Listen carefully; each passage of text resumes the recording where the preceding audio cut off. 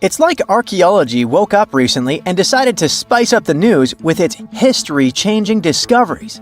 From unearthing dinosaur fossils in peaceful Iowa to translating bad news from ancient Babylonian texts, history is revealing its secrets like never before. When Mount Vesuvius erupted in 79 CE, it froze the town in time.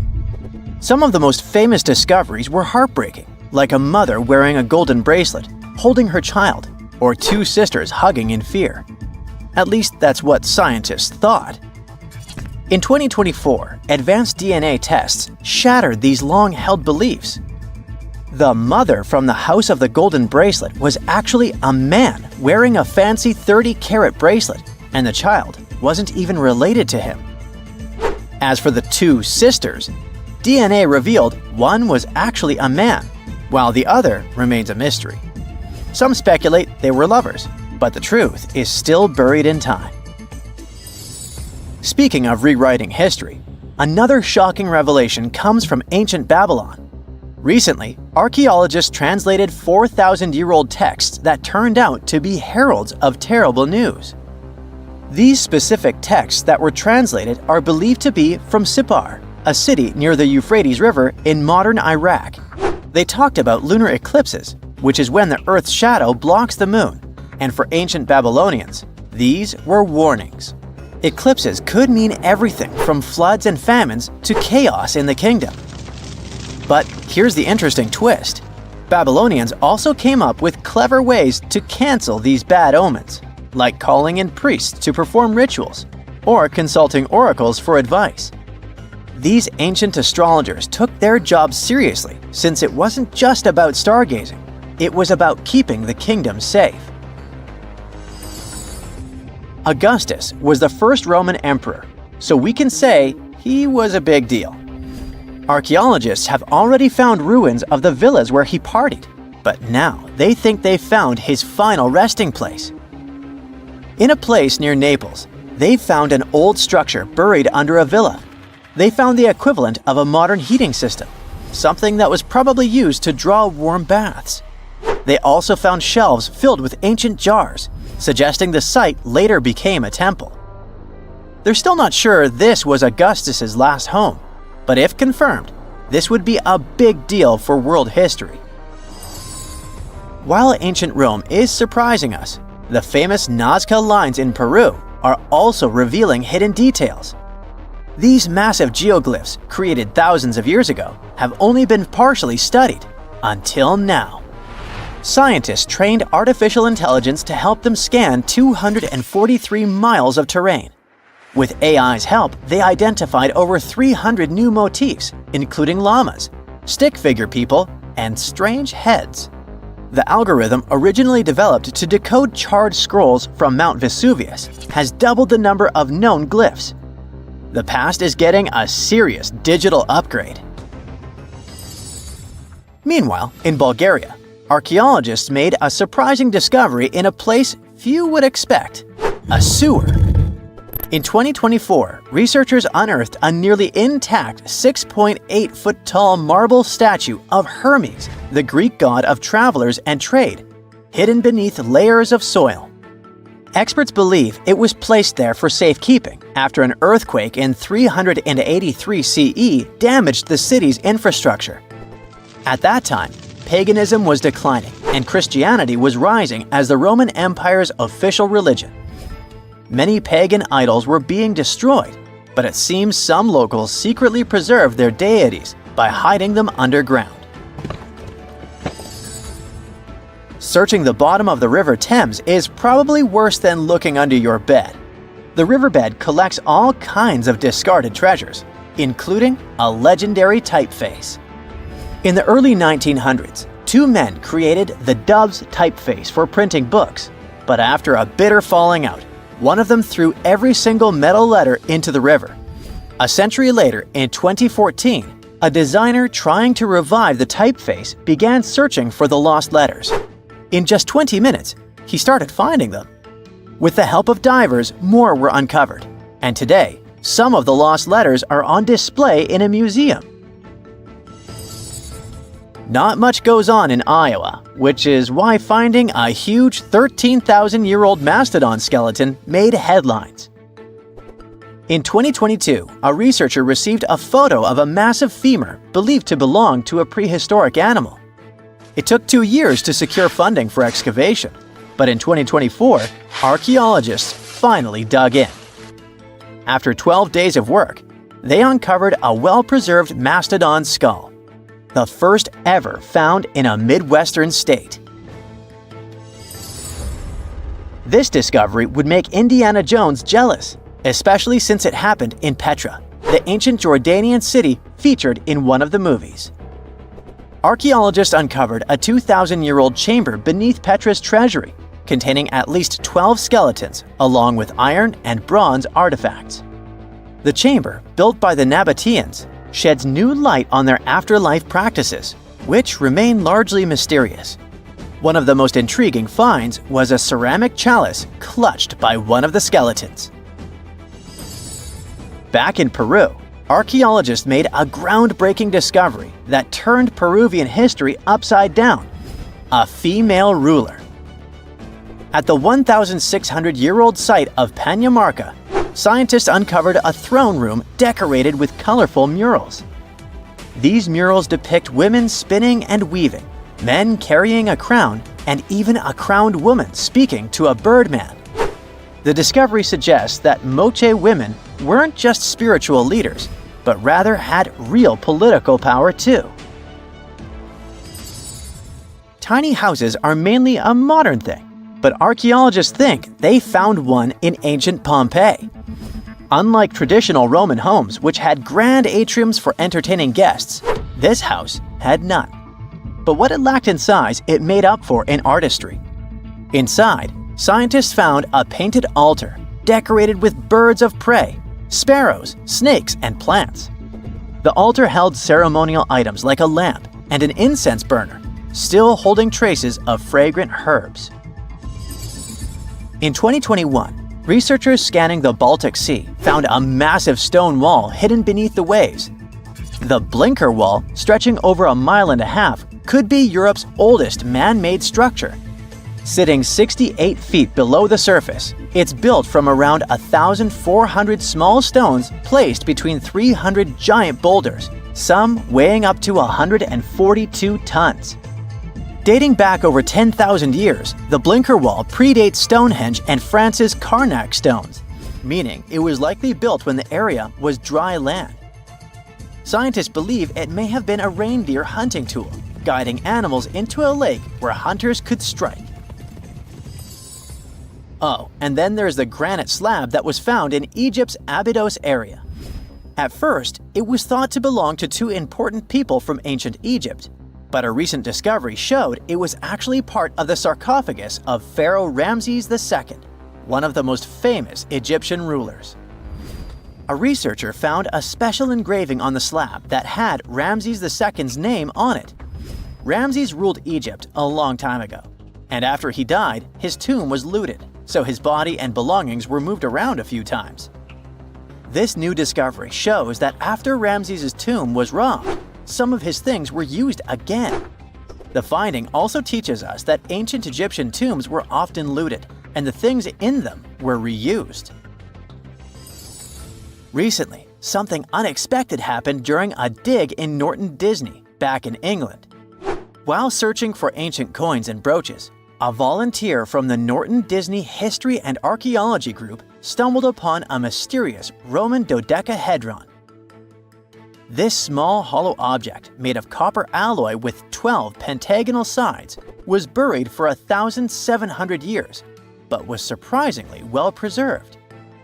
Though over 30 of these strange objects have been found in the UK, no one knows for sure what they were used for. Some think they might have been measuring tools or calendars, while others believe they were used for rituals. The Norton Disney Group thinks these dodecahedra were likely symbols for religious ceremonies, as many show no signs of wear from daily use. A comfortable abode with a gorgeous view of the Mediterranean Sea will serve as a perfect rain shelter. Well, this is what a real estate advertisement might have looked like for Neanderthals 100,000 years ago. Welcome to the weird and wonderful caves you could live in, or not. Of course, back then, neither real estate and advertising had been invented yet. Never mind the fact that Neanderthals couldn't build houses and often lived in caves. Yet, one of those caves looks an awful lot like a residential building. It's situated inside a high limestone cape called the Rock of Gibraltar. If the Neanderthals had had an economy, the caves inside this rock would have cost a bundle. Navigators discovered it in 1907. They just spotted a big hole inside the fortified rock. For many years, scientists have studied this place and found some traces of Neanderthals. They discovered ancient tools in the cave and bones of old animals. But the coolest thing was, they found 4 caves inside the rock. It was like a residential complex. Neanderthals lived alongside neighbors and helped each other hunt and fish. They created feather decorations and painted abstract drawings on the walls. Imagine our ancient predecessors hanging out in these caves 100,000 years ago. And now, scientists hang out there and study the primeval past of Neanderthals in detail. At the end of 2021, archaeologists uncovered a gap inside one of the caves leading to an unknown tunnel. They crawled through this hole and opened a new space under the cave roof. This place has been closed off from the outside world for over 40,000 years. And it seems it was one of the most prestigious apartments in the entire mountain complex. It has high ceilings with ancient stalactites. The ruined stone curtains divided the apartment into several rooms. Scientists also found the remains of ancient animals and scratches on the walls. It seems that Neanderthals had never lived here, but they used to visit this place. Archaeologists found the shell of a sea snail called dog whelk. One of the Neanderthals brought it here for some reason, but the primary owners of this place were hyenas. These caves show that Neanderthals were closer to humans than to monkeys. They had a way of life and even some customs. There's still a lot of work ahead, and scientists hope to find new rooms inside this rock. Meanwhile, in 2003, archaeologists discovered another early dwelling on the Isle of Flores in Indonesia. Among the green jungle, they found a cave with ancient tools. At first, everyone thought the human ancestors lived here, but then scientists discovered an unusual skeleton of an adult. A thorough analysis showed the skeleton belonged to a 30-year-old woman, 3.5 feet tall, just above the waist of an average adult. The woman's weight was equal to the weight of an adult shepherd. The skeleton didn't belong to Neanderthals or Australopithecines. It was a new unknown species, which scientists called Homo floresiensis, or simply the Hobbit. Also, there were remains of unusual ancient animals in the cave. It was an elephant the size of a cow, some large storks, and giant rats. Archaeologists have found out that hobbits were not the owners of this place.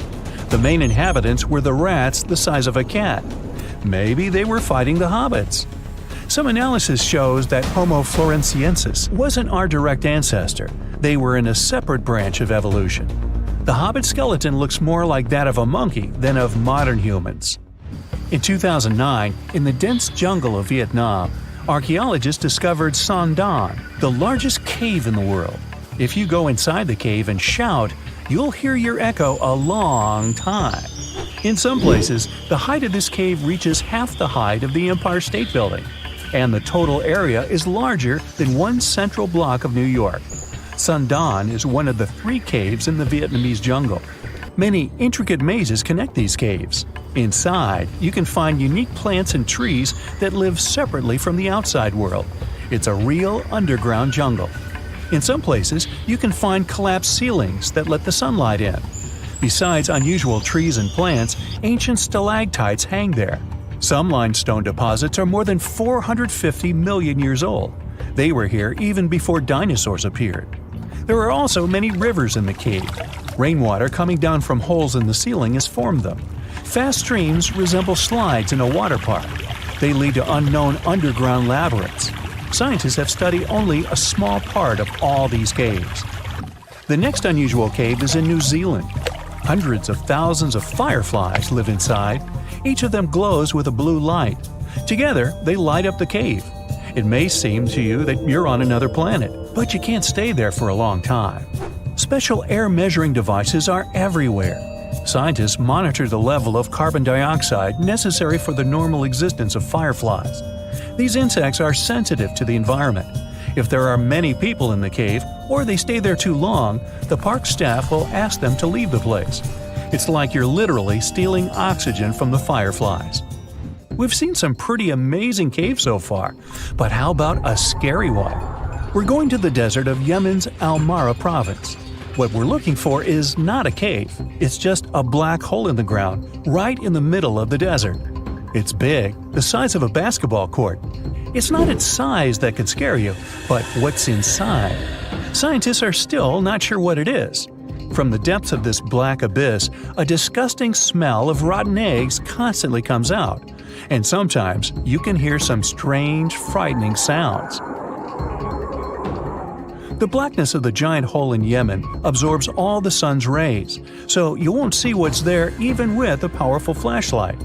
People flew over this place by helicopter. They filmed using drones and the most powerful lenses, but they didn't catch anything except darkness. It looks like a big ink spot in the middle of golden sand. The locals are afraid to approach this place. They believe the cave leads to another dimension where evil creatures live. At the moment, the giant hole in Yemen is one of the most poorly studied and mysterious phenomenon of nature. How did it appear? How old is it? Where does it lead? Scientists are trying to find the answers to these questions. There are theories that the hole appeared because of construction work. Geologists drilled the soil nearby in search of minerals. It could have caused fluctuations in the Earth's crust and collapsed the surface. But no one can prove this theory, yet. And now, imagine a place where sunlight has not penetrated for more than 5 million years. There's little oxygen, and it's cold and damp. Still, life is born in this place, not only microbes and bacteria, but also something bigger. The living conditions in this cave are very different from the usual ones, so, in a sense, this cave is like another planet. It's the Movil Cave in the southeast of Romania, near the Black Sea. The entrance is a small hole in the ground. Inside, a tunnel leads deep below the surface. The levels of hydrogen sulfide and carbon dioxide are above normal inside the cave. The air here is half as much oxygen as on the surface. People can't be here without an oxygen mask, but other creatures living here can. The cave is home to 48 species of living organisms. 33 of them are unknown.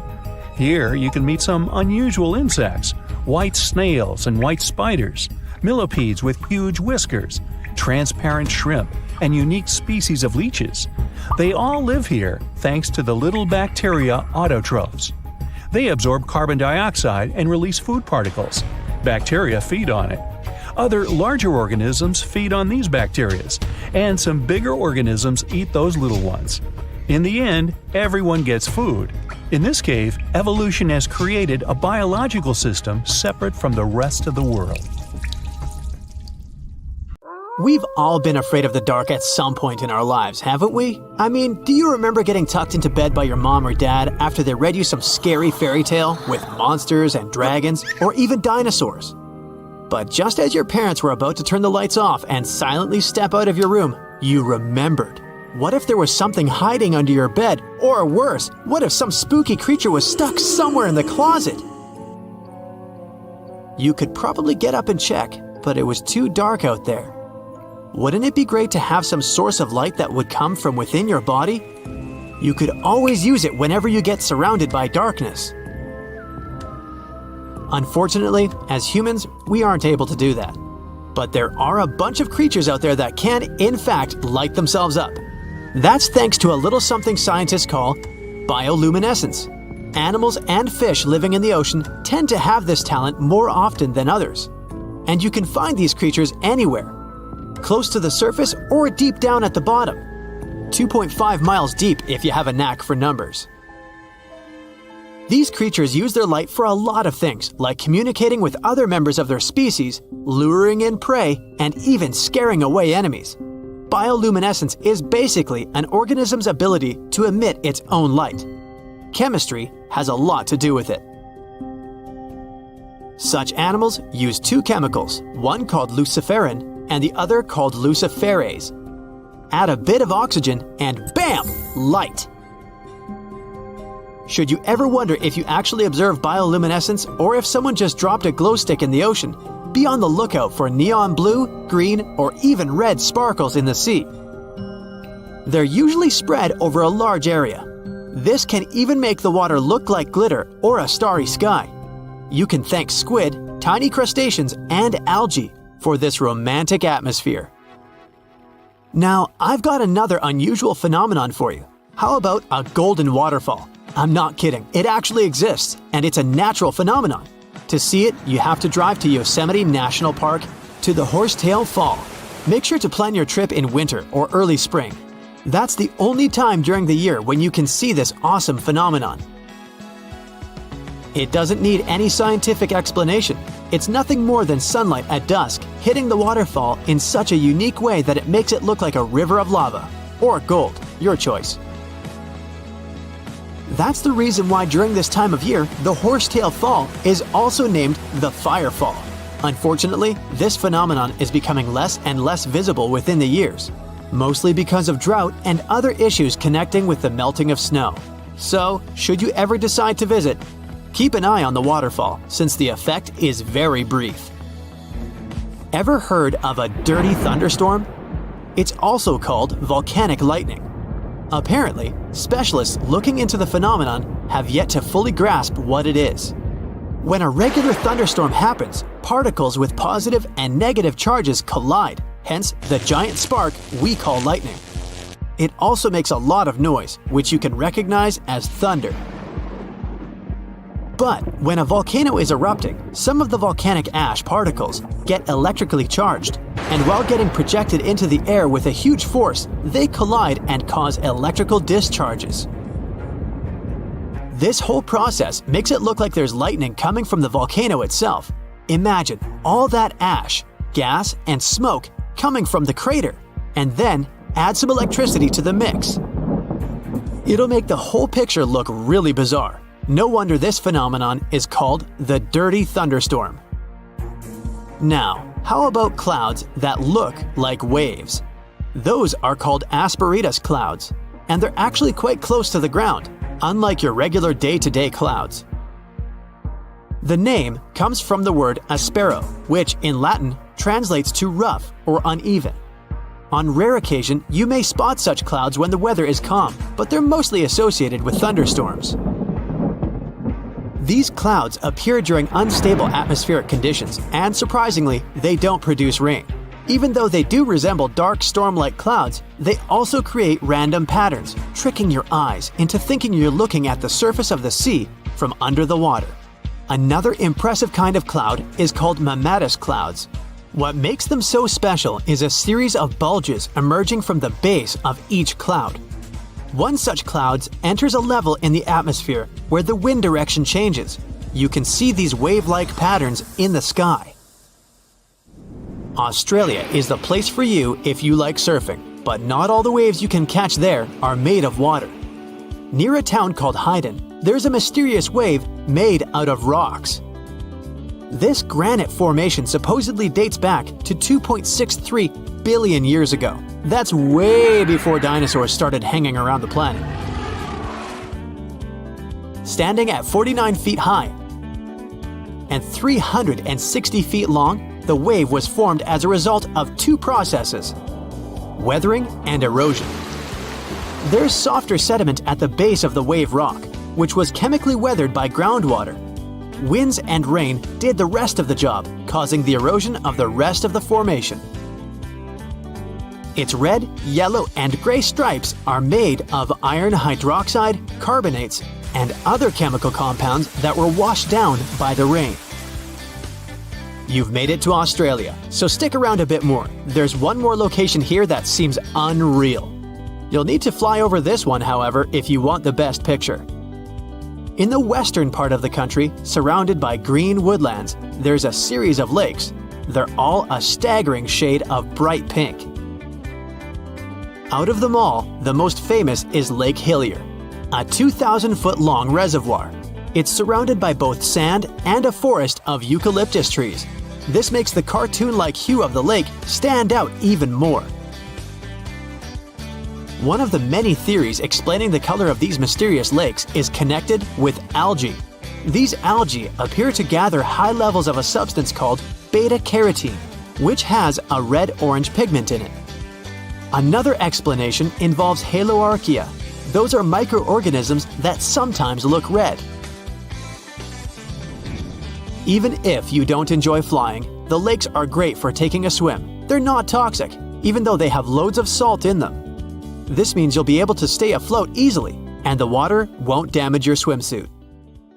During winter up north in Canada, a bizarre phenomenon happens at Lake Abraham in Alberta. Underneath the frozen surface, you can spot some weird objects that look like frozen jellyfish.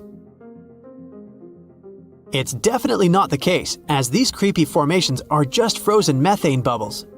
Those are pockets of gas that were trapped underwater and got stuck there after the lake had frozen. They appear when leaves and grass fall into the water and bacteria digest them. This process transforms them into methane. This phenomenon is as beautiful and strange as it is dangerous. The pockets of methane can easily become highly flammable. When the temperatures rise during the spring, the ice melts and these bubbles start popping and fizzing. It's a spectacular sight to observe. Picture a lake filled with soda. Remember not to bring any source of fire. It can be very dangerous for visitors. You can check out these types of lakes all across Canada's Banff National Park. Nature often tends to make its own music. Just listen to the sound of crickets at night, or the soothing noise of a waterfall. But in Bucks County, Pennsylvania, there's a strange geological phenomenon which takes nature soundtracks to a completely different level. These are called the ringing rocks, and scientists still can't explain their unusual behavior. If you strike these rocks with a heavy object, like a hammer or another rock, the stones will make a ringing sound, as if they were hollow, but they're not. What makes the ringing rocks even more bizarre, apart from the mysterious sound they make, is that no animal wants to hang around there. Even though the rocks are surrounded by a thick forest, scientists haven't managed to trace any animal activity in the area yet. Even more striking is the fact that despite all the trees around the rocks, you won't find any leaves lying on the boulders. What makes these rocks so unappealing for both animals and vegetation is still up for debate. Hey there, curious history buffs. Have you heard the legend of the ancient race of giants of Nevada? Yes, I'm talking about actual giants that allegedly lived thousands of years ago. Now I know what you're thinking. Giants, really? Well, archaeological finds add fuel to this debate too. And here's where it gets interesting. Lovelock Cave was indeed used as a burial site, and some of the remains found there are much larger than average human bones. The cave is by the Humboldt Sink in western Nevada. It was once part of an enormous lake, which eventually dried up, leaving a number of smaller ones, including the Humboldt Sink. The cave became the home of the Site-Ka tribe.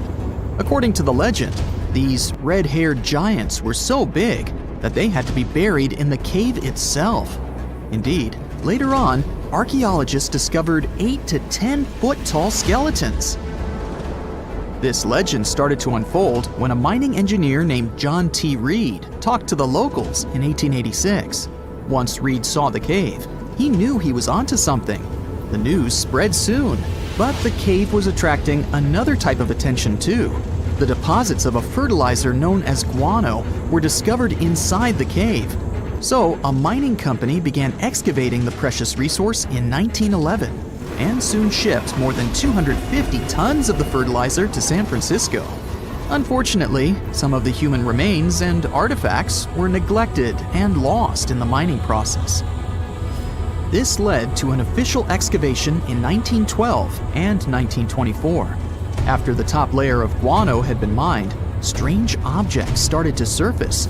Around the area, the earliest evidence of human habitation dates back about 4,000 years.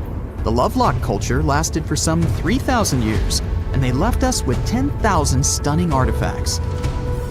The pits in the cave were like a series of time capsules hidden at different depths.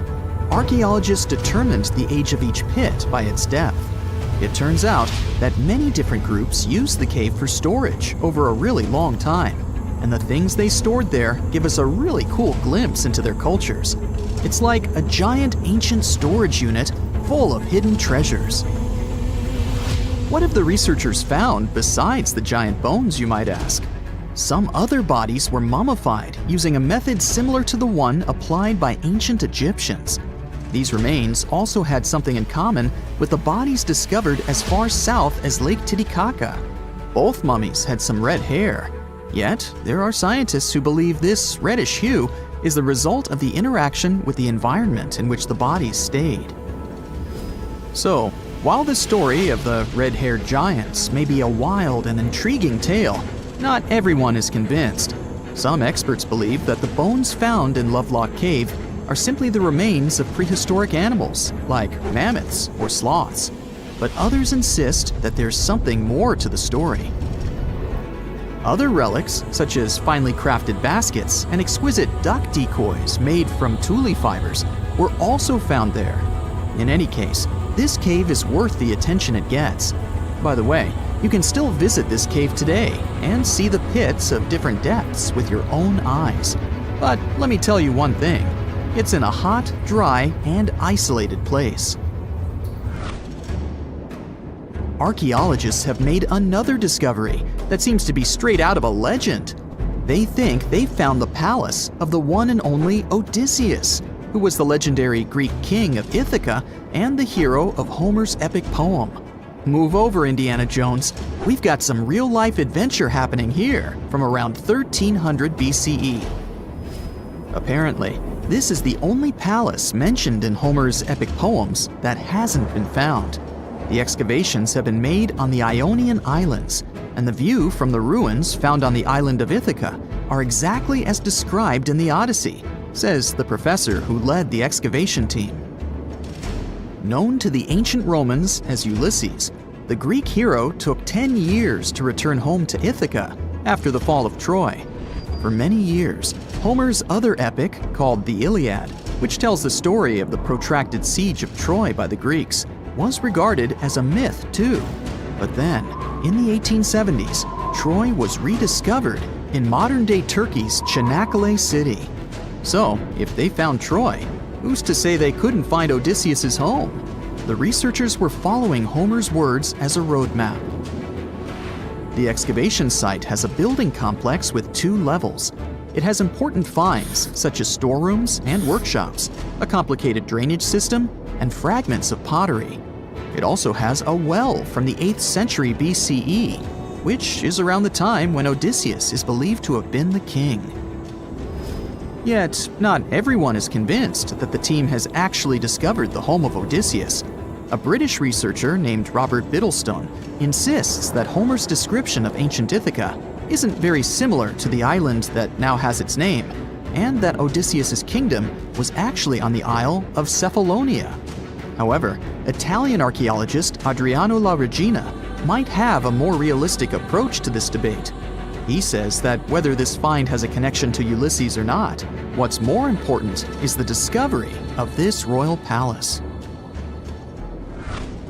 Once upon a time, in a land far away, the Klamath Indians spread a legend about the creation of Crater Lake.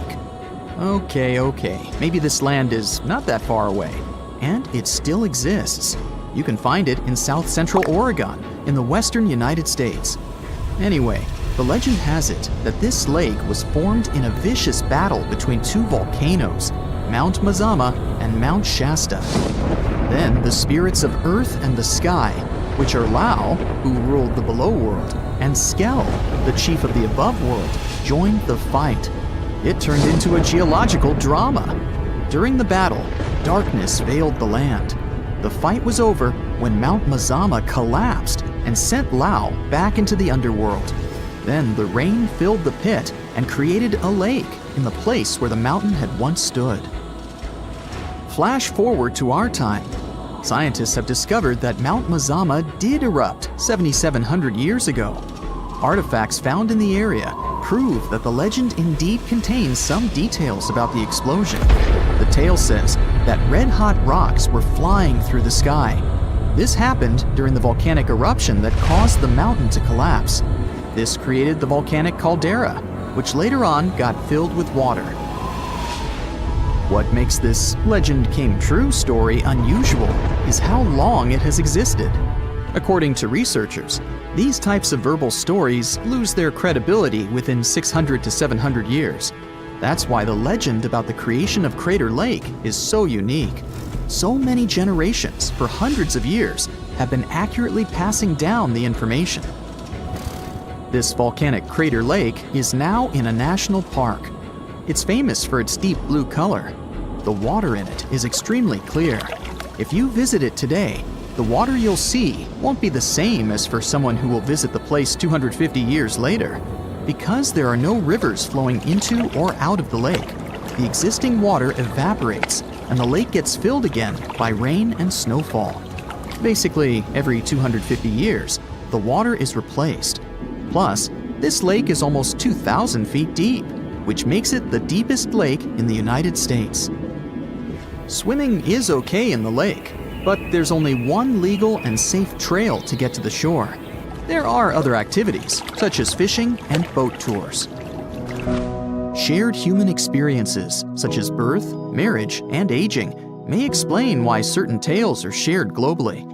Similar struggles and obstacles faced by humans around the world generate similar themes in traditional stories about love, parenting, and mortality. So, do you have legends or tales you've heard of from your grandparents? Who knows? Maybe your ancestors too witnessed a cool historical event. It's the first day of your long-awaited trip to the Amazon forest. You flew all the way to South America. More specifically, you landed in the city of Manaus. It's the heart of the Brazilian Amazon. So far, you've traveled by air, car, and now water. You are on a tiny boat, moving through the dark waters of the Amazon River. Yes, the river is also called the Amazon. And just FYI, it's the second longest river in the world. It loses only to the Nile River in Egypt. The Amazon sprawls for an impressive 2,700 square miles, beginning in Peru and ending only when it meets the Atlantic Ocean off the coast of Brazil. To get a closer look at the forest, you decide to start by exploring it by boat. First up, you watch some piranha fishing. You can even try to catch one yourself if you like. As you may know, piranhas are carnivorous fish that inhabit the Amazon River, so it might not be your best option to go swimming in these waters. One of the most emblematic species of alligators present in the Amazon River basin is the broad-snouted caiman. It looks pretty much like a regular alligator, except for the fact that it has a yellow chin. Your guide leaves the boat and searches the water to show you a caiman up close. He also tells you of another legendary creature that lives in the dark waters of the river, the pink dolphin. Lucky you get to witness a family of pink dolphins showing their fins near your boat. They look magical from the place where you're sitting. You've probably never known dolphins can be pink, huh? After a few mesmerizing moments, you discover that the dolphin's pink color is nothing but an illusion. The animals are originally pinkish-gray, but due to the brown colors of the Amazon River, they look vivid pink when you stare at them from above. Your guide tells you that the pink dolphin is a central character of Brazilian folklore. Locals believe that the pink dolphins can turn into humans and wander off into towns at night. You get off your boat near one of the entrances to the forest. Now you're going to continue your trip on foot. Your guide says that you are venturing into very dangerous terrain. The Amazon is home to some of the creepiest species of wildlife on the globe. But don't worry, we'll get to see a lot of them today. You've come prepared, of course. Bug spray, a raincoat, and your sharp eyes. Inside the jungle, you need to be alert at all times. You may have heard legends of the anaconda, a snake that can swallow animals as big as a cow in one go. Sorry to break it to you, but those are not just legends. Reptiles like these do actually exist. They live deep in the jungle. Is it right there, moving between the trees? Is it a spider? The so-called Goliath bird-eater is a monster spider. Its legs can grow up to a foot in length, and the spider itself can weigh around 6 ounces. It's also known as the king of tarantulas. You shouldn't get too close, of course. It's not venomous to humans, but its bite can surely sting. As its name suggests, the Goliath bird-eater can even eat birds, as long as they are smaller than it is. Up next, you run into another species of spider that draws your attention. This one is so tiny that you almost don't see it. It's known by the popular name of the decoy spider.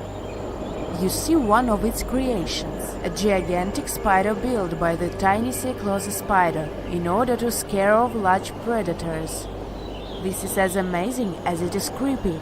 A spider that uses the remains of other insects and dry leaves to create the image of a large spider on its web. If it fools predators, perfect! But to us humans, this work of art looks almost endearing. Who knew there were artists in the arachnid world? Near a small lake, you witness a unique scene.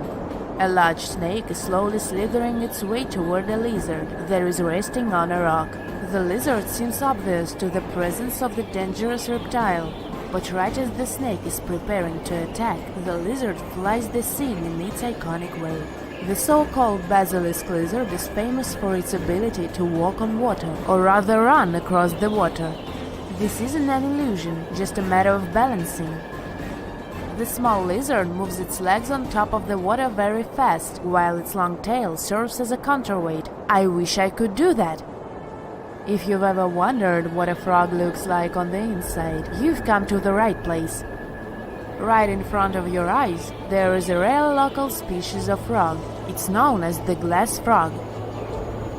This species of amphibian has a type of transparent skin that is completely see-through.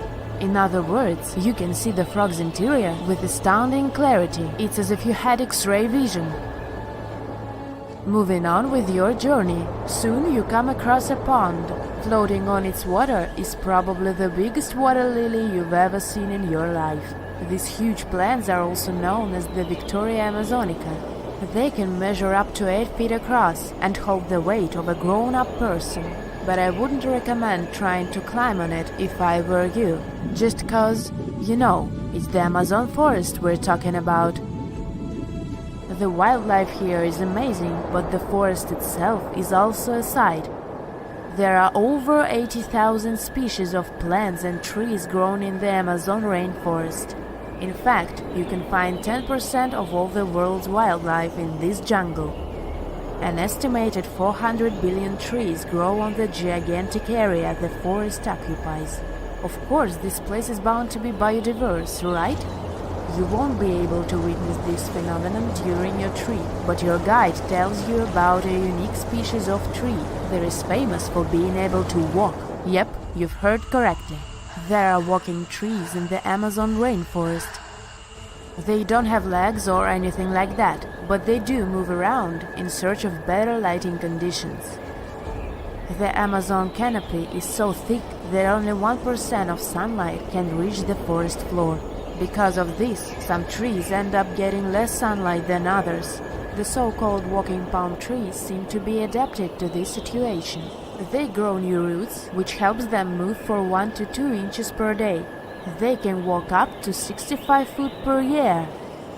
Maybe that's what inspired John Ronald Reuel Tolkien to create ants, huh?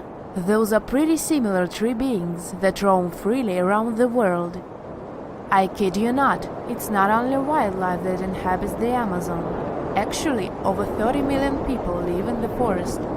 And there are also ancient settlements that scientists believe to have been thriving there. And I'm not talking about El Dorado, that's just a myth. But in 2018, a groundbreaking study showed that up to 1 million people probably inhabited the Amazon, between 1250 and 1500 CE. Can you imagine that? Working alongside local indigenous people, researchers from the University of Florida found several mounds in the Amazon. Besides these mounds, they also discovered interesting ditches and geoglyphs.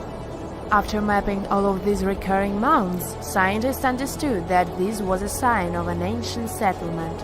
They found remnants of carefully designed walls centered around plazas. This could only mean that these ancient cities were big and could host hundreds of thousands of people. These findings brought back the idea that the Amazon could have been home to thriving civilizations way before the Europeans arrived there. But rather than cities drenched in gold, they were simply well-developed agricultural societies. Have you heard of Göbekli Tepe? It's an ancient site in Turkey that literally made historians rewrite history books. Over 11,000 years ago, a group of prehistoric humans crafted an enigmatic masterpiece that's even older than Stonehenge.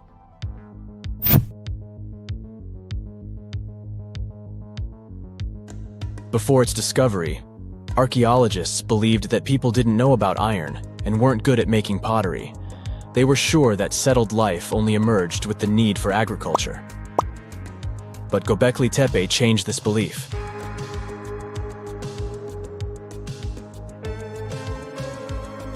The place has revealed that it was the temple that paved the way for a settled life, not agriculture.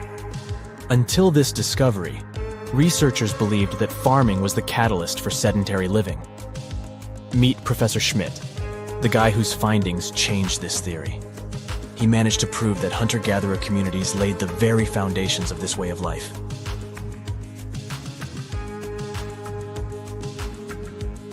Back in the 1960s, other archaeologists visited the area, but they totally missed the mark. While surveying the region, they stumbled upon a hill with scattered limestone slabs and concluded it was just an old burial ground from medieval times. Little did they know that there was so much more to uncover.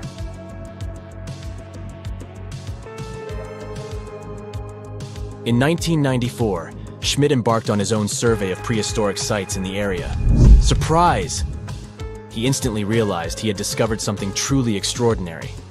Unlike the nearby flat and barren plateaus, Göbekli Tepe had a gently rounded top, rising 50 feet above the surrounding landscape. Funny enough, the translation of this place's name is Potbelly Hill. Schmidt was sure only humans could have made something like this.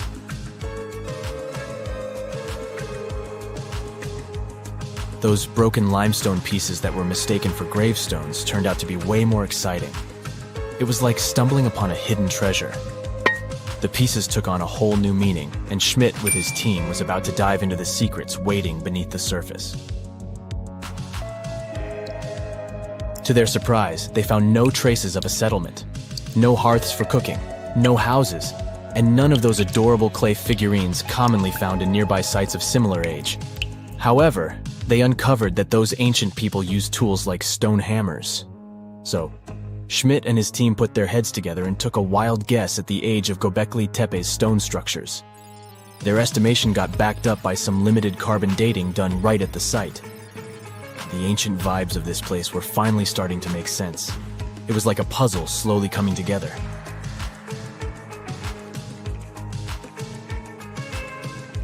You may think that back then, people didn't have special tools to create something as cool as Göbekli Tepe. Not true. Turns out, these prehistoric folks used flint tools instead of fancy metal chisels. They were also skilled at chipping away softer limestone and crafting pillars right on the spot. Afterward, they carried the pillars a short distance to the summit and placed them upright. Once the stone rings were complete, they covered them with layers of dirt. Over time, they added new rings, and voila! You've got a cool hill to impress people in the future.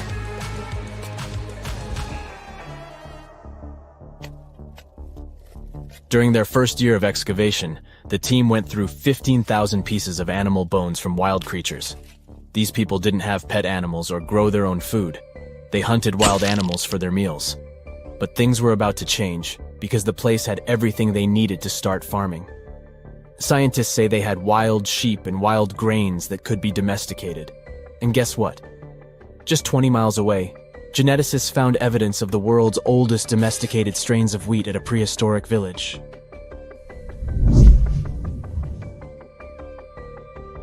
These amazing findings have completely changed how we view civilization. In the past, experts believed that people needed to learn how to farm and settle in one place before they could build temples and develop complex societies. But guess what? Schmidt's research flips that idea on its head.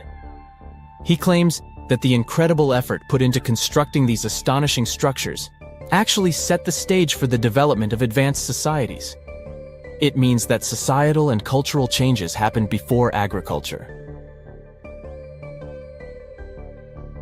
Schmidt has this fascinating hypothesis about Göbekli Tepe. He thinks it could have been a special burial site where people left their loved ones. And here's the twist. The burial site was adorned with fancy statues and symbols representing deities from the spiritual realm. The idea that Göbekli Tepe could have served as a sacred place adds another layer of complexity to the whole story. While the site's true purpose may remain elusive, Schmidt's insights invite us to consider the profound interplay between life and the afterlife, and the deep reverence ancient hunter-gatherer societies may have had for their departed ancestors. Now let's talk about the stars of the show, the mesmerizing T-shaped columns that dominate Göbekli Tepe. These mysterious structures range from 10 to 20 feet tall and most likely represent stylized human figures.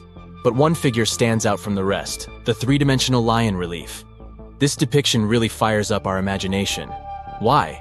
Because it hints at the possibility that lions roamed Anatolia during the Neolithic period.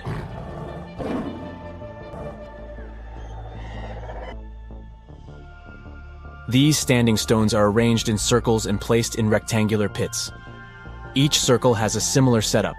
Two big T-shaped pillars in the center, surrounded by slightly smaller ones facing inward. Talk about a stylish arrangement. These towering pillars reach a whopping 16 feet and weigh between 7 and 10 tons. Some pillars are plain and simple, while others are like works of art with intricate carvings.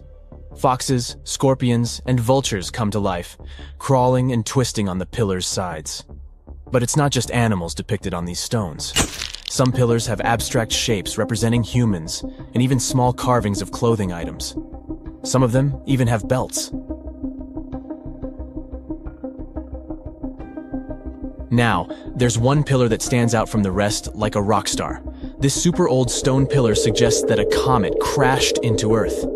It happened during a chilly period that lasted about 1,000 years. Previous studies examining Greenland ice cores hinted at this comet theory, but now the carvings at Göbekli Tepe prove it right.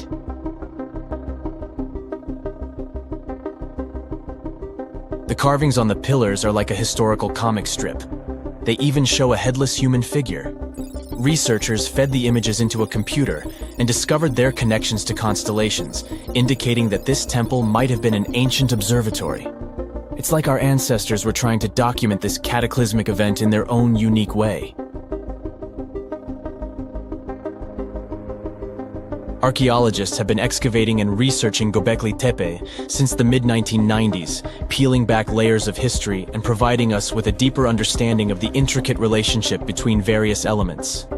They have no plans to stop the whole process for another 150 years. Who knows what else they'll find? You see, Göbekli Tepe has been labeled purely as a ritual site with no signs of domestic activities. We were led to believe that the absence of water meant it couldn't support semi-sedentary communities. But scientists believe it's time to shake things up and approach Göbekli Tepe with fresh eyes.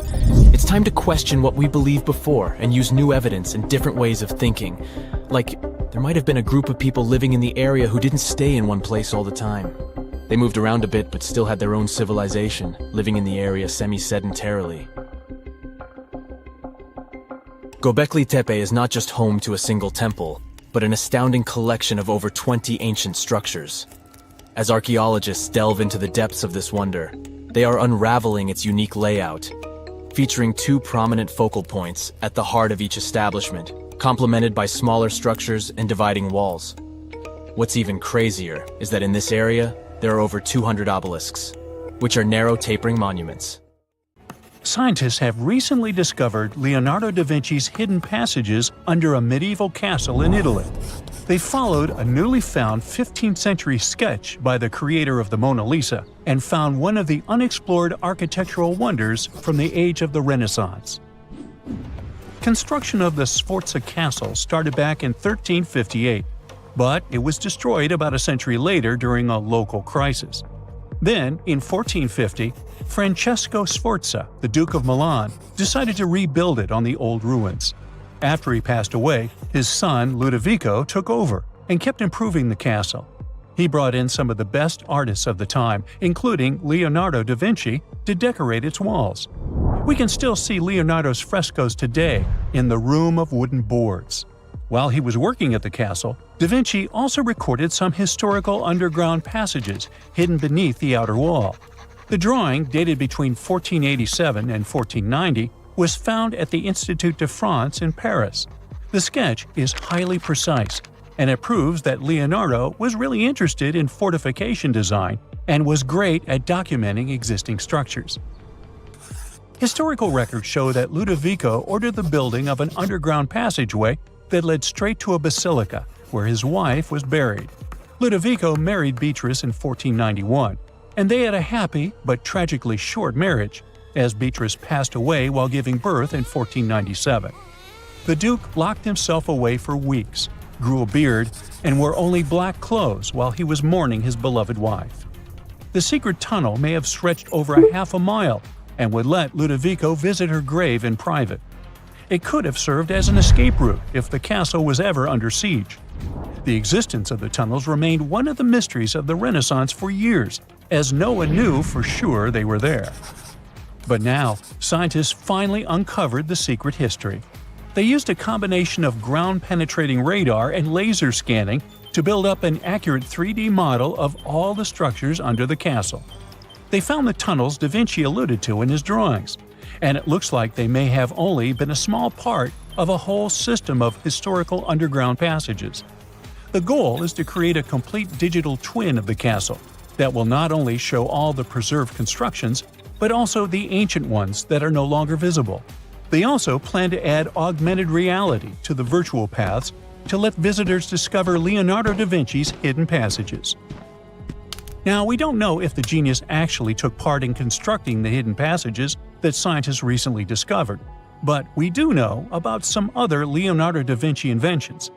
He created the first satellite-like map in 1502, long before photography or satellites were even a concept. A famous figure in Italy, Cesare Borgia, invited Leonardo to a small town called Imola, near Bologna, to create a highly detailed map for him. Back then, maps were not very precise, as no one had figured out how to show exact distances on a smaller scale. Instead, people spent a lot of time decorating them with dragons, roses, fancy castles, mountain ranges, flowers, and other artistic details. These maps look more like beautiful paintings meant to be dysfunctional, and Leonardo managed to create something revolutionary in the field of cartography. If you compare satellite images of Imola today with Leonardo's map, the similarities are striking. He captured every alley, curve of the streets, roadways, and even the exact sizes of the buildings. And he did it all by hand, using just a pencil, ruler, compass, and several of his own clever inventions. To gather all the necessary data, the genius walked through the streets for weeks using a large wheel that spun as he moved, recording the distance with a cable. Using the magnetic compass, he determined precise directions. He also developed a tool called the bussola, which measured angles inside a circle. With this, he could track the exact turns of each street and the size of the intersections. He figured out the distances between houses and major roads. Then, back at home, he used his notes and calculations to draw the map to scale with incredible precision. In his work, Da Vinci also used a technique developed by Florentine humanist Leon Battista Alberti. He created a mapping method where you could place an entire city inside a circle using polar coordinates. At the center of the city, 8 straight lines met, representing the main directions of a compass. Leonardo used this system to divide the town into 8 sections. He didn't overlook even the smallest buildings. which made his map one of the most advanced of its time. The Italian genius had a big dream to build a machine that could let people fly.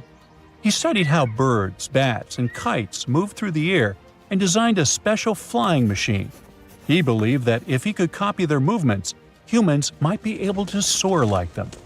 Da Vinci's design looked a lot like a bat, with two large pointed wings that stretched over 33 feet wide. He planned to build the frame from lightweight pine wood and cover it with raw silk to make it strong but not too heavy. The person flying it would lie on their stomach on a wooden board in the center. To make the wings flap, the pilot had to pedal a crank with their feet, which was connected to a system of rods and pulleys. There was also a hand crank for extra power and even a headpiece to help steer. As the person moved their hands and feet, the wings would flap and twist, just like a bird's. But there was one big problem. Humans aren't strong enough to make the machine lift off the ground. Even though it might have worked once in the air, there was no way for a person to get it flying on their own. Leonardo probably realized this, but his amazing idea still inspired flying machines that came centuries later. Da Vinci was way ahead of his time with many of his inventions, but his idea for a humanoid robot was especially futuristic. He was working under the patronage of the Sforza family, the one that had those ancient tunnels of Italy built. The genius designed a mechanical knight that could move its arms, turn its neck, and even open and close its mouth. Da Vinci had good knowledge of anatomy and the mechanics of body movements that helped him. His unusual creation used an external system of cables. A hand crank set it in motion, and there was also an internal gear-driven mechanism.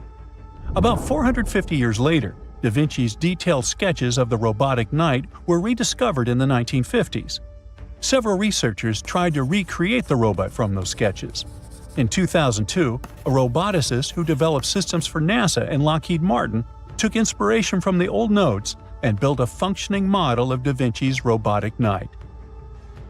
Another design Leonardo created for Duke Sforza was a special kind of bridge that could be taken apart and carried easily. It was made for defense forces who needed to cross rivers or moats while traveling. This bridge would swing across the water and land on the other side. It had wheels and used a rope and pulley system, so it could be set up quickly and packed away just as fast. To keep it steady, it even had a special weight to help balance it. Leonardo wrote in his notes that the bridge was light yet strong, and he designed several bridges like this for the Duke. One of his other designs was a bridge that could be built very quickly, and the defense forces would move across multiple rivers. As scientists continue to study Leonardo da Vinci's hidden passages, they reveal new chapters in human history. Who knows what other unexplored architectural structures they will find? Whenever you hear about ancient ruins, you almost never picture them being suspended somewhere, or just randomly hanging on the branch of a tree, right? In fact, for most of the ancient artifacts we have exposed in museums all over the world, archaeologists did quite an impressive amount of digging. You see, buildings have this funny way of fading away over time if not properly taken care of. Sometimes we need to reuse some building materials, so an older construction may be sacrificed in the process. Other times houses are abandoned, and once they are exposed to the elements on the surface, like rain or sunlight, they don't really stand a chance. Some just simply crumble away due to good old erosion. So the only way a piece of architecture can survive the test of time is if it's somehow gotten buried deep down. Now, how did they end up buried in the first place? Well, it's quite the comedy of errors. Ancient cities had a habit of gradually raising their ground level like a kid adding toppings to their ice cream sundae. You see, these settlements were always busy collecting food and building materials to keep up with their ever-growing population. But hey, who has time to deal with waste and rubbish? It wasn't exactly high on their to-do list back in the day. So when it came to building new houses, ancient civilizations found it much easier to save their sweat and tears by piling up the rubble and constructing right on top. But that's not all. Rivers would also occasionally flood and deposit a layer of sediment on the city floors, further encapsulating those ancient constructions. And in those dry regions like the desert, where the wind likes to show off its sand and dust dance moves, you can bet it was a constant struggle to keep the establishments clean. One hilarious example is the Sphinx. which had its head buried in sand until a group of archaeologists unearthed it in 1817. Some ancient towns eventually got covered up because they were completely abandoned. With less human activity to control their expansion, plant seeds couldn't resist the opportunity and sprouted all over the place. They gobbled up carbon dioxide from the air and grew, adding more and more bulk to the ground. Those cheeky roots even decided to stabilize the soil made from decaying plant matter, creating layers upon layers of earthy goodness. It's like the ultimate DIY project Mother Nature embarked on, with plants as her loyal helpers. The act of digging into the secrets of ancient civilizations is not just about unearthing a lost world. It's also an epic quest to reveal the hidden treasures beneath layers of history. But how do archaeologists know where to dig in the first place? If everything is covered in layers upon layers of sediments, debris, and plant roots, they must have some sort of system they rely on before embarking on a new project, right? For starters, they're not always the ones suggesting an archaeological dig in a certain location. Let me explain. Let's say you're a contractor and you want to build a new fancy apartment complex in your city. Some local legislations have certain requirements before your project can start, though. For instance, before anyone starts building on a piece of land, they might need to bring in specialists to check the soil. These clever folks can be archaeologists, geologists, or paleontologists, and they need to keep an eye on things during development. If any artifacts or ecofacts, fancy word for organic remnants, are discovered, these experts swoop in to excavate and study them. But what about sites that have nothing to do with bulldozers and yellow hats? Archaeologists have more than one trick up their sleeves when it comes to locating ancient hotspots. They dive deep into historic records with a healthy dose of detective work. By sniffing out old documents and maps, they can piece together the puzzle of human activity in a specific area. If a site has been visited before, it's even better. Finding records of past excavations or historical accounts can give archaeologists lots of information on where to continue their treasure hunt. Before archaeologists start swinging their shovels, they engage in a bit of a visual scan mission. Armed with a grid system, they'll stroll around the site, keeping their eyes peeled for any artifacts that might be hiding just beneath the Earth's upper layer. From groundstone tools to historic glass and even ancient garbage dumps, yes, they're also valuable. These keen-eyed explorers can spot signs of human activity faster than most people. If they stumble upon midden soil, fancy term for a garbage dump, they know for sure that humans once called this place home. Archaeologists don't just rely on their trusty shovels, though. They have an arsenal of gadgets to aid in their search for hidden wonders. Geophysical tools are like their secret weapons. Take the resistivity meter, for example. This clever contraption measures the electrical component of the soil and any buried features or artifacts. A buried wall, for instance, will create a different resistivity reading than the surrounding soil. Magnetometers and ground-penetrating radar work in similar ways, showcasing potential hints of ancient treasures in the soil. And who could forget our trusty old friend, the GPS?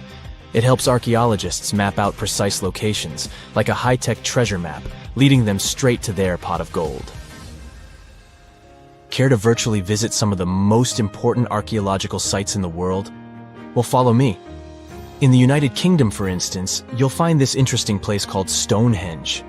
It's one of many henges scattered around, but this one really takes the cake. Picture this: massive ancient stones standing tall and proud, arranged in a funky outer ring and an inner horseshoe, with some smaller stones thrown in for good measure. And guess what? These amazing stones have been around for over 5,000 years. Talk about a serious case of rock-solid longevity. Now, here's where it gets interesting. According to local folklore, the legendary wizard Merlin whipped out his magic wand and poof! He teleported these massive stones all the way from Ireland. Apparently, some giants had assembled them there, but Merlin decided they would look much better at their new location. Others think it's just the ruined remains of an old Roman spiritual edifice. These amazing structures were built by our Bronze Age ancestors. With their simple tools and limited tech, they managed to create this monumental masterpiece. Impressive, right? Unfortunately, there's still so much we don't know about this area. Stonehenge's initial purpose remains a mystery to this day. Sure, there are lots of theories, but scientists have yet to agree on the subject. However, we do know that it's perfectly aligned to catch the sunrise during the summer and winter solstices. The ancient city of Pompeii is an equally amazing archaeological site. Picture this. Mount Vesuvius, a notorious troublemaker, decided to throw a volcanic tantrum and completely covered this ancient Roman city. It turned it into a time capsule, located outside present-day Naples in Italy. Fast forward to the year 1748, when a bunch of adventurous explorers stumbled upon Pompeii. Lo and behold, they discovered a treasure trove of well-preserved goodies, streets, houses, food, probably a bit stale by then, blingy jewelry, fancy sculptures, colorful frescoes, everyday household items, and even animal and human remains. It was like an epic archaeological party. From the looks of it, Pompeii had it all. Fancy houses and villas, a massive 20,000-seat arena, cute little artisan shops, hangouts like taverns. And let's not forget the saucy spots like those luxurious bathhouses for some intense pampering. There's also the Sanctuary of Apollo, where people used to gather for their daily dose of worship. And of course, the bustling heart of the city, the Forum of Pompeii, where all the cool people used to hang out. And guess what? Pompeii is so cool that it made it to UNESCO's World Heritage List back in 1997. That's like the ultimate Hall of Fame for historical awesomeness. It also includes many other famous buildings and sites, like the Taj Mahal in India and the Acropolis of Athens in Greece. There's this interesting ancient site near St. Louis, Missouri, that a lot of people don't know about. It's called Cahokia, and it used to be a huge city with up to 20,000 people living there back in the 11th century. It's full of these massive earthen mounds that were built by hand, and the biggest one is still there today, at the Cahokia Mound State Historic Site. Even though we don't know everything about this civilization, researchers have been able to piece together some information from the remains they've found. For starters, they found some pretty old teeth at this site. After studying their appearance and structure, scientists suggest that a lot of different indigenous groups lived there. About a third of them came from other areas in the middle of the continent, which they figured out by studying the different levels of various substances in the teeth. And get this, the way the mounds are arranged shows that this was actually a planned-out city, not just a bunch of villages grouped together. The rulers lived on top of the mounds, while everyone else lived in other structures. It's amazing to think that they were doing things like farming, hunting, logging, pottery, and weaving, all within this one giant city. Right in the middle of Cahokia, there was this giant mound that was about 100 feet tall, and around it, there was this huge wooden fence. Inside the fence was the city center, which had a big open space called a plaza. Archaeologists think that the plaza was designed to represent the 4 cardinal directions of the world.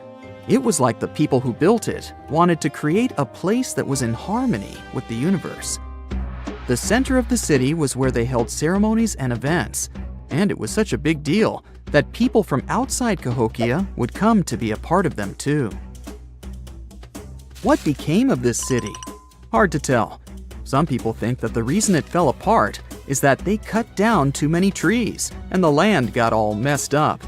Other scientists believe that's not true, because the soil was still in pretty good shape after the city was gone. The Europeans were not even around at that time, so they couldn't have influenced the downfall of Cahokia either.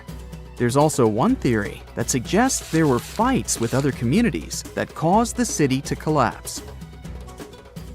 These days, there are over 65 preserved mounds, and you can even climb the steps of the tallest one. The best part is that local authorities are thinking of making it a national park, so you should totally plan to visit before it gets too crowded. Mohenjo-Daro is another lost ancient city that's still surrounded by mystery.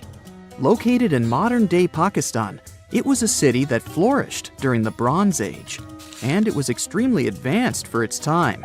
It had things like water systems and fancy architecture that other cities didn't have back then. Despite these features, it's not as well known as other ancient cities, like those in Egypt or Mesopotamia. What's even weirder is that at some point, the city was abandoned, and no one knows why.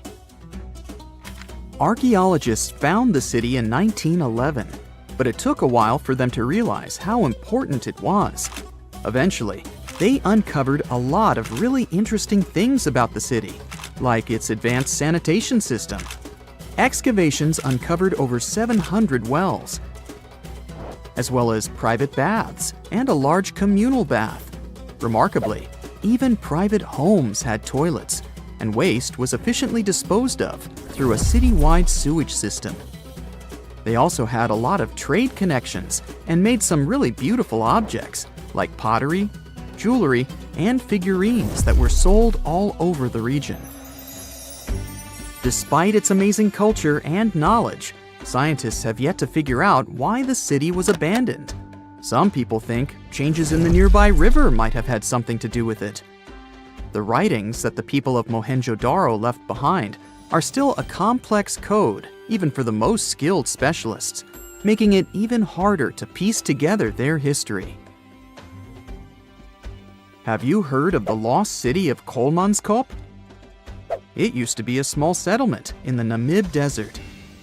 Legend has it that it got its name from a man named Coleman who got stuck in the local dunes and was never seen again. But that's not the interesting part. In 1908, a railway worker found a shiny stone and showed it to the chief railway foreman, who turned out to be a hobby mineralogist. They discovered it was a diamond, and soon, Kolmanskop became the richest town in Africa and one of the richest places in the world. It had luxurious stone houses, a school, a hospital, and even an ice factory to produce ice for fridges. The hospital had the first X-ray machine in southern Africa, which was supposedly used to check if workers were illegally swallowing diamonds. Its popularity began to decline in the late 1920s when another diamond-rich location was discovered nearby. Most of the inhabitants soon began to flee the city in search of a better life, leaving the buildings abandoned. In 1938, all machinery was taken south and the town was left to the desert. The last inhabitant left Kolmanskop between 1956 and 1960. The hot climate and low humidity have preserved the structures over time, and tourists can now visit this desert ghost town. You've surely heard about this next ancient city, Machu Picchu. It's this incredible ancient location in Peru. It stretches across a huge piece of land in the Andes Mountains and sits high above sea level. It's even considered one of the wonders of the modern world. But here's the thing. Scientists aren't exactly sure what it was used for. It could have supported up to 750 people, but there aren't a lot of human clues left behind. Some people think it was more of a spiritual or ceremonial place, while others believe it may have been like a fancy spa retreat for the nobles. The extensive terraces might mean it was used for crop testing or as a trading hub. And there's even a theory that it was used as a prison because they found a cell-like area too. It's amazing that even today, archaeologists and historians are still puzzled about how it was built. Did you know that they probably didn't even use wheels for transportation? And those massive granite rocks were somehow pushed up the steep Andean mountains, even though most of them weighed a lot. Some historians think that hundreds of people worked together to push each rock up the peak. The huge stones at Machu Picchu are also so close together that you can't see any cracks between them. It's pretty cool because it also makes the area safe during earthquakes, which is important since Peru is a shaky country. But how did the stones stay put during all those quakes? They actually move a little bit, but then they go back to their original spot, almost like they're dancing. Some people think wet wooden wedges were used to keep them in place, but that doesn't really add up, considering how big the structures are. Locals back then also seem to have built Machu Picchu without using any pack animals or iron tools. They had to sculpt and put everything together using mostly their hands. Plus, the citadel is built on a fault. so they had to move a bunch of stone and earth to make it flat.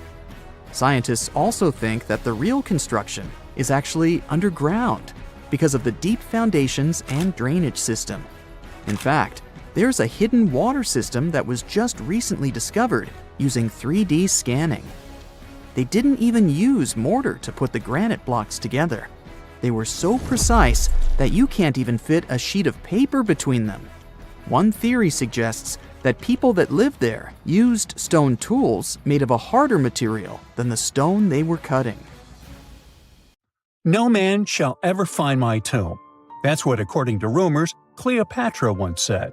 Rumor has it really wasn't about the gender.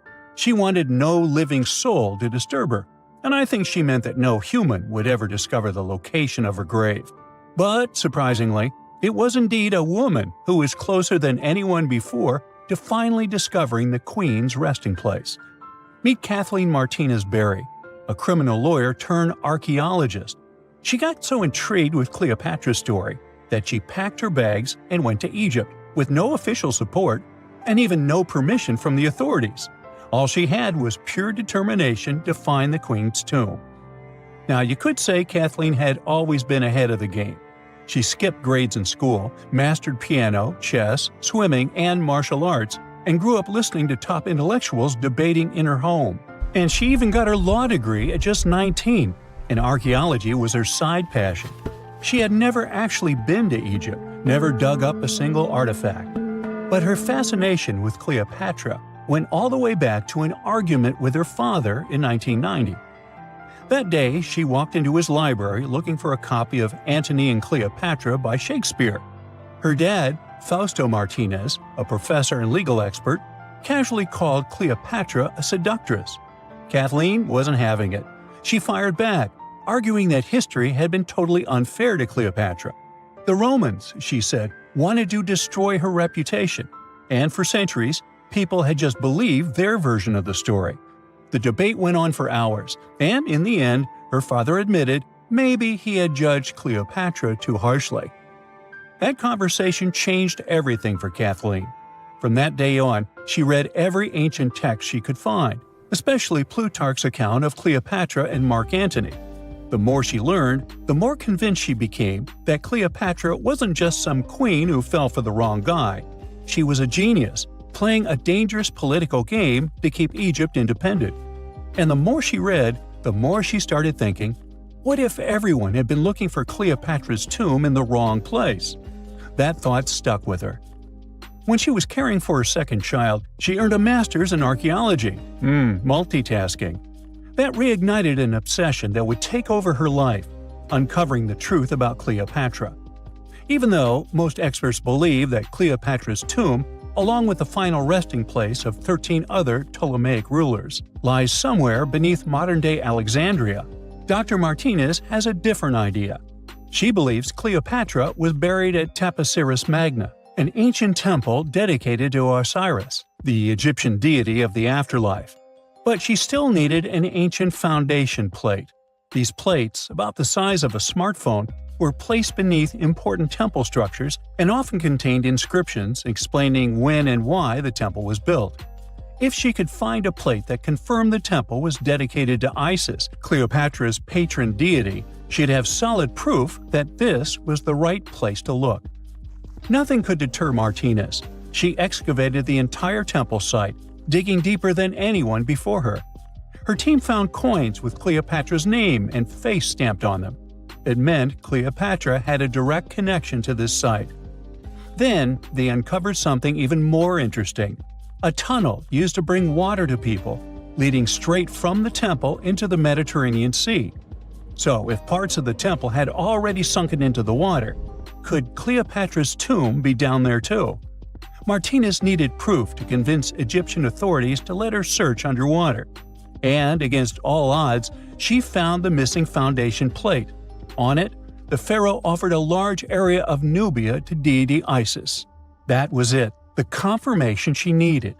The temple was indeed dedicated to Isis, proving her theory wasn't just speculation.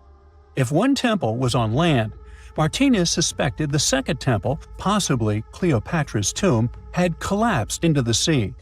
She needed help from experts in underwater archaeology, so she reached out to Robert Ballard, the guy who discovered the Titanic. With support from the Egyptian authorities, she and her team began exploring the waters off the coast of Alexandria. And what they found was mind-blowing.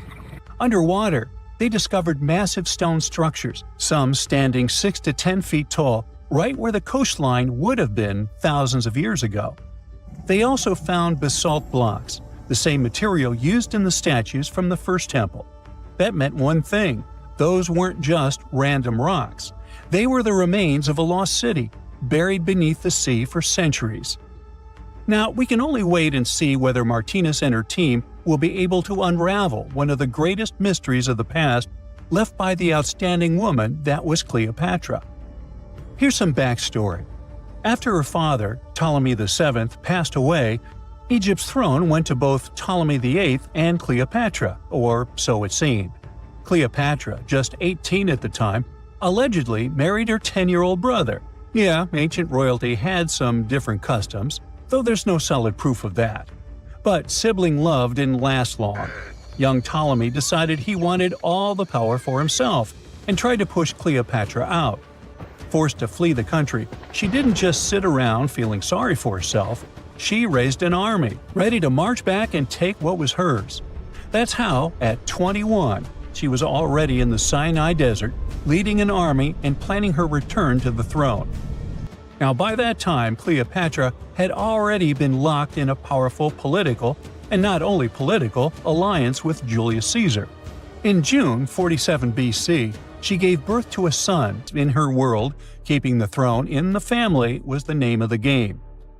Now, marriage aside, Cleopatra's bond with Caesar stayed strong. She even traveled to Rome with Ptolemy XIV for a state visit. But instead of playing the role of a dutiful queen, she stayed in Caesar's private villa by the Tiber River. But after Julius Caesar lost his life in 44 BCE on the Ides of March, Cleopatra's political standing became shaky. To make matters worse, her brother-husband Ptolemy XIV passed away soon after, and some suspect Cleopatra had a hand in it, leaving her as the sole ruler of Egypt. Meanwhile, back in Rome, Mark Antony was rising to power as Caesar's presumed successor. Wanting to size up the Queen of Egypt, he summoned Cleopatra, and she did not disappoint.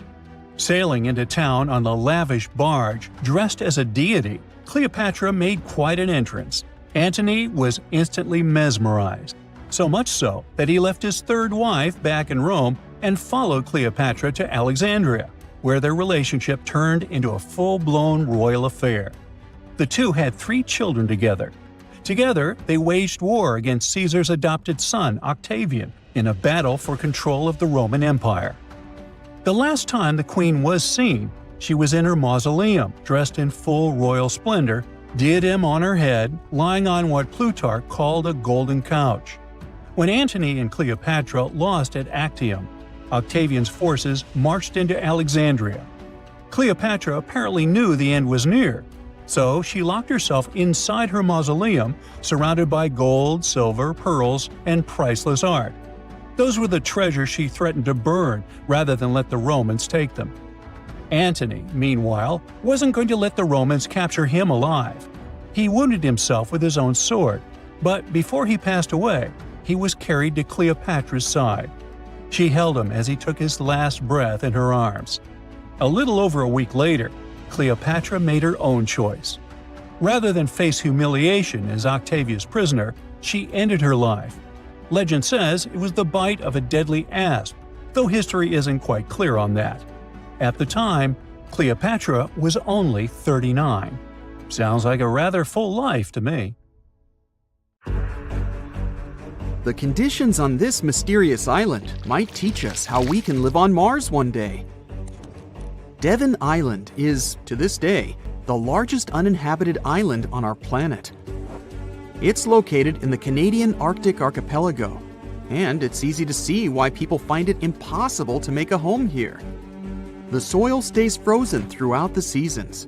The eastern part of the island is covered by a thick ice cap all year round.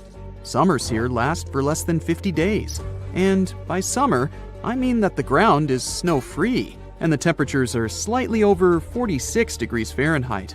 Since almost no plants are growing here, there are no animals that could have adapted to these conditions. That's why scientists compare this island to what it would be like to live on Mars. In 2001, a project started here on Devon Island looking to discover how people might live and work on other planets, particularly on Mars. It's called the Houghton Mars Project and offered NASA scientists some unique studying opportunities. There are few options here in terms of logistics and transportation, and communicating with people living outside the island is also a bit more difficult. Specialists believe that if we can find solutions to live here, we might be able to do it on Mars too. Think of it as a home-based outer space boot camp. The Pitcairn Islands can be found in the middle of the Pacific Ocean. If you're a fan of adventures and remote places, this is the place to be. But you'll need to buckle up for quite the ride, since no plane has ever reached this place. The only way to reach the Pitcairn Islands is to take a 32-hour yacht ride. No wonder only 50 people are known to live here. Its history is really interesting too. A group of people settled here in the 18th century after a failed marine mission. To this day, all the residents of the island are descending from that initial group. Life's not easy here though. If they need to see a doctor, for example, they need to travel either to the island of Fiji or to New Zealand. Now let's head over to Mexico, where recent technology has allowed scientists to explore some fascinating cenotes, which were previously unknown. Cenotes are also called sinkholes and allow us to see subterranean water bodies. A team of archaeologists, cave divers, underwater photographers, and biologists came together to explore and document the extensive network of sinkholes located in the Yucatan Peninsula. One of the hotspots is located under the main pyramid at the Chichen Itza archaeological site. In total, scientists are looking to explore about 6,000 cenotes stretched across this whole region. The whole project is important not only because of the geological discoveries, but also because of its connection to the Mayan people and their culture. These recent discoveries revealed that for the Mayans, these cenotes weren't simple water sources. They dictated the way they built their constructions and had a huge impact on their spiritual lives too. The tallest mountain in the world is Mount Everest, sure, but it's been explored by scientists and tourists alike and doesn't hold many secrets. The mysterious Ganghar Puensem, on the other hand, is the tallest unclimbed mountain on our planet. The reason behind this unusual situation is not because of its remoteness or harsh conditions. Rather, because it's against local legislation to climb it.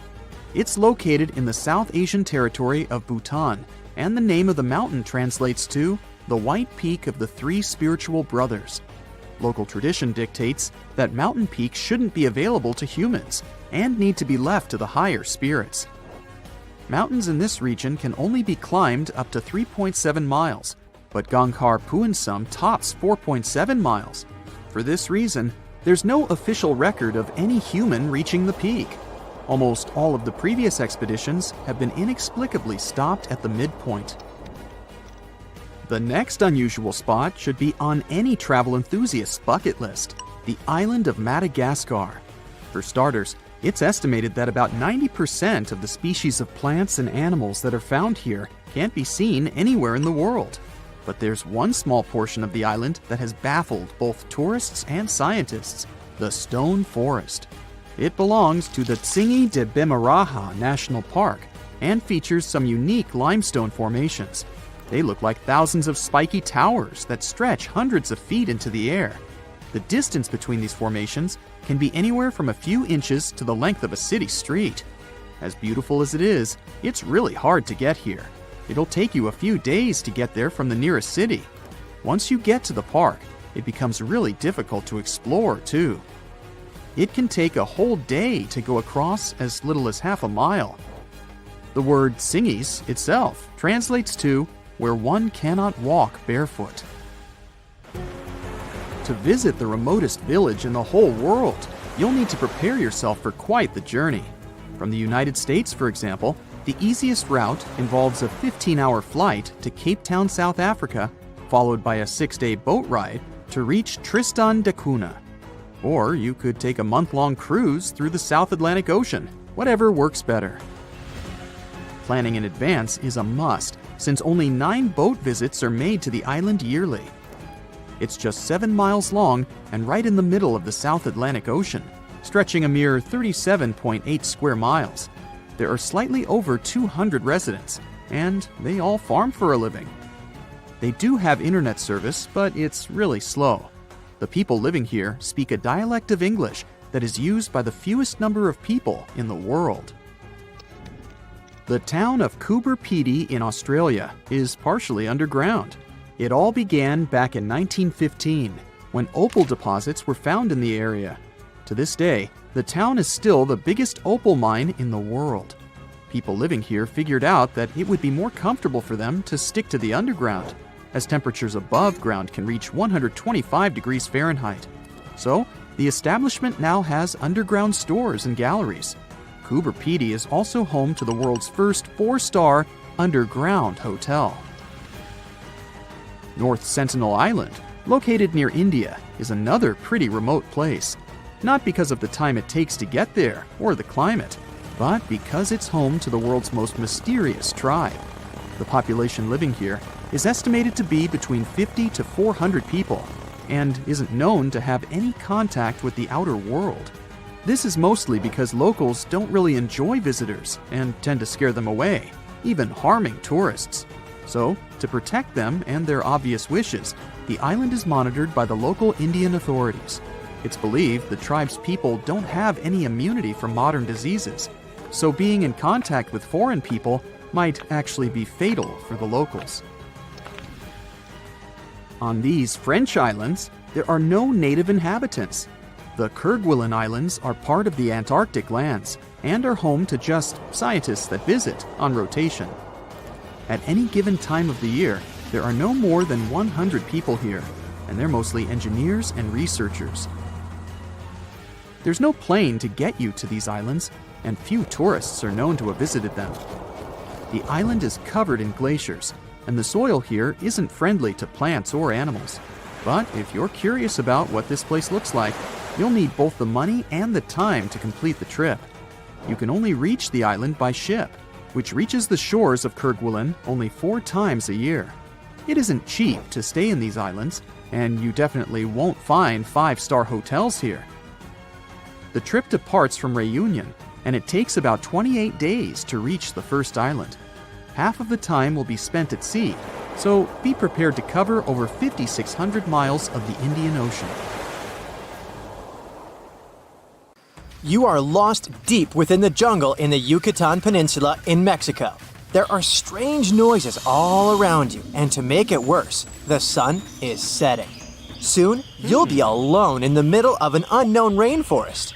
Guess it was a pretty bad idea to come looking for El Dorado on your own, wasn't it? You keep walking as fast as you can when suddenly, wait! What's this you're seeing? It looks like large stairways made out of stone. This definitely doesn't look natural, so you take a picture. Maybe you didn't strike gold, but you might have just found something relevant. Congratulations! You found Akamtun, a long-lost Mayan city, hidden 37 miles into the jungle. The name literally translates to stone column. Stone was probably in at the time, so these guys used a lot of it to build their pyramids, houses, and even ball courts. If you ever thought that Europeans invented ball games, think twice. Mayans love to play ball games for recreational purposes. Akamtun is part of a series of other long-lost Mayan cities that are being discovered with the help of new technology nowadays. We'll talk more about the other ones in a jiffy. Perhaps the biggest surprise of this one is that it was surrounded by wetlands, which is why the city was built on high ground. The city was monumental, covering an area of over 120 acres. That would be as big as 90 football fields right next to each other. Scientists have found proof that Akamtun had pyramids of up to 49 feet high, and that it was likely an important social hub between 250 and 1000 CE. This is definitely a game changer. But lost Mayan cities began to be unearthed in the 19th century. Modern technologies, such as LiDAR imaging, help archaeologists see through dense canopies of the forests. This means that people don't really have to risk getting lost in the tropical jungle like you did at the beginning of this video. LiDAR works sort of like an X-ray. It sends out laser beams that can detect any signs of ruins or ancient constructions. According to space archaeologist Sarah Parchak, satellite imagery has been a key player in discovering ancient cities in South America, Egypt, and other places. Sarah herself spends most of her days scouring images for any signs of where there could have been cities long ago. She says that more often than not, what happens is that ruins are covered by vegetation, soil, or sand, which makes them super tricky to find. But thanks to these awesome tools, scientists also made the huge discovery of ancient Mayan causeways, which spread throughout old Mayan territories. I mean, take a look at these roadways. You'd expect to see ruins like this in places such as Portugal, England, or the United States. I'm talking about 130 feet wide roads painted white to help travelers journey through the nighttime. Scientists recently unearthed a 110-mile network of roads such as these, and they think this dates back to before the first registered Mayan highways we've known so far. These roadways, which sometimes ran over the swampy ground and were even elevated at times, are being called the world's first superhighways. Even if there is no registry of animal-powered vehicles, it's believed that the Maya used them to travel around a network of possible 964 settlements. They were built like a huge spiderweb, and from what archaeologists have gathered, this huge system of roads worked to connect a big system of economic and social interactions between Mayan cities. This completely debunks the traditional idea that the Mayan pre-classic period, which dates back to 2000 BCE, was made of small, tribal settlements. Imagine the manpower and engineering ability you need to muster to build something close to these white highways.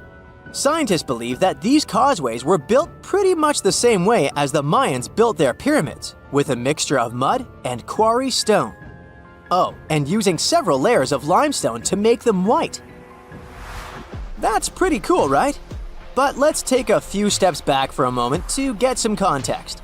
The Mayans were one of the biggest pre-Columbian civilizations living in the Americas. Until now, experts believe that at its apex, the Mayan civilization consisted of over 40 cities with a population of millions of people. That's a lot of folks. Their civilization spanned Mexico's Yucatan Peninsula, Guatemala, and Belize. And they survived mainly on agriculture. The thing is, the Yucatan Peninsula was an extremely difficult place to grow crops. So the Mayans had to develop a complex irrigation system in most of their cities. They built a series of ceremonial buildings, pyramids, and plazas. The Mayans might have been keen pyramid builders, but they also developed an advanced astronomical system. With whatever ancient technology they had, they were able to predict the exact location of planets such as Venus and Mars, as well as the exact dates of eclipses. If you've ever seen examples of ancient Mayan cities, this is Tikal. Located at the heart of the Guatemalan jungle, Tikal is believed to have been the capital of the ancient Mayan conquest state. At its height, it was comparable in importance to cities such as London or New York in today's world. It's composed of a series of complex monuments. The North Acropolis is one of Tikal's most ancient complexes of monuments. Built solely by human hands around 350 BCE, it served as the resting place of kings and chiefs. Its monuments are up to 200 feet high. Back in the day, the step pyramid temples were painted a beautiful red. Mayans loved that color. Today, of course, you'll only see the limestone. Then there's Chichen Itza. It's got one of the best preserved pyramids on Earth to date. Located in Mexico's Yucatan state, this Mayan city is well over 1,500 years old. At its peak, it was home to 35,000 people. The site covers 4 square miles of land. The highlight is El Castillo, a tremendous step-like temple standing 80 feet above ground. Its most peculiar feature is that it has 91 steps up each of its 4 sides, including the upper platform, which makes for 365 steps, the same number of days as the solar year. You can see that these folks were a pretty big deal, huh? That's why nobody can really understand what happened to them. There's a big lack of evidence on the decline of this almighty empire. What could have been the cause of their demise? Was it a drought? New research in 2017 did bring some new discoveries into the mix. Using data from a site at Ceibal, located at southwest of Tikal, scientists analyzed radiocarbon data from ceramics and archaeological excavations to extract new information about the unexpected demise of this great civilization. The information shows that instead of a sudden collapse, the Mayans most likely fell in waves of social instability and political crises. These events are believed to have deteriorated Mayan city centers and began causing the dispersion of the Mayan population. It's hard to pinpoint the exact causes, though. But hey, recent discoveries are shedding a big light on humanity's past. Not only about the Mayan Empire, but about other long-lost civilizations of South America. A major recent discovery in Brazil was done using satellite imaging technology and is also shocking scientists. Some images from near the Xingu River, also in the Amazon, suggest that cities of millions of people might have existed inside the jungle, way before our modern civilization ever existed. I mean, if this doesn't shock you, I don't know what will. Satellite imagery also detected a network of trenches dating back to 200 and 1200 CE in the Bolivian Amazon forest. These proofs suggest settlements that could have supported around 60,000 people right in the middle of the Amazon forest. When researchers from the University of Florida went on ground to check the satellite information, they were shocked to find several mounds that were accompanied by ditches and geoglyphs. Archaeologists also found remnants of carefully designed walls centered around plazas, much like the type of construction done by the ancient Mayans. Ever since Plato wrote about the allegory of Atlantis, humanity has been fascinated with the possibility of the discovery of a thriving underwater civilization. Fancy joining me on a trip to a few historic underwater sites? Let's see what we can find out about ancient civilizations. The first one on our list is what is being called the underwater Stonehenge. Scientists have recently discovered a mysterious pile of cairns that stretch for miles under the shimmering waters of Lake Constance at the borders of Switzerland, Germany, and Austria.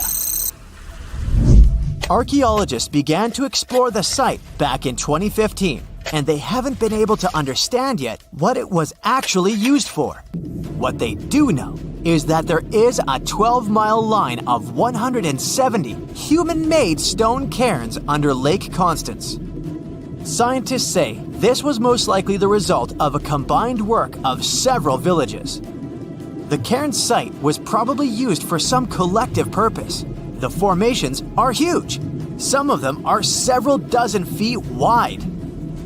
The most amazing discovery so far is that the site dates back to around 5,500 years ago. Now, what were we humans doing back then? We were living in the prime years of the so-called Stone Age. We were beginning to make artifacts from stone and use them to hunt and eat. Can you imagine what a knife and fork might have looked like back in those days? It's no coincidence that scientists call this site the underwater Stonehenge, though. Both sites are believed to have been built around the same period of time. You see, Stonehenge dates back to around 3100 BCE. Both sites carry the distinct characteristic of stone monuments built in a circle. Not to mention the fact that scientists also haven't figured out why on earth our early ancestors would feel the need to build a monument such as Stonehenge. Well, the mystery of Lake Constance hasn't been solved yet. Who were the Neolithic people from this area? And for what purpose did they go through such an amount of work and effort to build this huge stone site? Next, we're taking you on a tour of the Ryukyu Islands just off the coast of Japan. You're diving deep down to an archaeological site. But I should warn you, the waters of the Pacific Ocean are far from smooth. It doesn't take long before you see a huge structure, thanks to the sunlight shining down on the seabed. At first, it looks like Machu Picchu's ruins located across the globe in Peru. As you approach the site, you slowly figure out its forms. A pyramid-shaped structure, arches, staircases. It's something that could have easily been a palace or a castle. Could this be a sign of human activity? What you've just seen is known today as the Yonaguni Monument. It also goes by the name of Japan's Atlantis. The entire monument is about the size of 5 soccer fields and the height of a 5-story building. Its most surprising feature is its expanse of terraces. Explorers and scientists believe that Yonaguni might be 10,000 years old. But whether it's a human-made structure or a natural formation is still under debate. For Japan's top marine geologist, Professor Masaki Kimura, Yonaguni is the heritage of a lost civilization. Kimura has dived to the bottom of the ocean to explore the ruins over 100 times over the past 10 years. According to him, there are clear signs of human activity down there. On the monument's surface, there is a triangle-shaped concave that is a historical symbol of water fountains in the region. There's also a giant turtle carved on the eastern side of the structure.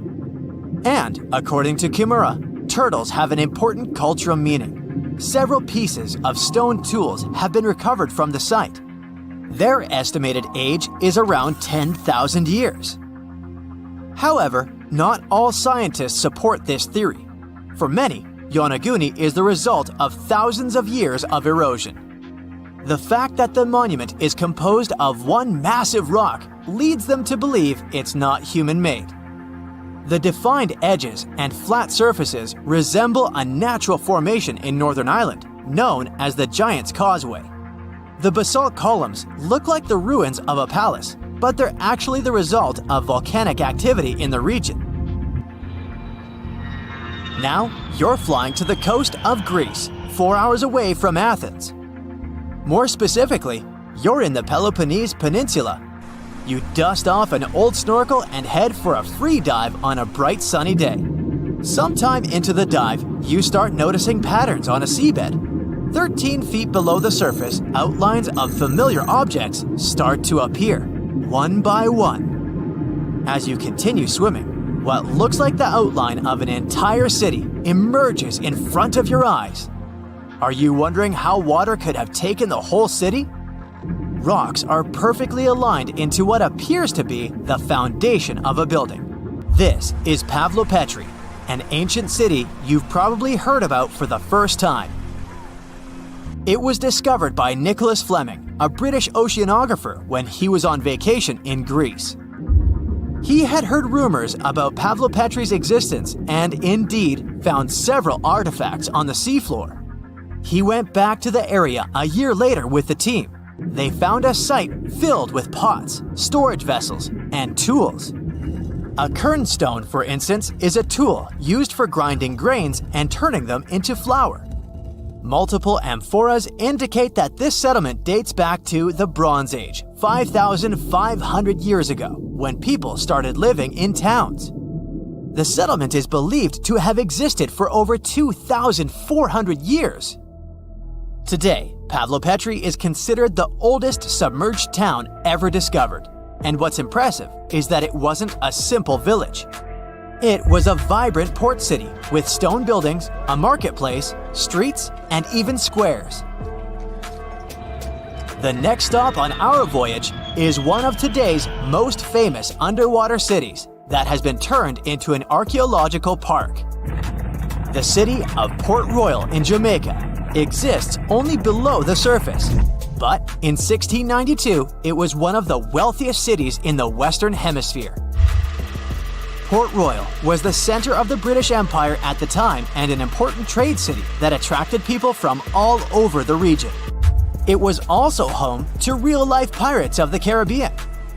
On the morning of June 7, 1692, the people of Port Royal met a different fate than they had probably expected. The city woke up shaking. People were thrown out of their beds by the power of a massive earthquake, ranking 7.5 on a Richter scale. One survivor said he had seen Earth opening up and swallowing the whole town. What he said could be true, as the city was mainly built on sand. The ground swallowed buildings, roads, you name it. Geysers erupted, and finally, waves as big as 10-story buildings hit the city. About 33 acres of the city disappeared under the water. Amazingly, most of its 17th century remains are still in good condition under 40 feet of water. Archaeologists have found taverns, storage rooms, kitchens, and recreational buildings used for diverse purposes. You can also see a grand lion statue, a submerged bridge, and many picturesque arches. Of course, I saved the best for last: India. Just off its coast lies another sunken marvel.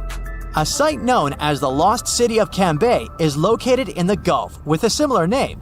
It remained undiscovered until 2001, when the National Institute of Ocean Technology made a routine water assessment.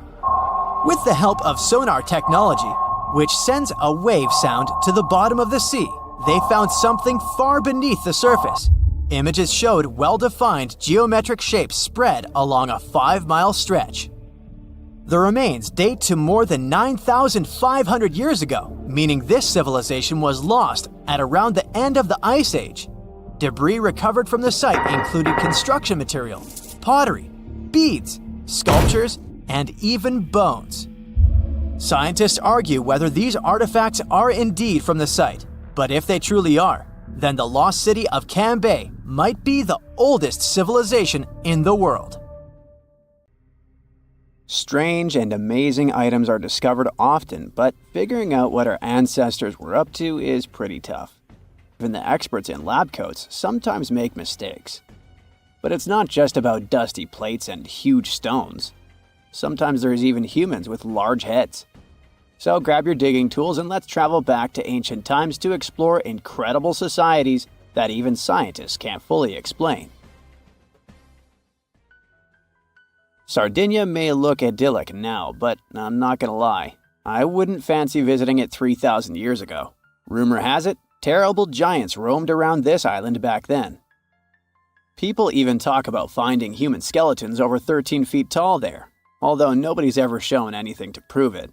But the stories will make you wonder because some weird stuff has definitely happened.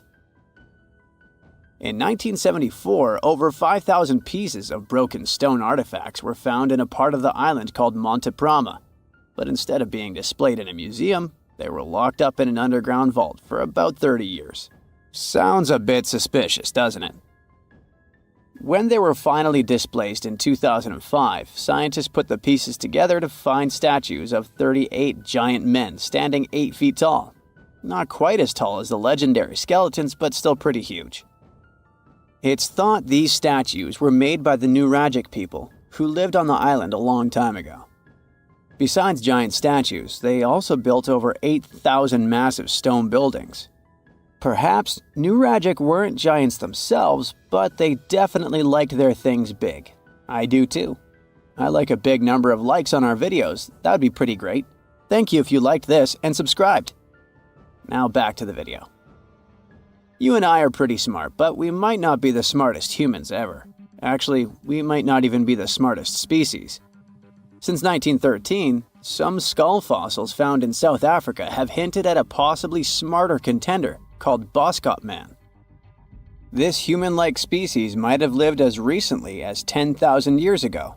Their skull suggests they had really big heads, which means their brains could have been 30% bigger than ours. Wow! Their average IQ could have been around 149, making them among the smartest 0.05% of people today. But if a Boskop Brainiac was so much smarter, why are they not around and we are? Well, bigger isn't always better, you know. Our brains are a lot bigger than our ape relatives, mainly in the prefrontal cortex. This part helps with high-level tasks like making decisions, remembering things short-term, and being aware of ourselves. The parts of the brain that handle our senses and movements haven't really grown much. So, maybe the boss cops spent too much time dwelling on the past rather than doing practical things like hunting. But this is all just guessing. We really don't know what happened to these clever cousins of ours. Some people even argue that boss cops weren't any different from us, with the only evidence being parts of skulls. The jungle is huge. Did you know the Amazon rainforest is home to about 30% of all the world's plant and animal species? That's impressive. However, the history of one native species, humans, has long puzzled scientists. The mysterious Kasarabe people lived here for hundreds of years and then vanished around 1400 AD. People thought the Amazon only had a few scattered tribes, but recently we discovered big, unusual shapes in the ground called geoglyphs. These might look like simple shallow ditches, but they're actually the remains of a vast civilization that spread over 5,000 square miles and includes about 450 markings, some as wide as 1,300 feet. That's insane! They likely contained ceremonial buildings and could have hosted up to 1 million people as recently as 550 years ago. Thanks to new technology like LiDAR, which uses a safe laser to map the forest without harming it, we can explore deeper. In 2019, some scans showed miles of raised roads and pathways and even pyramids over 70 feet tall. They found 26 separate settlements, 2 of which were at least 250 acres each. Damn, that's like 330 soccer fields. It's not certain what happened to the Kasarabe people. Maybe European conquistadors drove them out. Maybe the most baffling ancient civilization is one we've never actually found a trace of. Yep, I'm talking about Atlantis, the grand city that supposedly sank into the ocean. The first mentions of Atlantis come from the ancient Greek philosopher Plato, who talked about a great city near the Strait of Gibraltar.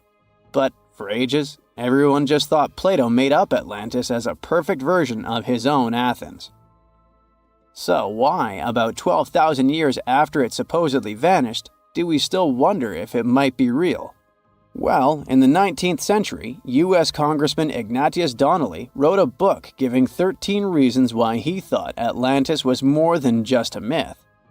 Then, in 1965, some folks thought they actually found Atlantis when they discovered the Richat structure, a massive 25-mile-wide dome in Mauritania, Africa.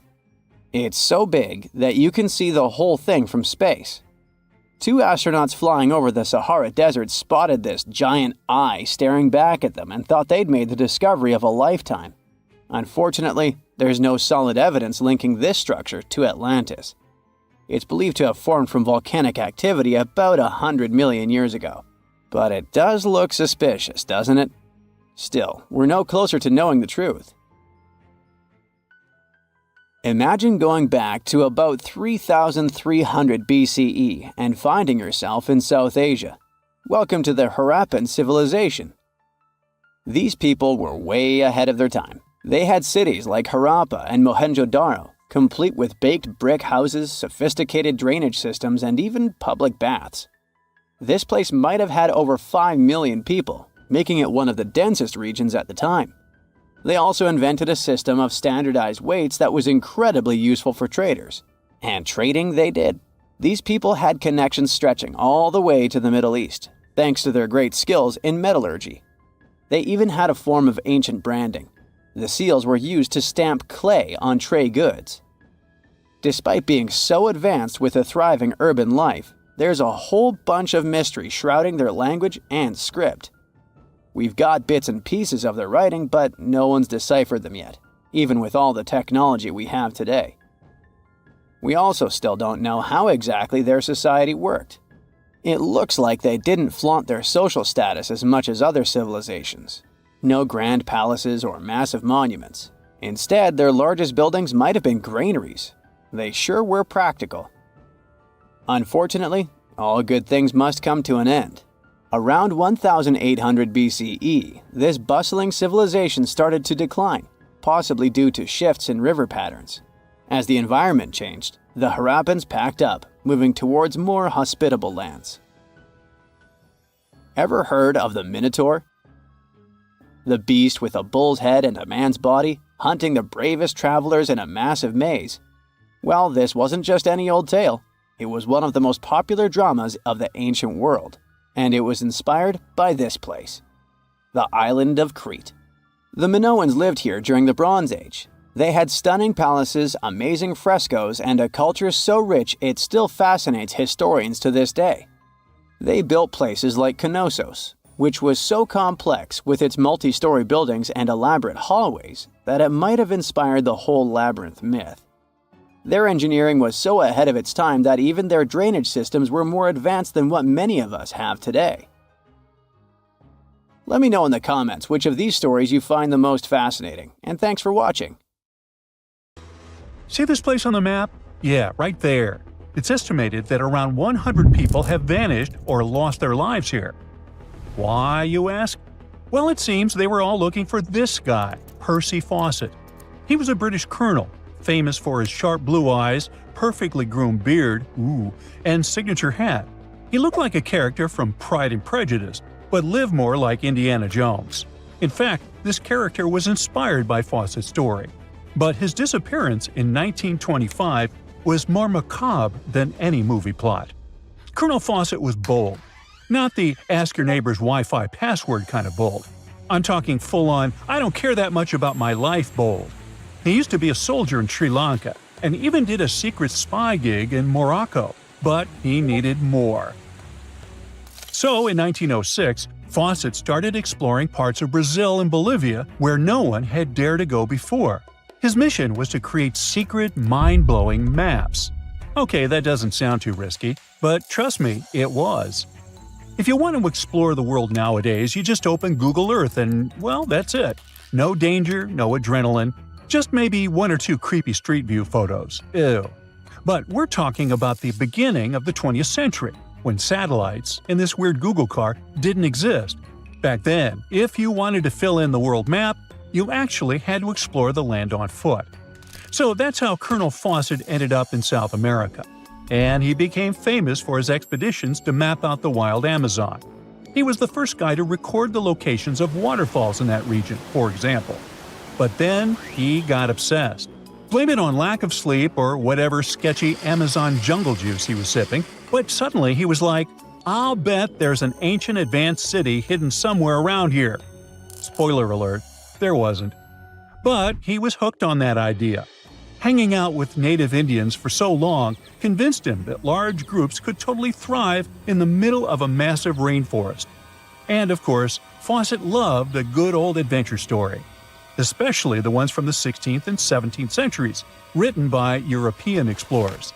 In those stories, adventurers claimed they had found huge settlements and fine roadways deep in the heart of Latin America.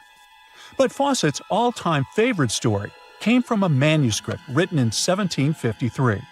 Back then, adventurers were hunting for precious metals in Brazil when they stumbled upon a ruined city with monumental buildings, roads, and plazas.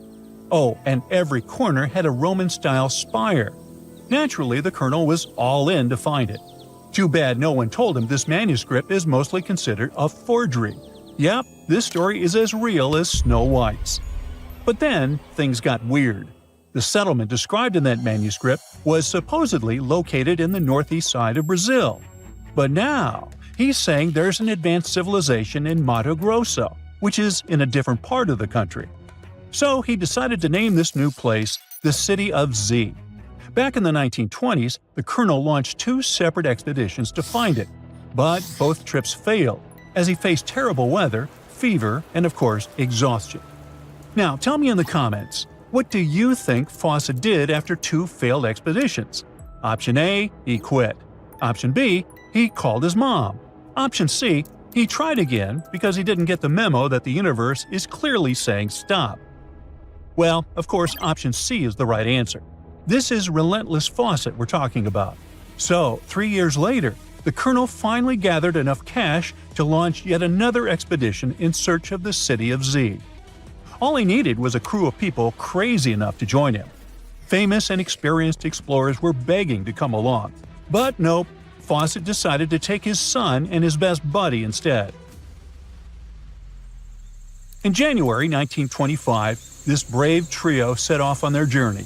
They packed mosquito nets, canned food, and made a promise, "We shall return." Another spoiler alert, they didn't. Uh-oh. The journey kicked off in New Jersey, and then they sailed all the way to Rio de Janeiro, Brazil. There, they stopped to grab some pack animals, like horses, and hired a couple of local guides. Now they were ready to head to the city of Cuiabá. Now keep in mind the distances in Brazil are crazy huge. So this little journey was like traveling from Miami to Chicago on foot.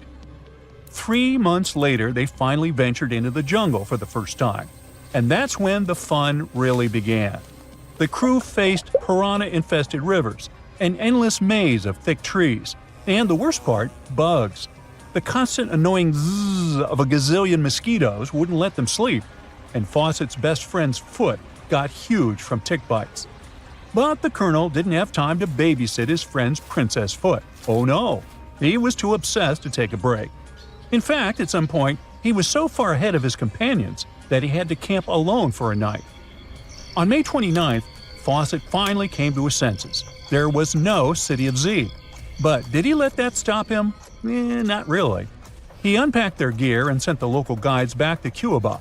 But before saying a final goodbye, he asked them to deliver a letter to his wife, saying something like, "Don't worry, hon, our son is well and getting stronger every day." Sure he was. Anyway, after this dramatic farewell, the trio set off into the bush alone. The darkness swallowed the thick forest, and then they were never seen again. Okay, that was intense, so let's fast forward. 2 years later, the newspapers were still speculating whether the trio could still be alive, and Fawcett became a legend, like Bigfoot, but less hairy. One guy said that the colonel had become one of the locals and was living his happily ever after in the jungle. Another guy said he was held prisoner by the Indians, but no one could confirm any of these sightings. It wasn't until 1928 that the British authorities finally thought better late than never and decided to look for Fawcett and his crew.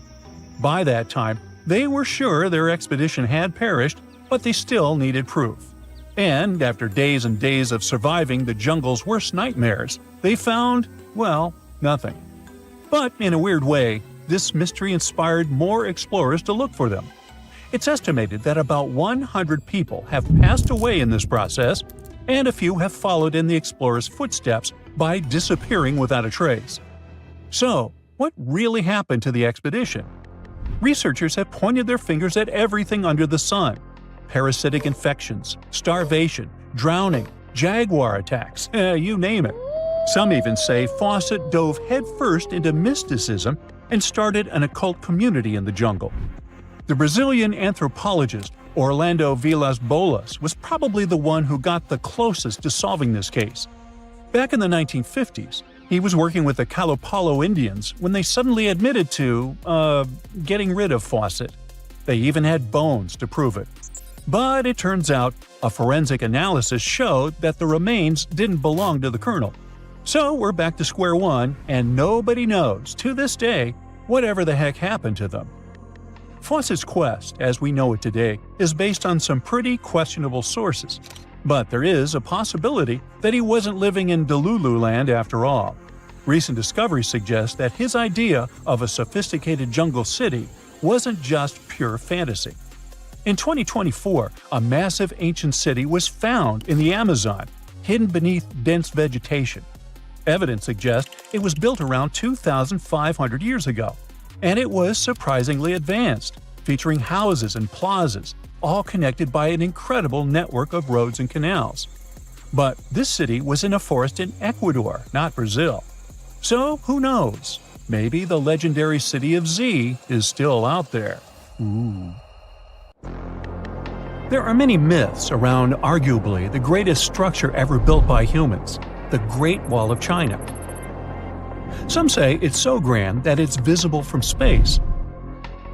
Others claim that you can see it from as far as the moon. Other theories suggest that the builders of the wall were left inside. Well, sorry to disappoint you, but all these impressive stories are just myths. But even with those stories busted, the Great Wall of China is an impressive and truly breathtaking structure. So let me tell you its true story. Today, China is one of the most populated countries in the world, counting as many as 1.4 billion residents. It's also one of the oldest nations in the world. It has 3,500 years of continuous written history, but the civilization existed long before that. There is a theory that while the European continent, for example, was most likely reached by humans from Africa, China wasn't populated by settlers that came from somewhere else. Some people believe that the Chinese civilization got formed from local Stone Age people who lived on the territory since the prehistoric period. So now, the Great Wall of China. It's truly big even by today's standard, stretching for over 13,000 miles. To imagine it better, it's almost 5 times the distance between New York and Los Angeles. Or even a bit greater than the distance between the North and South Poles. Even in modern times, people have never built anything close to this big. Of course, it didn't take a day to build the Great Wall of China. Keep going. In fact, the wall was being built for centuries. Maybe you know that ancient cities had walls around them to protect themselves from invaders. Yes, Chinese cities had them too. The first Chinese emperor united the country in 220 BCE and got a brilliant but very ambitious idea to turn all city walls into one big wall that would defend the country's border against attacks from the north. A trusted general directed the construction, enrolling a big group of workers, soldiers, commoners, and convicts. Back then, the wall was built of rammed earth and wood. In some places that were strategically important, the sections of the wall overlapped to provide maximum security. The walls were around 26 feet high on average. But the Great Wall didn't yet look like the construction we know today. Every next emperor would pick up the big wall project, strengthening and extending it, repairing, but also modernizing construction techniques. Some used bricks to build it. Others moved on to granite and marble blocks. Watchtowers and platforms weren't there from the beginning as well. They were added by Ming emperors.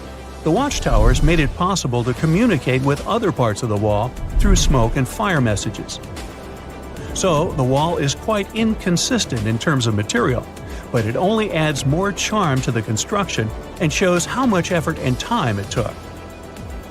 The reasons why some parts of the wall have been standing for centuries and are still in good condition is glutinous rice flour. Turns out, this sticky rice mortar is almost like cement.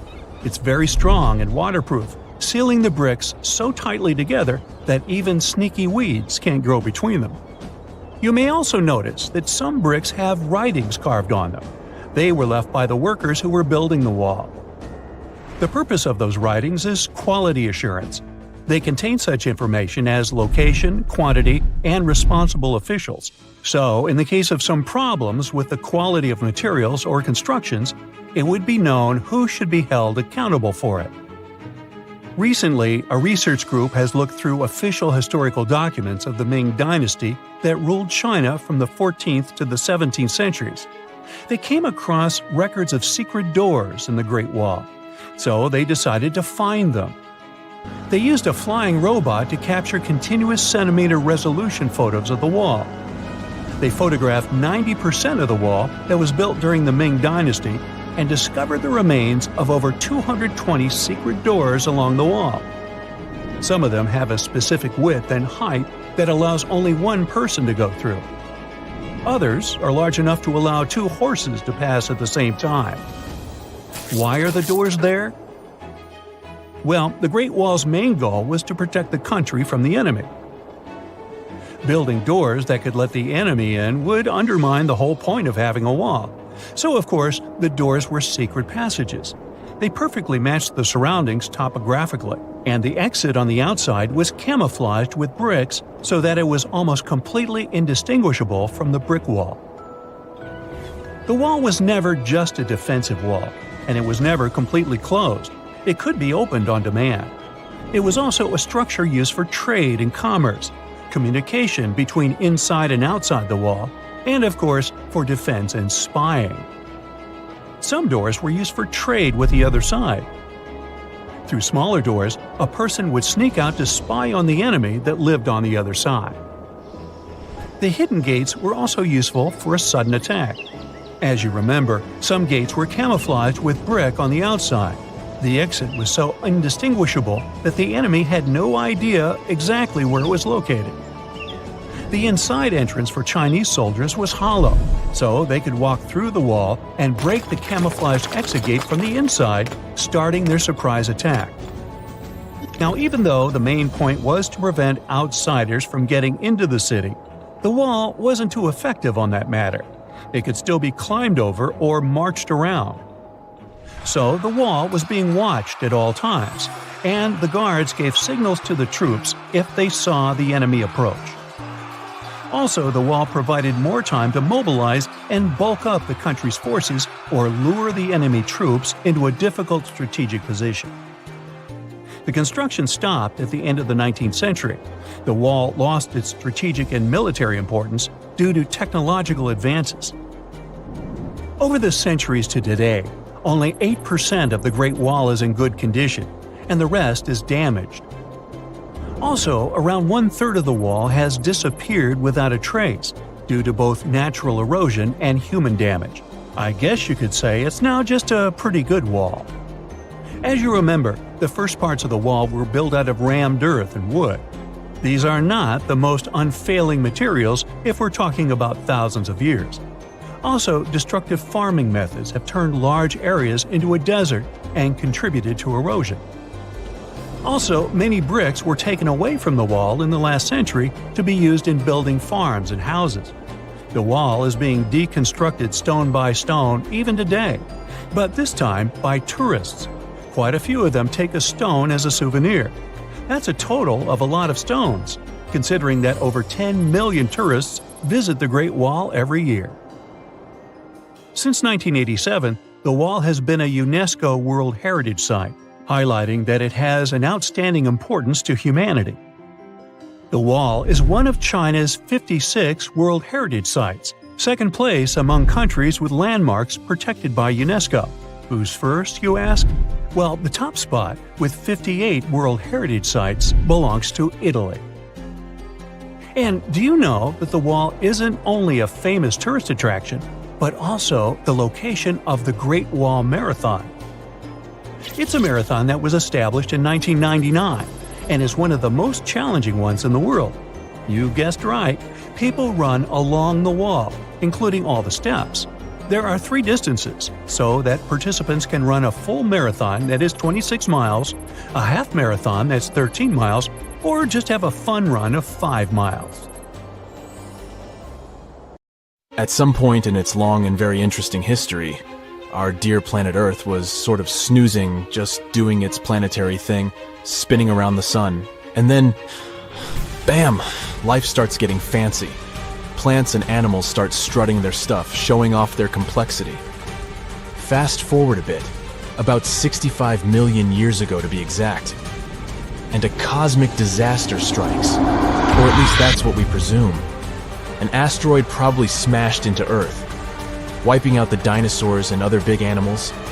We can't pinpoint specifics about the asteroid, but we do know that it was extremely large and it crashed into our precious planet, creating a dusty mess that settled everywhere.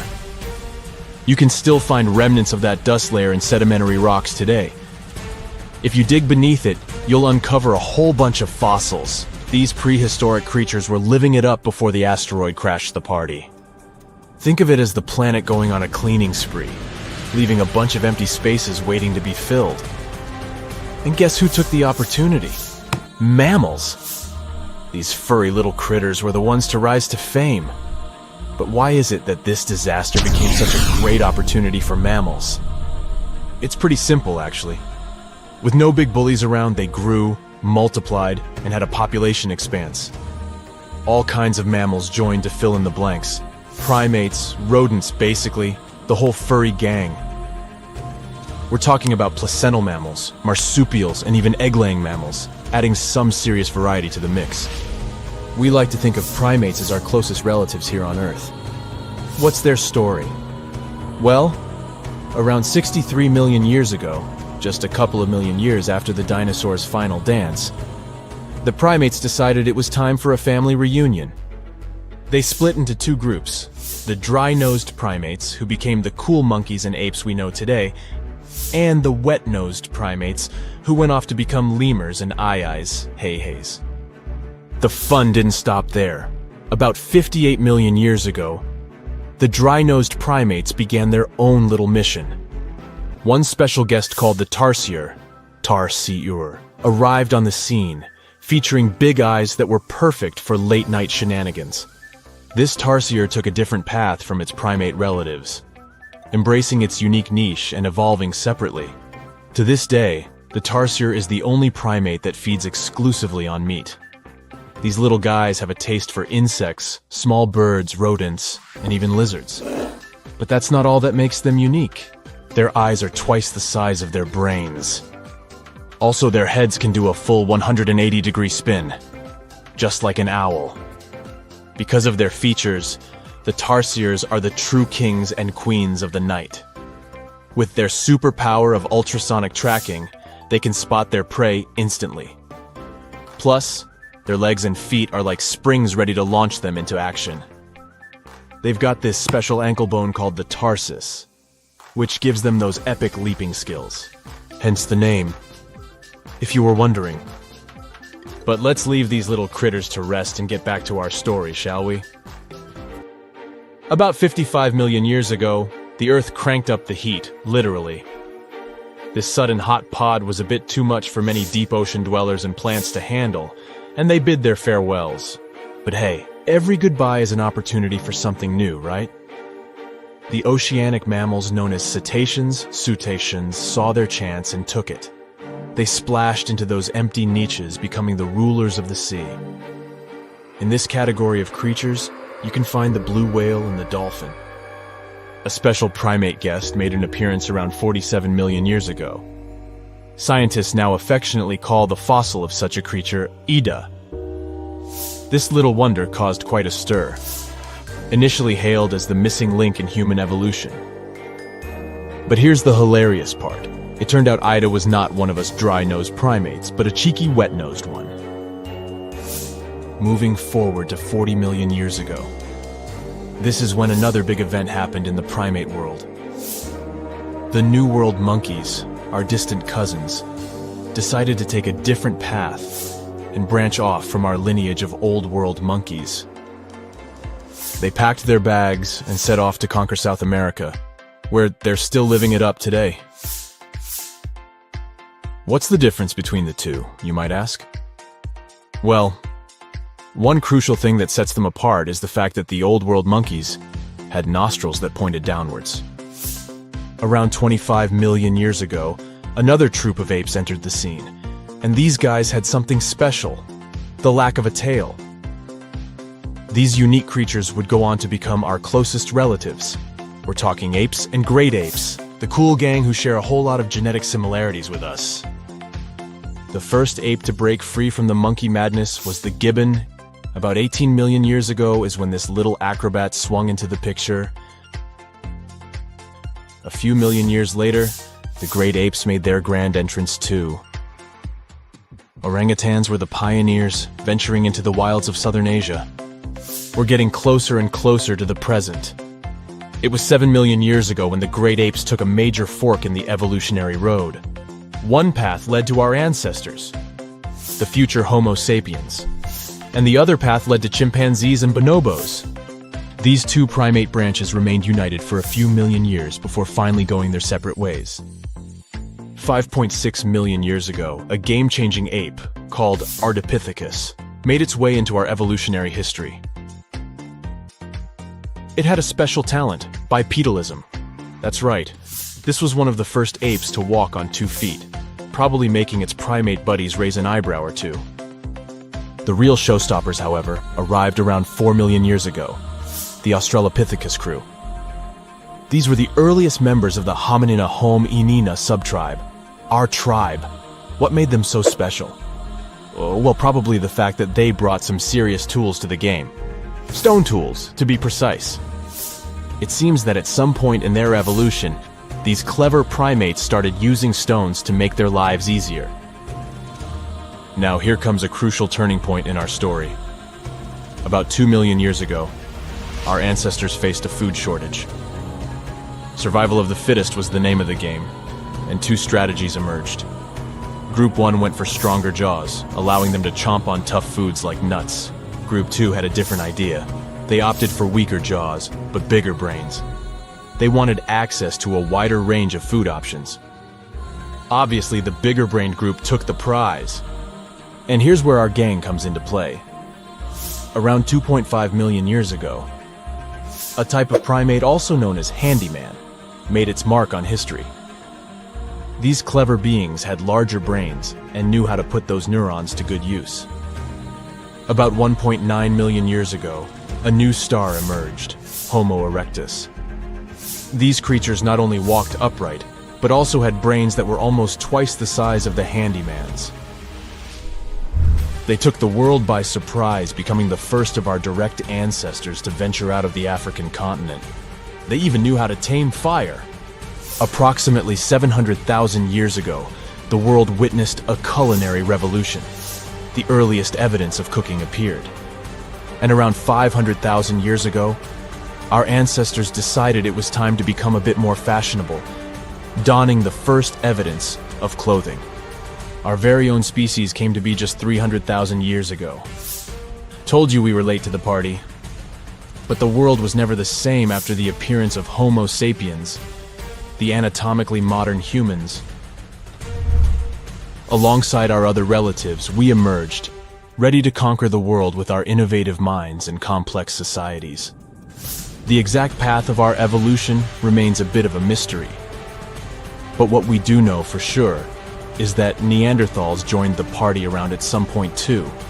As Homo sapiens flourished, so did our capacity for language. Modern speech is believed to have emerged almost hand in hand with our species. We started expressing ourselves, sharing stories, and shaping the world with our words. So, there you have it. It took 13.8 billion years of cosmic history for humans to make their entrance. Think about it. 99.998% of the time since the Big Bang, we weren't even around. Our species, Homo sapiens, is the toddler of the Earth's family, existing for just the tiniest fraction of the universe's timeline. Yet, in this blink of an eye, we've managed to unravel the entire story that led to our existence. The story won't end with us. It's an ongoing saga, still being written with every passing moment. Ooh, so check this out. Researchers just found some super old footprints from a family of extinct humans, like we're talking 300,000 years ago. The prints belong to a group of Homo heidelbergensis. Ooh, that's a tough one, but I nailed it. So those dudes were pretty advanced for their time. They were building homes and hunting big animals. But unfortunately, they couldn't handle climate change and disappeared about 28,000 years ago. No, they weren't sissies, trust me. The weather was really tough back then, and they couldn't just go grab a down jacket like you do. So, the University of Tübingen crew made the discovery in Germany, where they found the perfectly preserved prints in a forest by a lake. Apparently, elephants, rhinos, and other critters used to come relax by the lake, and so did this Heidelberg family. The scientists believe they were probably just a family outing rather than a group of adult hunters, since there were little kid footprints too. And depending on the season, they could munch on plants, fruits, leaves, shoots, and mushrooms around the lake. Experts even found tracks from an extinct elephant species that used to weigh up to 13 tons. Now, can you imagine seeing one of those in person? Just so you know, 13 tons is about 45 times as heavy as a pig. Like, they were digging around in Schöningen when they stumbled upon some elephant tracks that were 21 inches long. That's like the length of a really big ruler. They even found wood fragments in the ruts that the elephants had left behind. But wait, there's more. They also found a rhino print from the Pleistocene era, which is pretty wild. It's the first time they found a footprint from this particular species in Europe. Who knew rhinos had such big feet? Except those whom the rhino stepped on. Meanwhile, over in New Mexico, some British and American archaeologists found some ancient human footprints that date back 23,000 years. They used radiocarbon dating to figure out when these footprints were made, and it turns out they were stomped into the mud during the last glacial maximum. That's when ice sheets covered much of North America and sea levels were lower than they are now. Now, we've always thought that humans first made their way to North America between 13,000 and 16,000 years ago. But these footprints suggest that our ancestors were wandering around way earlier than that. Some people even think that humans might have been hanging out in North America as far back as 33,000 years ago, although not everyone is convinced. Alrighty, if there were footprints, there must have also been some shoes too, am I right? Well, researchers may not have found signature Gucci loafers, even though they've been around since 1953, but they did find a cave in Armenia full of ancient artifacts from the Copper Age. And guess what? Those artifacts included a seriously well-preserved shoe that's now the oldest footwear ever found. That footwear was made from a single piece of cowhide leather, which is pretty rare today, despite all the fancy schmancy technological upgrades we've got today. Talk about premium quality. Currently, the coolest modern-day designer shoes are trying to copy this hole-cut technique. The shoe was also rubbed with some kind of plant or vegetable oil for extra durability, and it even had shoelaces that crisscrossed through a series of holes, just like our beloved sneakers today. The shoe was about the size of a woman's US 7, so we're guessing it was tailor-made for some fancy-pants wealthy person. Can you imagine rocking these feet whips back in the day?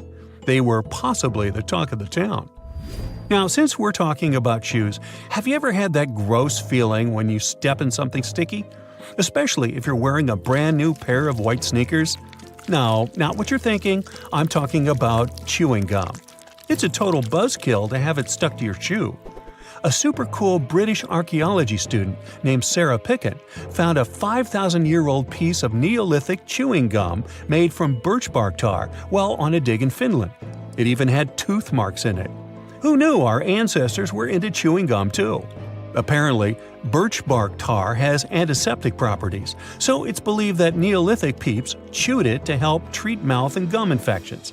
So it looks like people have been spitting out gum since the beginning of time. Ah, what a tradition. Prehistoric designers had way more than just shoes to offer to prehistoric fashionistas. You're not going to find such a statement piece in the mass market, and I'm not sure about high-end boutiques either. Yep, it's supposedly the oldest purse ever found, and yep, those are dog teeth used as decorations for a handbag. According to one of the archaeologists, these teeth were all the rage back in 2500 BCE. People were putting them on everything, from clothes to jewelry. But this particular handbag was something special. It had over a dozen sets of teeth and was super fancy, which means whoever owned it was perhaps a VIP. Unfortunately, the purse itself didn't survive the test of time. All that's left are these teeth, pointing in the same direction and looking like a modern-day handbag flap. It must have been truly chic back in the day, but it's a good thing we've moved on to more humane materials for our accessories. Did you hear about the dino-sized discovery on Yorkshire's coast? Yep, sometimes scientists discover not human footprints, but dino footprints. This time, they found a record-breaking dinosaur print that could have been left by a predator taking a break 166 million years ago. Can you imagine a T-Rex lounging on the beach with a smoothie in hand? This 3-foot-long fossil, spotted in Burniston Bay near Scarborough, is the largest ever discovered in the region. The team of researchers who studied the track concluded that it was made by a giant carnivore like a megalosaurus. That's one big and hungry dino. The footprint is the largest made by a theropod, which is a group of bipedal dinosaurs that includes the infamous Tyrannosaurus rex. So, we're talking about some seriously big and scary creatures here. A paleontologist from the University of Manchester said the discovery had shed new light on the behavior of these carnivorous giants. Apparently, features of the footprint suggest that this large predator was squatting down before standing up. Maybe it was doing some yoga or taking a bathroom break. Who knows? Another archaeologist, Marie Woods, stumbled across the print while collecting shellfish on the shore. She said she couldn't believe what she was looking at. I mean, who would expect to find a giant dinosaur print while picking up some clams? It's lucky that Ms. Woods and Rob Taylor, a local fossil collector, rescued the fragile print from the shoreline. Experts warned that it was at risk of being lost to erosion or landslides. Now, plans are in motion for the footprint to go on public display at the Rotunda Museum in Scarborough. But there's some more dino-mite news. Several drought conditions in Texas have revealed ancient dinosaur footprints that are over 100 million years old. Multiple dinosaur tracks belong to the dinos were recently discovered at Dinosaur Valley State Park in northwest Texas. The droughts have caused a river running through central Texas to dry up almost entirely, which is how these prehistoric prints were finally uncovered. This guy was a real beast, measuring 15 feet and weighing in at 7 tons. It used to roam the area over 113 million years ago, according to the state park. About 60 prints from this dino have been revealed due to the drought, with an estimated 140 tracks from the dinosaur in total. But that's not all. Prints from Sauroposeidon were also discovered. This creature was a massive 66 feet long and weighed about 48 tons when fully matured. Experts believe that the Acrocanthosaurus preyed on Sauroposeidon, which explains why their prints were found together. There's a weird thing though. Sauroposeidon was bigger than Acrocanthosaurus. Can any professors please explain to me why the smaller dude would munch on the bigger one? Do you remember 2011? Well, play along with me. A diver is set to go deep into the waters of the Musi River, located in the heart of an Indonesian island. He is one among many who have been getting unbelievable artifacts from the bottom of the river. Little by little, divers and fishers discover a long-lost Sumatran civilization. Known as the Island of Gold, the kingdom of Srivijaya was most likely the closest to a real-life El Dorado there has ever been. However, it disappeared late in the 13th century, and until recently, researchers didn't even know the exact location of the kingdom. Picture a civilization built on a river, a true water world, according to the archaeologists that have been studying Srivijaya. Houses, markets, and places of worship were built on wooden piles above the level of the water. Citizens moved around like modern-day Venetians in simple boats. Srivijaya was known to be a rich and important kingdom. It existed from the 7th to the 11th century CE. It was part of the Silk Road, and anyone traveling from east to west had to pass through the city. Their kings were smart and gained control of the Malacca Strait, which allowed the town to have total control over trading routes in the region. If anything, they sure were honoring the town's name. Srivijaya translates from Sanskrit into prosperous victor, or simply glorious. The kingdom was an important commercial outpost of ancient times. It was strategically located among the most influential commercial routes of the ancient world, which means its citizens became extremely rich. Ancient wealthy societies used to overly display their gold and precious metals. They would often use these metals as offerings to their deities, or they would use them to forge large statues and to make jewelry for kings and queens and decorations for their palaces. Srivijaya wasn't different. Local Indonesian divers who have been exploring the half-mile of the Musi River near the city of Palembang have found some evidence. So far, they've discovered a life-size statue of Buddha, jewelry studded with precious gems, temple bells, mirrors, golden jugs, and other items. No official archaeological excavations have been done in the area, so these artifacts are the first items of the Srivijayan Empire ever found. Sean Kinslett, a British maritime archaeologist who has reported on these discoveries, says he is truly surprised. For long, people have been speculating about the true wealth of Srivijaya, and it seems that the rumors have been confirmed.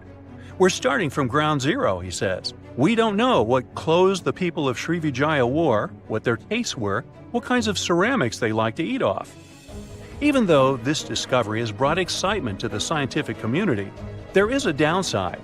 Divers and fishers sell the retrieved artifacts at the International Antiquities Market before archaeologists can take a look at them. Researchers could try to buy some items, but they're sold for millions of dollars worldwide. Most of the information we know about this El Dorado of the East was learned from merchant accounts of the city. These descriptions say Srivijaya was a kingdom of human-eating snakes and multilingual parrots. That's weird. Some say its active volcanoes gave the town an eerie and enigmatic sight, and all stories emphasize the amount of gold available there. Travel reports were a common way to describe cities in ancient times. In case you didn't know, this is how the legend of El Dorado originally began. As European explorers began their excavations in South American lands back in the 1500s, the word got out that an Amazonian civilization used to paint their leader in gold as an offering to higher powers. The legend of El Hombre Dorado, also known as the Golden Man, began to quickly spread around Europe. It turned out that it was only a ceremonial piece of pre-Columbian civilization. It had nothing to do with the land of infinite gold. Now, no one knows what brought about the decline of the Srivijaya Empire. Some speculate that its active volcanoes could have swallowed it, or maybe wooden houses built above the river eventually sank. Maybe if divers keep retrieving lost items from the bottom of the river, archaeologists will be able to figure out what happened to the city. It seems to be quite common in the history of the world. Some ancient civilizations disappeared without a trace, as happened with the Mayan civilization, for example. The Mayans managed to build one of the biggest empires in pre-Columbian America. It was believed to be home to over 2 million people, and it thrived for over 6 centuries. Its sudden demise is something that bothers archaeologists and scientists alike. The Mayans began to settle in South America as early as 1500 BCE. Their civilization spanned Mexico's Yucatan Peninsula, Guatemala, and Belize. They are believed to have built around 40 cities at the height of their empire. They also developed a complex hieroglyph system that has been studied since it was discovered by modern scientists. The Mayans were keen engineers, astronomers, and farmers. They were post-nomadic people that settled in vast areas of farmland where they could grow corn and other types of vegetables. Archaeologists are still learning a lot about the Mayan civilization by examining their ruins. The city of Chichen Itza, located in the Yucatan Peninsula, is one of the most important Mayan sites unearthed today. The site is made up of a total of 26 ruins, and it is home to a world-famous pyramid known as El Castillo. It consists of a series of square terraces with stairways on each of the 4 sides of the temple. It was built as an homage to a feathered serpent deity. The Mayans were such architectural geniuses that they managed to build a pyramid that cast a particular shadow. More specifically, in the late afternoon during the spring and fall equinoxes, the pyramid casts several triangular shadows that create the illusion of a feathered serpent crawling down the pyramid. And they created this with none of the tech we have today. The city is so amazing that since 2007, it has been considered one of the 7 wonders of the New World. The Mayan Empire thrived for over 6 centuries due to their wise resource management system and astronomical knowledge. They were able to accurately predict eclipses, and using their rudimentary technology, could even locate Venus and Mars. They had everything to thrive for much longer than they actually did. This is why the Mayans' fall intrigues modern scientists so much. No one has been able to understand completely what led to their demise. That is, until a recent discovery. A study done by NASA claims it can explain what might have happened. Scientists have uncovered a sample of pollen trapped for over 1,200 years in ancient layers of lake sediment, which dates back to the time just before the collapse of the civilization. The analysis has revealed something completely new about the Mayans. Instead of the suspected claims that the Mayans disappeared due to terrible disease or some extended conflict in the region, it could have happened due to deforestation. Perhaps to build their entire empire, they had to cut a lot of trees. Without trees, their soil could have eroded, and all their fertile lands could have slowly and gradually become barren. According to NASA scientists, the temperatures in the region could have risen by about 6 degrees, and from that point on, the land would have become even drier and crops more difficult to grow. Basically, NASA says that the Mayans couldn't do the sole thing that made them thrive, which was agriculture, and their kingdom began to decline. Oh yeah, and this theory was supported by yet another find. Archaeologists found skeletons from the time of the empire.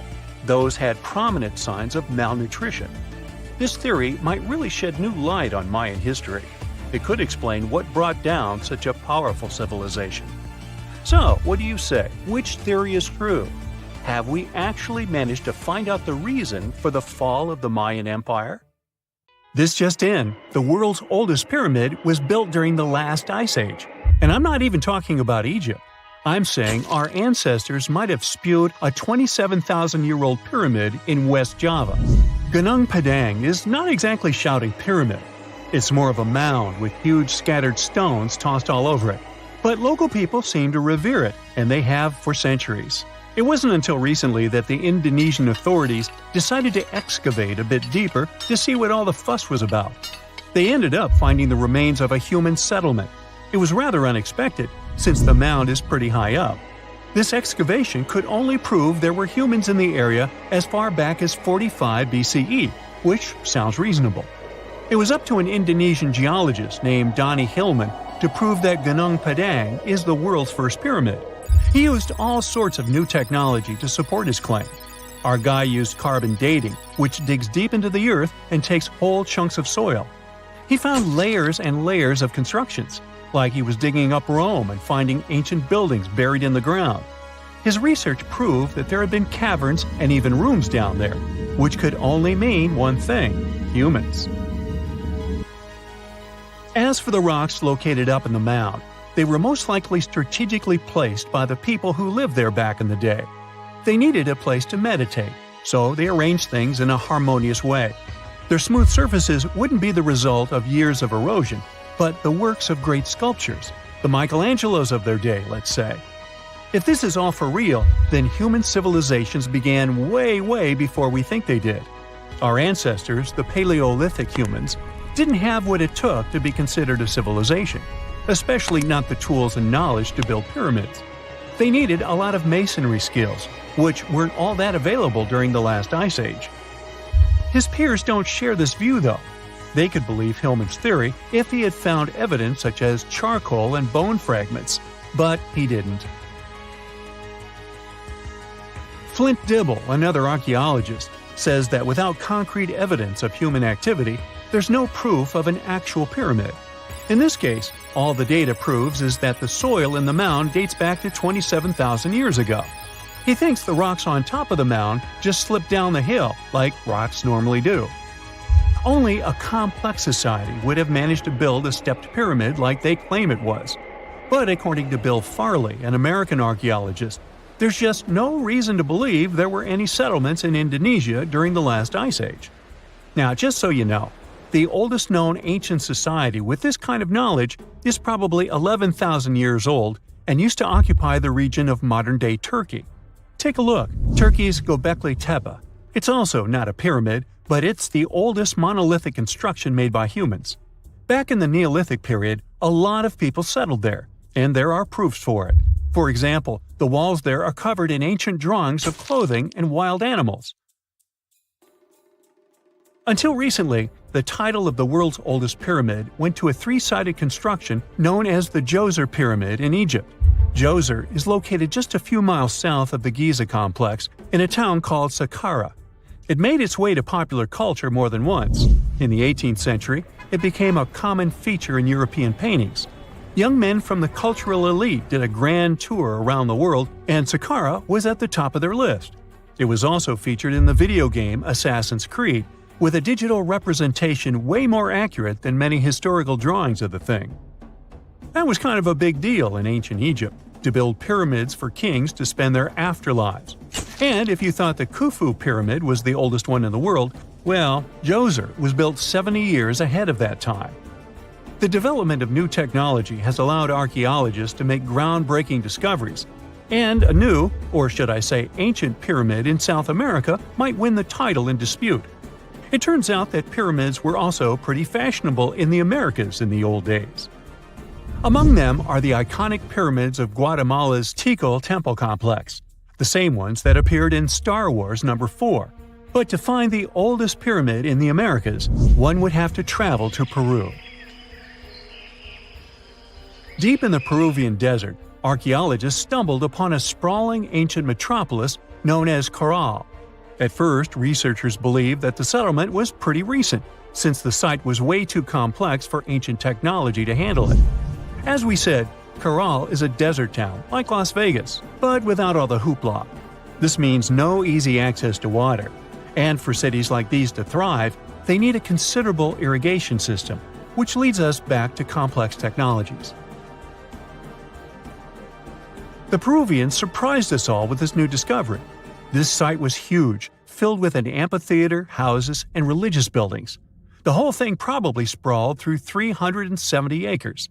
And when scientists went to test their initial hypothesis using radiocarbon dating, they found that the city probably sprung around 2027 BCE. On the site, archaeologists found 6 pyramids that could possibly predate the one in Saqqara. As far as they know, both civilizations coexisted in the same time period, in opposite parts of the world. But since researchers can't pinpoint the exact age of Caral's pyramids, it's pretty hard to guess which civilization completed their pyramid first. If only we had a crystal ball. Now, it just so happens that the shape of a pyramid is something that nature is able to produce all on its own, leaving us modern-day humans a bit confused. A classic example is the Japanese site of Yaonagani, which also goes by the name of Japan's Atlantis. The entire monument is about the size of 5 football fields and the height of a 5-story building. Explorers and scientists believe that Yaonagani dates back to 10,000 years ago. For Japan's top marine geologist, Professor Masaki Kimura, Yaonagani is the heritage of a lost civilization. Kimura has dived into exploring the ruins over 100 times over the past 10 years. To him, there are clear signs of human activity down there. Check out this triangular-shaped pool on the monument's surface.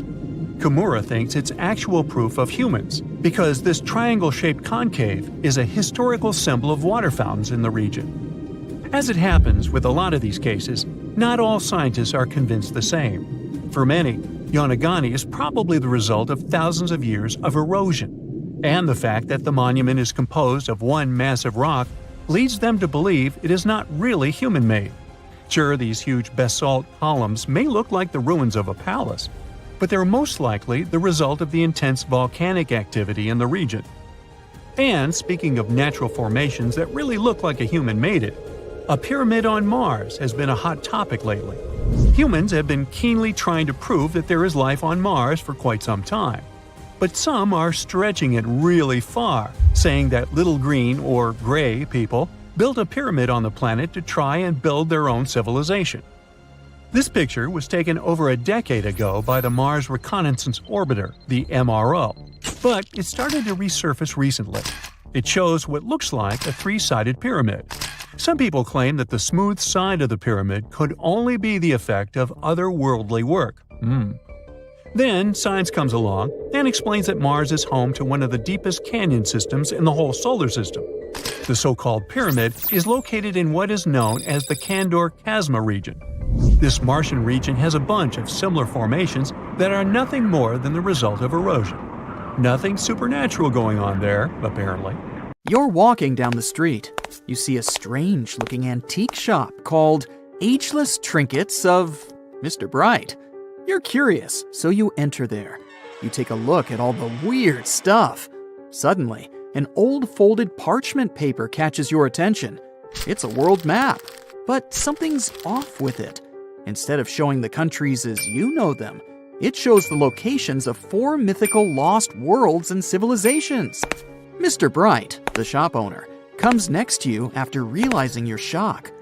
This map won't let you find these places or anything, but I can explain to you the legends behind them if you want, he says. Let me begin with Atlantis. You might know it as Aquaman's underwater kingdom, but Atlantis, the fictional island, was actually first introduced in 2 of Plato's works. According to him, Atlantis was a highly advanced civilization that existed about 9,000 years before his own time, and its story had been passed down by poets, authors, and others. He wrote about Atlantis and its citizens to give a moral lesson, and to teach about the dangers of arrogance, as well as the eventual downfall of those who are after too much power. In his dialogues, Plato stated that Atlantis was a great and powerful empire that was respected in all parts of the world. It was founded by beings who were half deities and half human, and became a great naval power after a while. Being an island filled with gold, silver, and other precious metals certainly helped their case. But besides that, it was also known for its breathtaking architecture and state-of-the-art technology, as well as its countless rare and exotic wild animals. Atlanteans were proud of their great achievements and the perfection of their civilization, but their excessive pride was going to bring their downfall.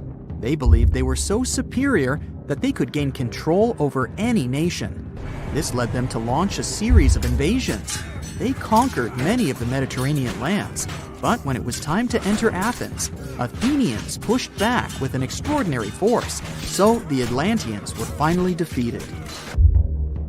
Plato stated that deities then got angry at Atlanteans because of how wicked, greedy, and immoral they became. So they punished them by sending earthquakes, which caused Atlantis to sink beneath the sea.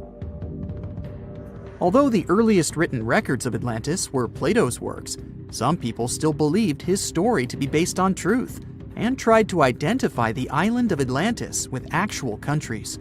Some people suggested it may have been located in the Mediterranean Sea, near the coast of Spain or Italy. Others thought it may have been located in the Caribbean, off the coast of Central or South America, but there was no solid evidence to support any of these claims. One theory, in particular, seemed more plausible than the others, though. Located in the Aegean Sea, the island of Santorini was the home of a highly advanced Minoan society.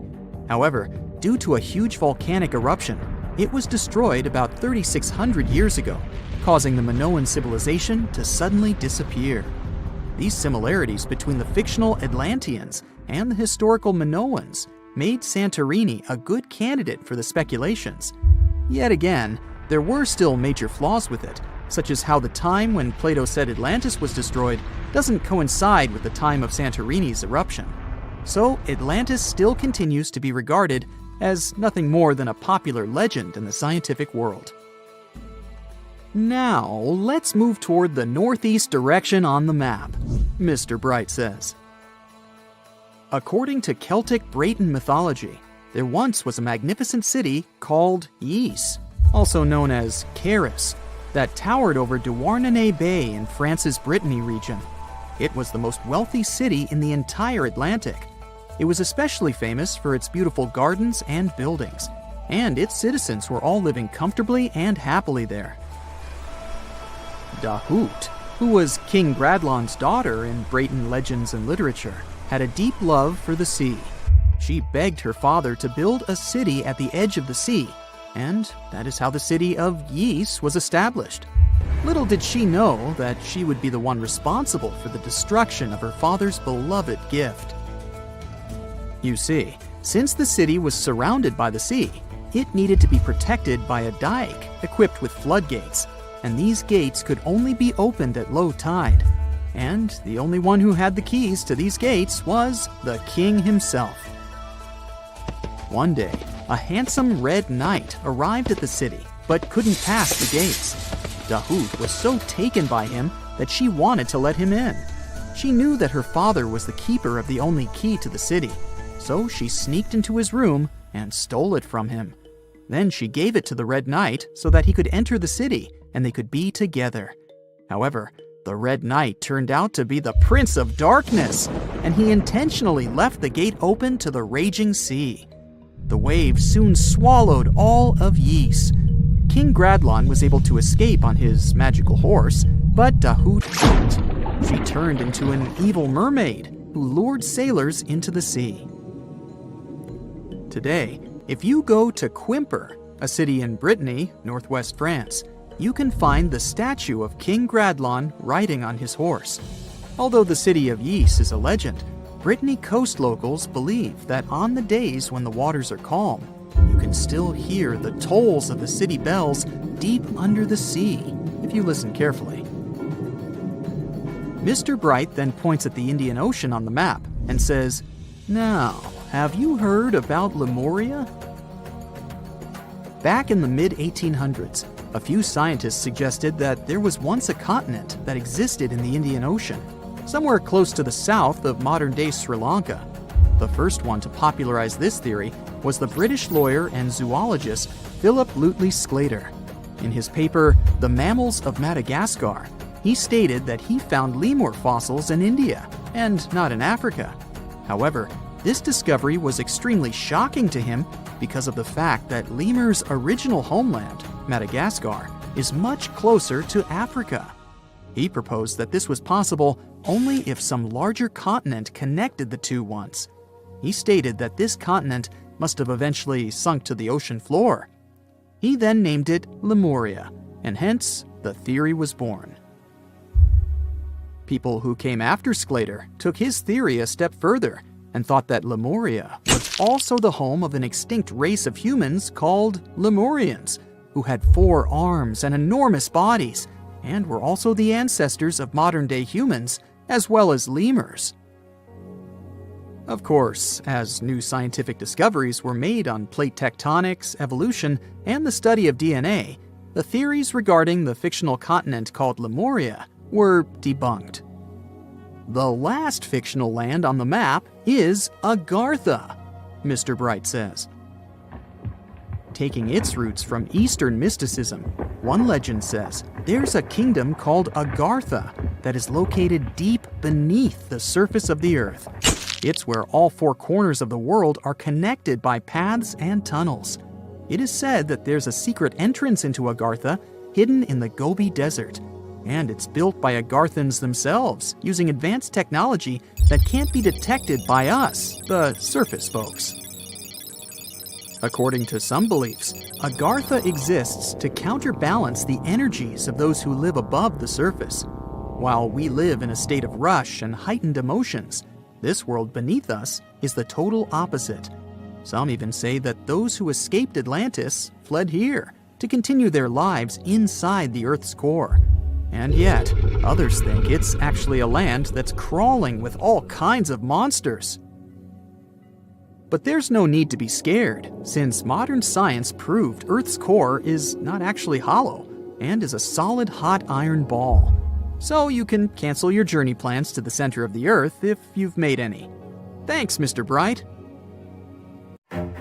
Hey, you've heard of Stonehenge? Of course you have. Big rocks mysteriously mounted in circles on a plain in England by, somebody. But what if England's Stonehenge is only a replica of another monument, and its builders just crossed the Atlantic and copied what someone had already done elsewhere? Well, it turns out researchers found another Stonehenge underneath the waters of Lake Michigan. This lake is a hotspot for woo-woo unexplained things.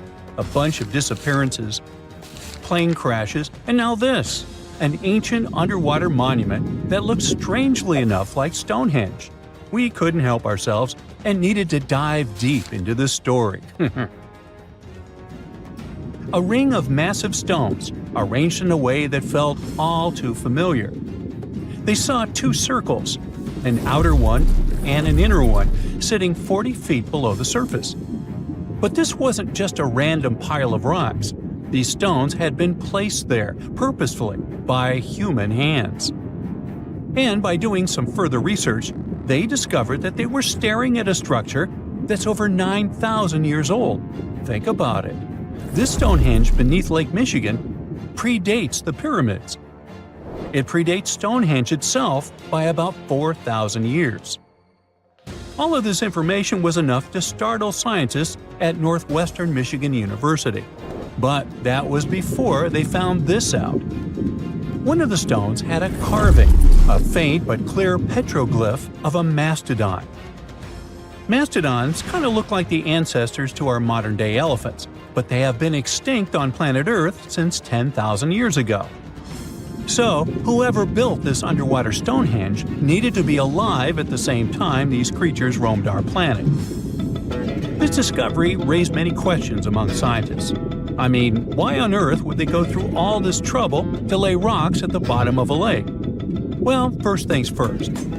Scientists believe that Lake Michigan had much less water back then than it does now. Second, it could have something to do with ancestral practices of First Nation people. There's one theory from a professor of the University of Michigan. He suggested that the stones formed a kind of prehistoric hunting trap. He believes that early hunters used the circular formation as a drive lane to herd large animals like the mastodons from the rock carvings we were just talking about. Once they got these huge animals into a tighter circle, they could be more easily hunted. But not everyone's convinced by this theory. Some believe the circle probably had a deeper spiritual purpose. According to local Native American tribes, like the Anishinaabe, stones are more than just rocks. They're living beings. They hold spiritual energy and represent a connection to the earth and all living creatures. An elder from the Anishinaabe community even suggested that these stones are sacred, placed there by their ancestors to honor the land and its creatures. Scientists are trying to study the stone formation in depth, like about 40 feet. But that's the problem, actually. The fact that it's underwater makes it super difficult, since they don't have the best technology. Traditional archaeological tools don't work as well when everything is submerged, but promising new technologies like stereophotogrammetry, which literally means making 3D models of a site, are helping scientists study the stone circle more closely.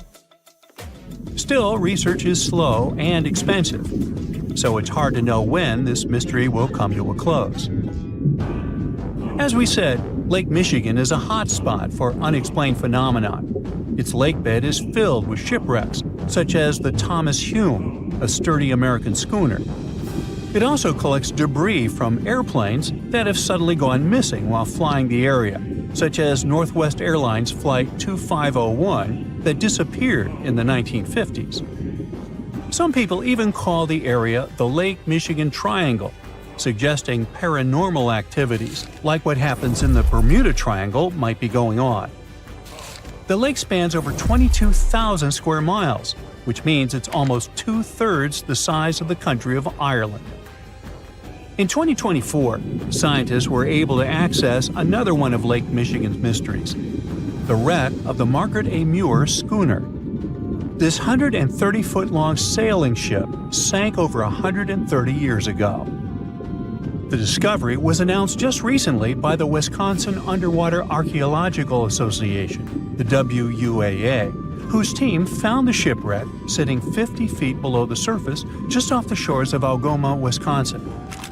Built in 1872, the Margaret A. Muir was a three-masted schooner built to carry heavy cargo across the Great Lakes. Her final voyage started out as a routine trip. Loaded with bulk salt, the ship left Bay City, Michigan, heading for South Chicago, Illinois. But on September 30th, 1893, things took a bad turn. Just as the Muir approached the town of Annapolis, now known as Algoma, a sudden storm hit. The ship began taking on water fast. The captain of the boat ordered his crew to abandon ship, and thankfully, they all made it to shore safely. For more than a century, the wreck sat undisturbed on the lakebed, its location a mystery. But thanks to a combination of historical research and high-resolution sonar, WUAA searchers finally found her in May of last year. The wreck is remarkably well preserved, with parts of the deck and gear still visible. Well, just a few lakes over to the left, researchers uncovered another impressive thing. At the bottom of Lake Mendota, near Madison, Wisconsin, researchers found 11 ancient canoes. They believe the oldest of the canoes dates all the way back to 2500 BCE. Now, if you don't get why that's important, it's because you're thinking with today's head. If in a classic Midwest highway you see a bunch of pickups, then back in the ancient days you see only canoes. They were the main mode of transportation for indigenous cultures.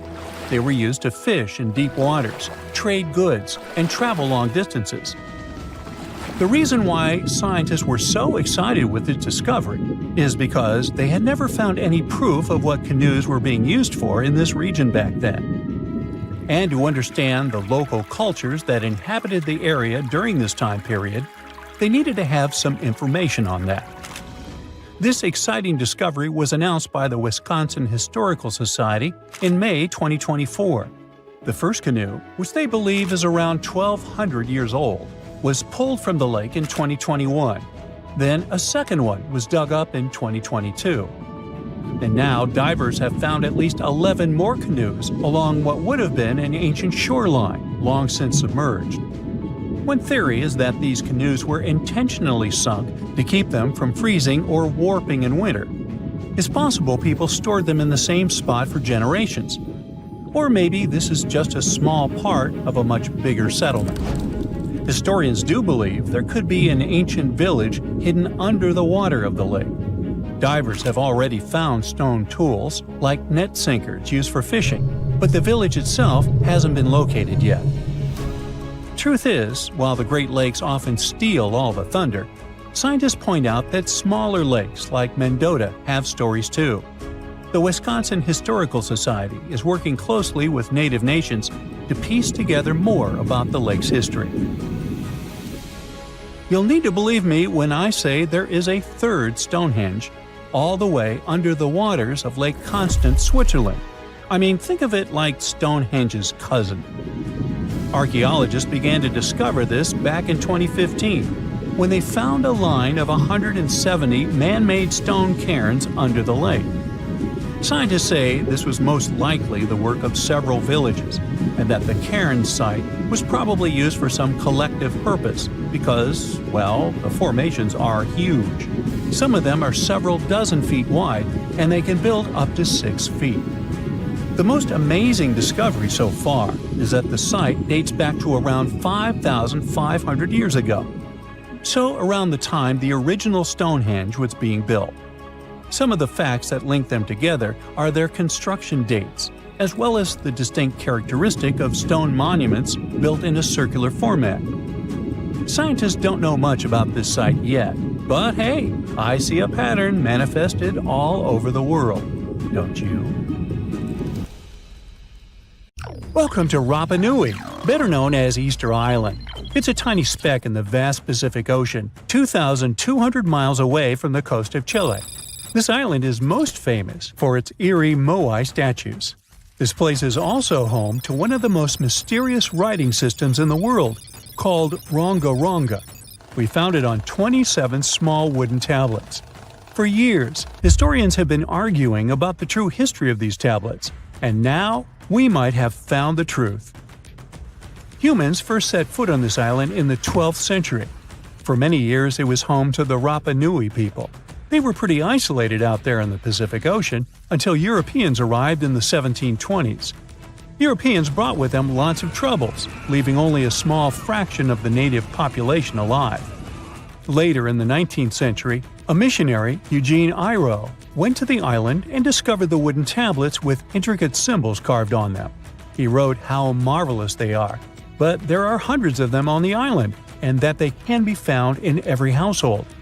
But unfortunately, not all of them survive to this day.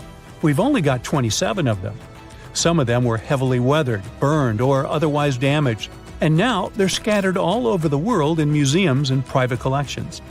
Some of the language's artifacts were carted off to Tahiti and then to Europe by Europeans, leaving none behind on Easter Island itself. The 4 sacred tablets found their home in a congregation in Rome. They were the ones used in the recent discovery. For years, historians have been arguing whether this writing system was made up by the islanders themselves or they borrowed it from Europeans.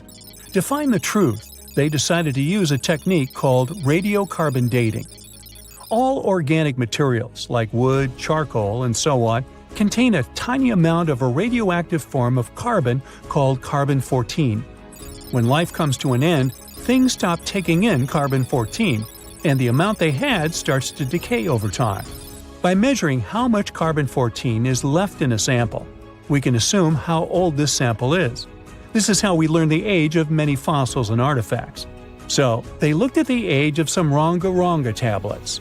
3 of them were crafted from trees grown in the 18th or 19th century, which aligns with the arrival of Europeans. However, one of them is older than the Europeans' first visit to the island. There are two reasons to believe that Rapa Nui people created this writing system themselves. First, Ronga-Ronga works differently from European languages. Decoding it is a pretty hard task. Unlike English, this language boasts over 400 unique glyphs, none of which resemble any known writing system. There were many attempts to decipher this language, and none of them were successful so far. And second, one of the tablets is shown to be from around the 15th century, before the Europeans arrived.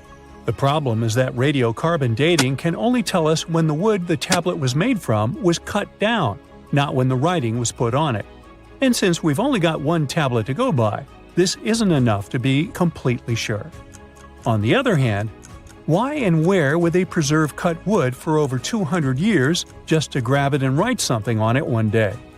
But anthropologists and historians say that it's possible. Scarce wood resources might have led the islanders to reuse old driftwood, which could be centuries older than the writing itself. This is known as the old wood problem in archaeology. Plus, the tablet looks very preserved. It was maintained to protect it from wood-damaging insects, humidity, and so on. That's why it survived over the centuries. Whatever is written on it, it was probably important for the Rapa Nui people. Now, all of these are guesses and clues, but scientists are cautiously optimistic. They believe that Ronga-Ronga could be one of the rare instances of independent writing invention, like those of the Sumerians or the Egyptians. But we need more evidence. In the Rapa Nui language, rogo-rogo means to recite or to declaim. Not everyone could write, only a select few. Probably only the elite of Easter Island, mostly men, knew and could read this written language. After colonization, none of them survived. So now we have to rack our brains trying to figure out what's written here. First, scholars can't agree on what type of script it is. We aren't even sure that this was their language. But even if it was, we don't know whether it's a primitive form of writing or a fully developed system. In the 1990s, a linguist, Stephen Roger Fisher, believed he might have cracked the code of Ronga-Ronga structure. His idea was that these tablets conveyed cosmogonies. Cosmogonies are stories or narratives that explain how the universe was created and how natural phenomena came to be. They often come from ancient traditions and cultures, like those found in East Polynesia. The tablets could have talked about things like how the world began, where everything came from, and how different aspects of nature, like the stars or the mountains, were formed. This would also explain why only the wise elite could write. Fisher thought that Ronga-Ronga is a mix of logographic and semasiographic systems, which means that some symbols represent spoken words, while others represent ideas or concepts. But deciphering them would be very hard because it requires extensive memory and knowing context, because the symbols are more like hints than complete expressions. However, other language experts disagreed with his ideas, saying there were problems with how he put together his theory. Unfortunately, Fisher couldn't prove this hypothesis. Maybe these are just drawings. If we look at the tablets, there are some things that look recognizable: people, animals, plants, and geometric shapes. There are some birds. One of them looks like a frigate bird, which Rapa Nui people associate with the deity Maki Maki. There are also fish, centipedes, and so on, or at least these glyphs look like them. Could it be just art or a form of decoration? Maybe, but there are some problems.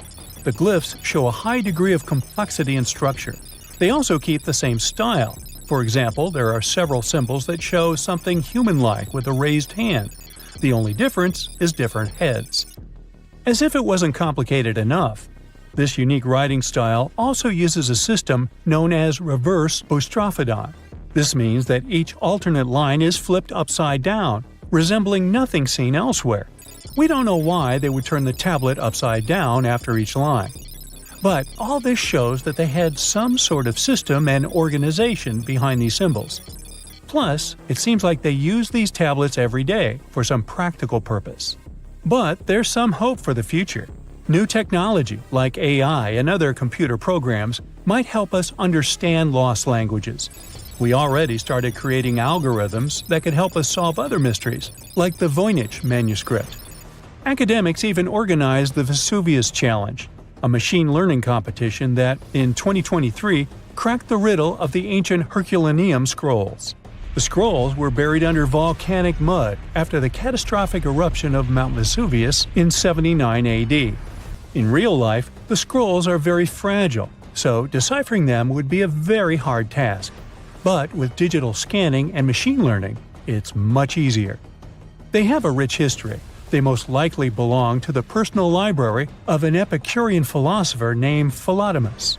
These scrolls contain very important insights into Greek philosophy and Latin literature.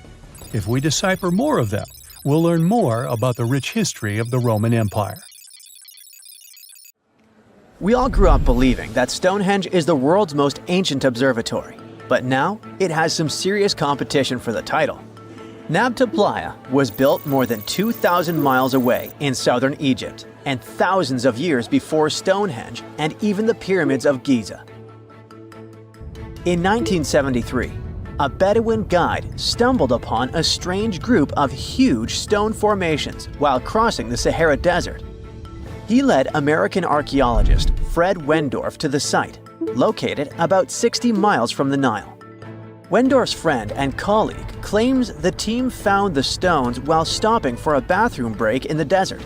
Either way, what they found changed history. At first, Wendorf thought the stone structures were just natural formations, but then it hit him. This area was once a lake, meaning no natural rocks should even be there. He kept coming back to the site for decades, and by the early 1990s, his team finally uncovered a circle of stones that seemed to line up with the stars in a way no one could explain. After 7 long years of trying to crack the mystery of the site, Wendorf reached out to an expert in archaeoastronomy. They study how ancient people used the stars. One evening, while the expert sat in the cool desert sand staring at the stones, he realized that they formed a pattern radiating outward from a massive burial mound. One by one, as they dug into the sediment, the buried megaliths started lining up like spokes on a wheel. The team had already used radiocarbon dating to test samples from fire hearths and tamarisk wood roofing found inside the stone circle. Nabta Playa had dozens of standing stones, all a few feet tall. Some of them lined up exactly with the sunrise on special days, and others matched up with bright stars in the sky.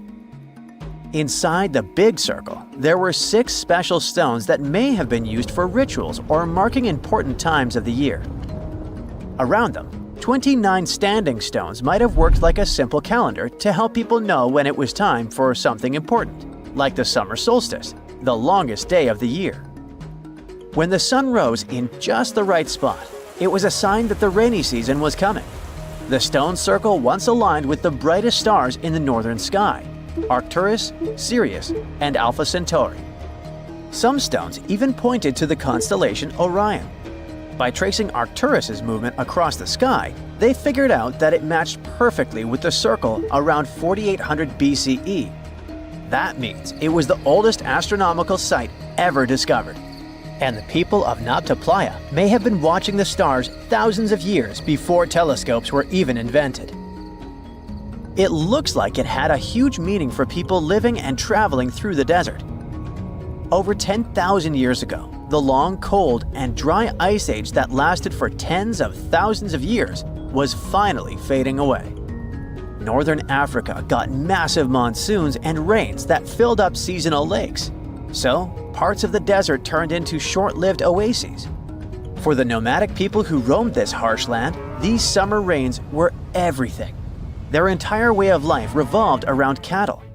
When archaeologists opened the central tomb at Nabta Playa, they dug up cattle bones and even a massive rock carved into the shape of a cow. The people who built it used the stars to guide them and find hidden watering holes like Nabta Playa, which likely held water for about 4 months a year, starting with the summer monsoons.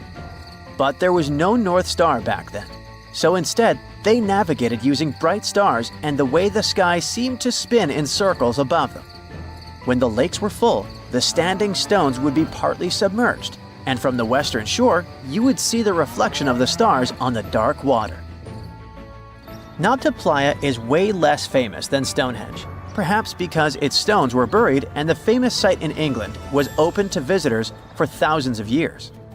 Sadly, when Nabta Playa did become famous, some tourists ruined parts of it by moving stones around, which messed up the ancient star alignments. To protect it, the authorities moved everything to a museum where people can see the stones and the carved cow statue without damaging them. The Egyptian Observatory isn't the only construction similar to Stonehenge. It has versions that were used for different purposes, from Germany and France to the US and the Andes in northern Peru. This last one is actually one of the oldest big structures ever built in this region. The circular plaza is made of two giant stone walls arranged in a ring. It was likely used for ceremonies and gatherings. Scientists have carbon dated it to be about 4,750 years old, which means it was built before the Great Pyramids of Egypt and Stonehenge. The plaza had two entrances and a special layer of clay, soil, gravel, and charcoal underneath. It was carefully planned and built. Archaeologists also found ceramic pieces, quartz crystals, and gemstones at the site, so it was definitely a special place. People visited it for centuries, but at some point it was sealed off, probably because of changing beliefs and traditions. The most recent discovery was the remains of a large timber circle roughly the same age and with parallels to Stonehenge, all the way up in Denmark. This open-air structure was likely part of a special area where prehistoric people from the late Neolithic and early Bronze Age gathered for rituals and ceremonies. The circle was made up of 45 giant wooden posts, forming a huge ring about 100 feet wide. The wood is gone now, but scientists believe tall timbers once stood in the holes and created an impressive wood henge. No one knows exactly what these circles were used for, but archaeologists have found animal bones and food remains at similar sites. So people probably used to gather there for feasts and rituals. In 2024, scientists found two ancient stone circles from the Neolithic period in Dartmoor National Park in England. Some archaeologists believe they might form a sacred ark. Many of Dartmoor's stone structures were built in a curved shape on the high ground in the center of the area. A long time ago, Dartmoor was covered in forests, so people may have used the high ground as important markers. One of the newly found circles fits inside this ark, but the other one is outside of it, to the north. This could have been an entrance point into the ark. There's also a raised bank of earth near the stones, which looks similar to other famous Neolithic sites, like the Ring of Brodgar in Scotland and Stonehenge itself. This means the people who built these circles may have visited Stonehenge or been inspired by it. Archaeologists in Oman found ancient stone monuments called tralith, which got the nickname Arabian Stonehenge. They were finished about 2,000 years ago, but no one knows for sure who built them or why. Scientists also found stone hand axes that are incredibly old, between 300,000 and 1.3 million years old, from the time when the first humans left Africa. At another site in central Oman, archaeologists discovered a Neolithic tomb from around 5,000 to 4,600 BCE. There are two chambers with the bones of dozens of people inside beneath a giant megalithic structure. Nearby, they also discovered rock carvings that were made by people who lived in the area. And then there is another Stonehenge look-alike, this time in Saudi Arabia, that was used as an apartment complex thousands of years ago. Archaeologists discovered a total of 345 stone circles by looking at aerial photos of a lava field. Each circle is between 13 to 26 feet and has at least one large standing stone in the middle. These structures still have remains of stone walls and doorways. Stone circles like Stonehenge are often linked to ceremonies and rituals, but scientists say that many early houses were actually built in round shapes, and rectangular homes only became common much later in history. Antarctica wasn't always a frozen wasteland. A long time ago, it was full of life, and 56 million years ago, something terrifying stalked its jungles. A giant, flesh-eating bird. It was around 6 feet tall and weighed as much as a lion. For millions of years, nothing could challenge it. So why did it disappear? And could there be even bigger predators still hidden beneath the ice? Paleontologists found 2 massive claw bones in Antarctica, sharp, curved, and powerful, belonging to this bird. They were dug up from the Epresian-aged rocks of Seymour Island, which means they're around 40 to 50 million years old. Their shape left no doubt. These were the so-called terror birds. Their scientific name is Forus raceti, some of the most fearsome predators to ever walk the earth. They were flightless and didn't even need wings. Instead, they could sprint at breakneck speeds, like ostriches from a nightmare. For millions of years, these birds ruled South America. But now, for the first time, their presence has been confirmed in Antarctica. No surprise here.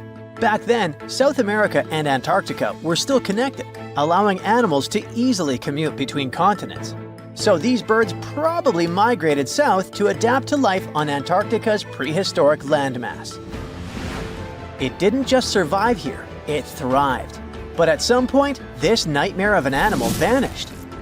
Why? Most likely because of the temperature changes. Antarctica was cooling, slowly turning into the frozen wasteland we know today. Its prey may have declined, leaving the predator without enough food. Eventually, it disappeared, leaving no descendants behind. Researchers hope that they'll find a complete skeleton eventually. They're also wondering where there might be even bigger species waiting to be discovered. Perhaps these birds evolved into a completely new Antarctic lineage. But for now, all we have are 2 giant, creepy claws. People often think that there are almost no animals or plants in Antarctica. But that's not true at all. Penguins waddle around, and forget the cute tiny ones. Antarctica used to have 6-foot-tall monsters. The emperor penguins are the largest penguin species alive today. They can dive over 1,800 feet deep and hold their breath for over 20 minutes. There were giant ancient penguins around 38 million years ago. They were the size of humans. Fossils show they had long, sharp beaks, making them terrifying hunters of fish and squid. The fish there are also absolutely fascinating. Forget giant squids. Colossal squids are nightmares even bigger. Some reach over 40 feet long with massive, super sharp beaks and eyes the size of dinner plates. Finally, orcas, the apex predators of the Antarctic Ocean. They hunt in packs, working together like a wolf pack of the sea to take down seals, fish, and even massive whales. There are even tiny plants like moss and algae. Antarctic hairgrass and pearlwort. They somehow survive against all odds. There are many other myths going on about Antarctica. For example, some people think that when icebergs break off from glaciers, they immediately start drifting straight into the open ocean until they melt. But the reality is way more chaotic. First, when an iceberg breaks off from a glacier or ice shelf, it has to deal with underwater obstacles. It can stay stuck on the seafloor for decades without moving. Then they get caught in powerful whirlpools and spin in place for months. One iceberg, a 23A, spent nearly 40 years frozen in place before finally breaking free, only to get caught in a swirling ocean vortex for another 8 months. After that, their paths are influenced by ocean currents, tides, winds, and even underwater topography. They don't just float freely. Their movements are full of literal, unexpected twists. And speaking of glaciers, another strange rumor is that some humans can't travel more than 311 miles inland in Antarctica because of an impassable ice wall, freezing jet fuel, deadly winds, and no oxygen. But this is completely false. Antarctica has been explored by planes, vehicles, and even scientists on foot. There's an entire research station sitting at the South Pole. People live there all year long. The ice wall is real, a massive ice cliff rising above the ocean. But that isn't some secret barrier, it's an ice shelf. These are thick slabs of ice that form when glaciers slowly flow off the land and spread over the ocean. Almost 3/4 of Antarctica's coastline is made up of them, but they don't form some giant ring around the world. Antarctica is one of the most extreme places on Earth, but we've conquered its challenges and we keep learning more about it every year. That's why every year, millions of dollars are poured into keeping research stations running, protecting wildlife, and making sure the people who live there have everything they need. But where does all this money go? Well, Antarctica stations are basically small cities. There's electricity, heating, water purification, food storage, and medical facilities. The biggest station, McMurdo, is basically a town with over 1,000 people in summer. It has everything from a fire station to a gym. The South Pole Station is super deep inland, so it's one of the hardest places to supply. Getting food and fuel there requires airplanes flying thousands of miles in extreme cold. But the internet loves a good mystery. When Google Maps revealed what looked like a massive doorway in Antarctica, conspiracy theorists went wild. People joked about everything from Bigfoot's vacation home to a secret base, or even a Star Trek spaceship hangar hidden in the ice. But there's a way simpler and less exciting explanation. It's actually a grounded iceberg, a chunk of ice that got stuck in shallow water and is now slowly melting. As ice moves across the landscape, it flows around bumps and obstacles, creating odd shapes. The process of melting, breaking apart, and refreezing can carve ice into unexpected forms. Antarctica also has incredibly strong downward-blowing winds that sculpt ice into dramatic formations over time. No secret doorway, unfortunately. And speaking of doors, for years, Ushuaia, Argentina, has been called the gateway to Antarctica. The last stop before the icy continent. The place where expeditions begin. But there's another option. Punta Arenas, Chile. Let's compare them. Ushuaia is closer to Antarctica. It's the top departure point for tourists going on cruises. But no regular flights to Antarctica. No major scientific bases operating from here. It's basically controlled by the military, which refuses to allow private flights, only commercially operated ships. Yes, Punta Arenas is further from Antarctica, but 22 countries and global organizations use it as their main base. There are regular flights to Antarctica happening there every year. Private airlines can actually operate here, making it the real air connection to Antarctica. Ushuaia may have the best location physically, but Punta Arenas actually runs the show. Argentina made a huge error in picking its Antarctic airbase. Instead of setting up a simple, accessible base at sea level, they built Marambio Base, very high on rough terrain, completely impossible to reach by land. Everything has to be flown in by helicopter, making operations slow, expensive, and frustrating. For 50 years, Argentina stubbornly stuck to this bad decision, while Chile set up efficient, well-planned bases that the world now uses. If things don't change, Ushuaia will be nothing more than a tourist stop. But what's terrifying is that Antarctica seems to be returning to its past. It's supposed to be the coldest place on Earth, but something shocking happened just recently. For the first time in recorded history, temperatures in Antarctica broke 68 degrees Fahrenheit. This continent is buried under miles of ice. Usually, temperatures there can drop to minus 112 degrees. But in the winter of 2020, scientists recorded an insane 69 degrees on Seymour Island, hotter than many places in Europe at that time. Scientists believe there are several reasons for that. First, there are changes in the way heat moves around the planet's waters. Second, melting permafrost due to the planet warming. It looks like the climate is changing faster than expected. This hidden village is called Aogashima. It's located right in the middle of a volcanic crater. You can find it to the south of Japan, in northernmost Micronesia. The story goes that a volcano erupted in the Philippine Sea in the 1780s, causing a lot of harm to a nearby community. Half of the population managed to escape the massive eruption and came back years later to rebuild their village. At the moment, about 160 people are living there peacefully, even though the volcano is still considered to be active. Huacachina in Peru lies in one of the driest climates in the world, and still, it's a beautiful town, surrounded by lush palm trees. It also has a lagoon, which is said to have special healing properties. The settlement has a little over 90 residents that manage small businesses. Most of them use sand as their primary resource. Some offer sandboarding services or even provide luxury dinners in the desert. For over 500 years, a small group of people has been living on a cliffside of a peak called the Green Mountain. It's one of the most remote places in Oman and in the whole world. The only way to reach the settlement is on foot, by mule, or by all-terrain vehicle. It's called Al-Sogara, and you need to hike around 20 minutes up a steep stone staircase to get there. The village appeared back when the locals chiseled their houses into the mountain stone to protect themselves from storms and the cold.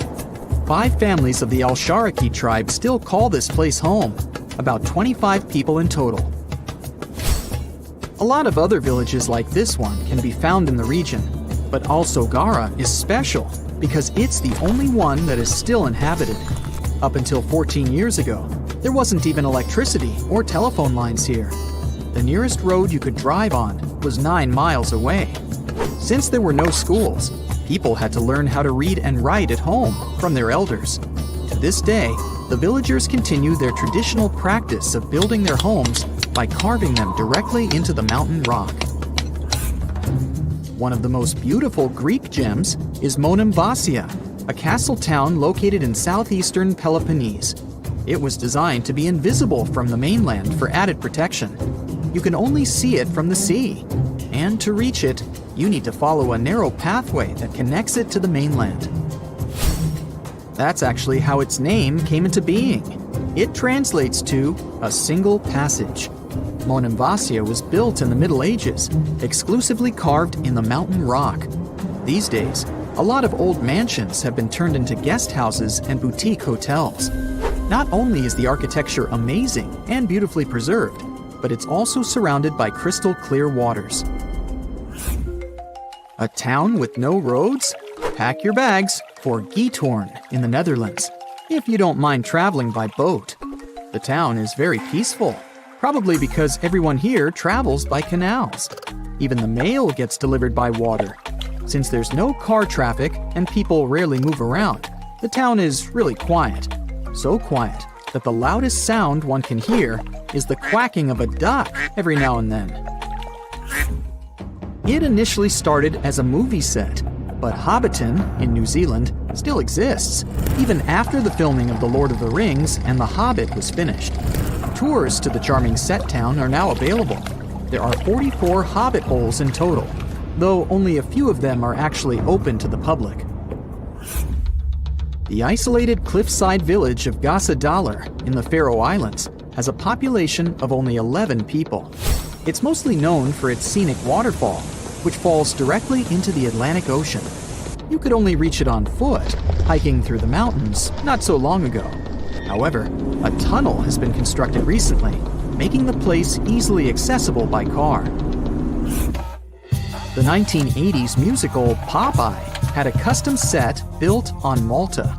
It wasn't taken down after the filming had been finished, and Popeye Village is now home to groups of beautifully colored wooden buildings and a company of actors. There's a lot of fun stuff to do there, like watch theater shows, go on boat rides, visit museums, or simply explore the creative village. The oldest and most photographed village in Austria is called Hallstatt. It's a hidden European gem with beautifully preserved old buildings and a subterranean salt lake. It's also home to a museum with artifacts as old as 7,000 years and the world's oldest salt mine.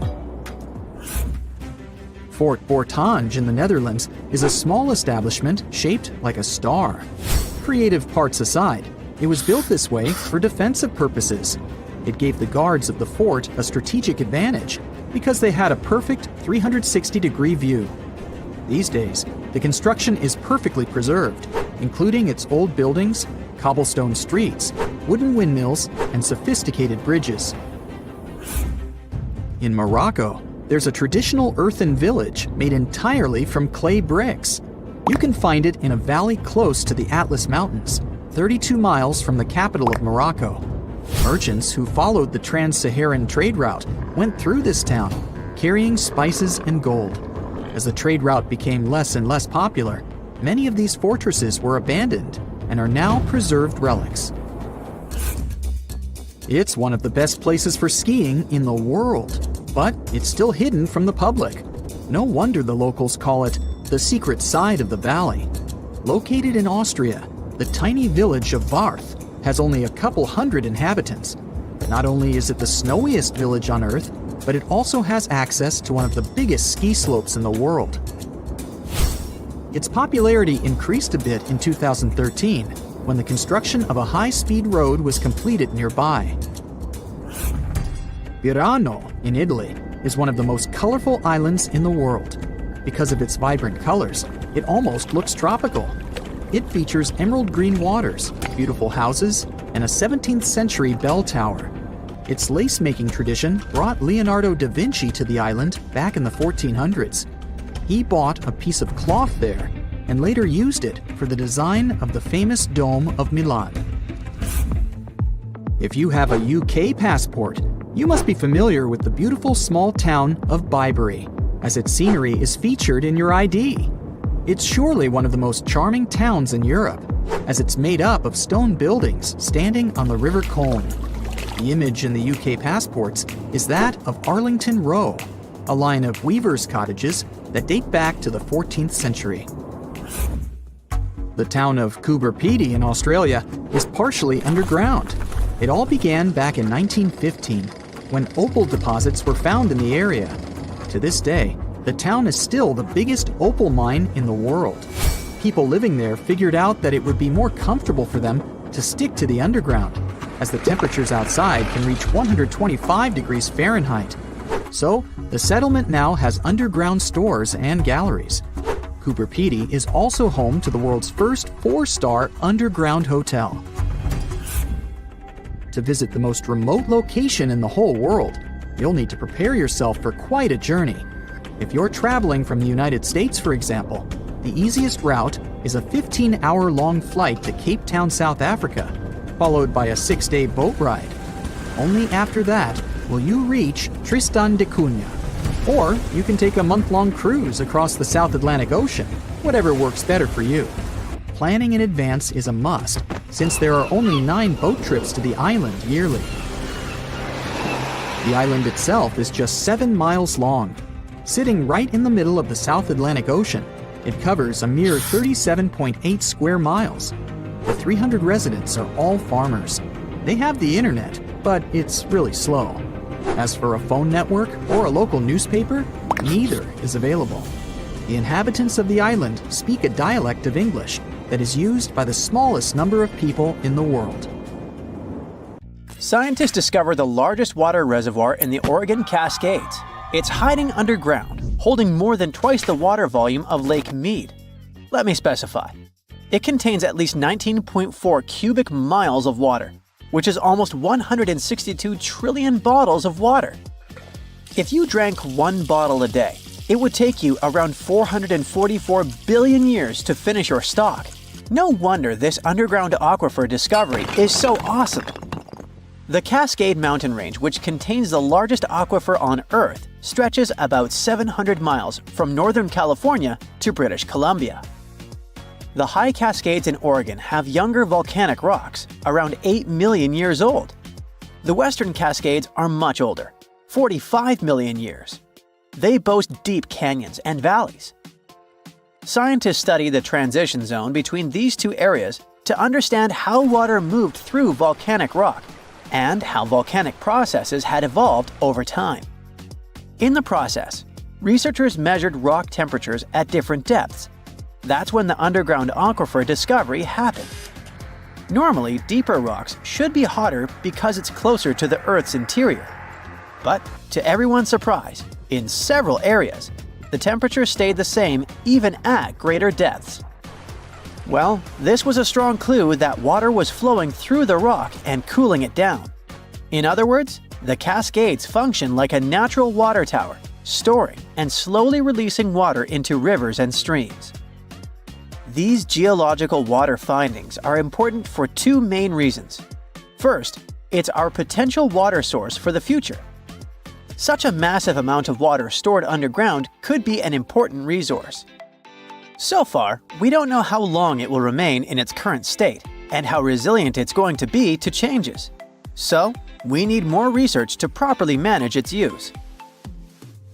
Secondly, it affects volcanic activity.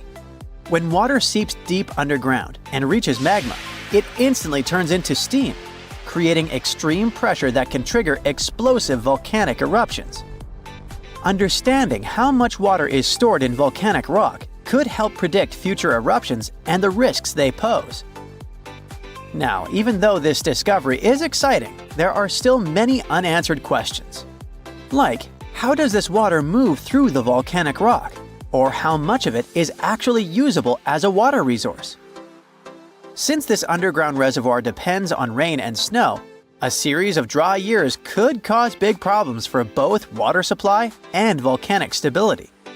Researchers are now working to understand the full impact of the Cascades volcanic water reservoir and how to manage it responsibly. But let's look closely at the geological wonder that is the Cascade Range.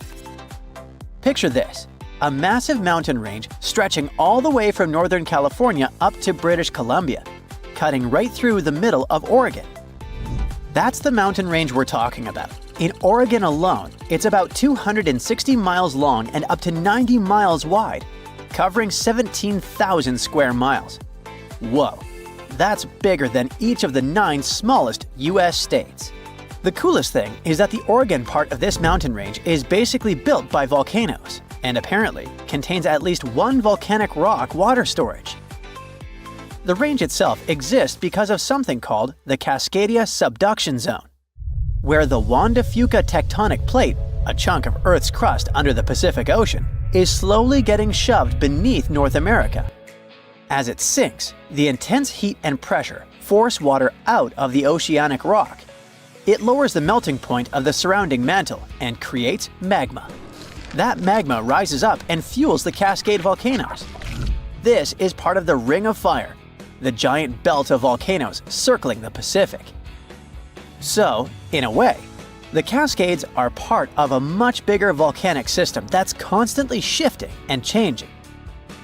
The Oregon Cascades are actually made up of 2 completely different zones, the Western Cascades and the High Cascades, and they look nothing alike.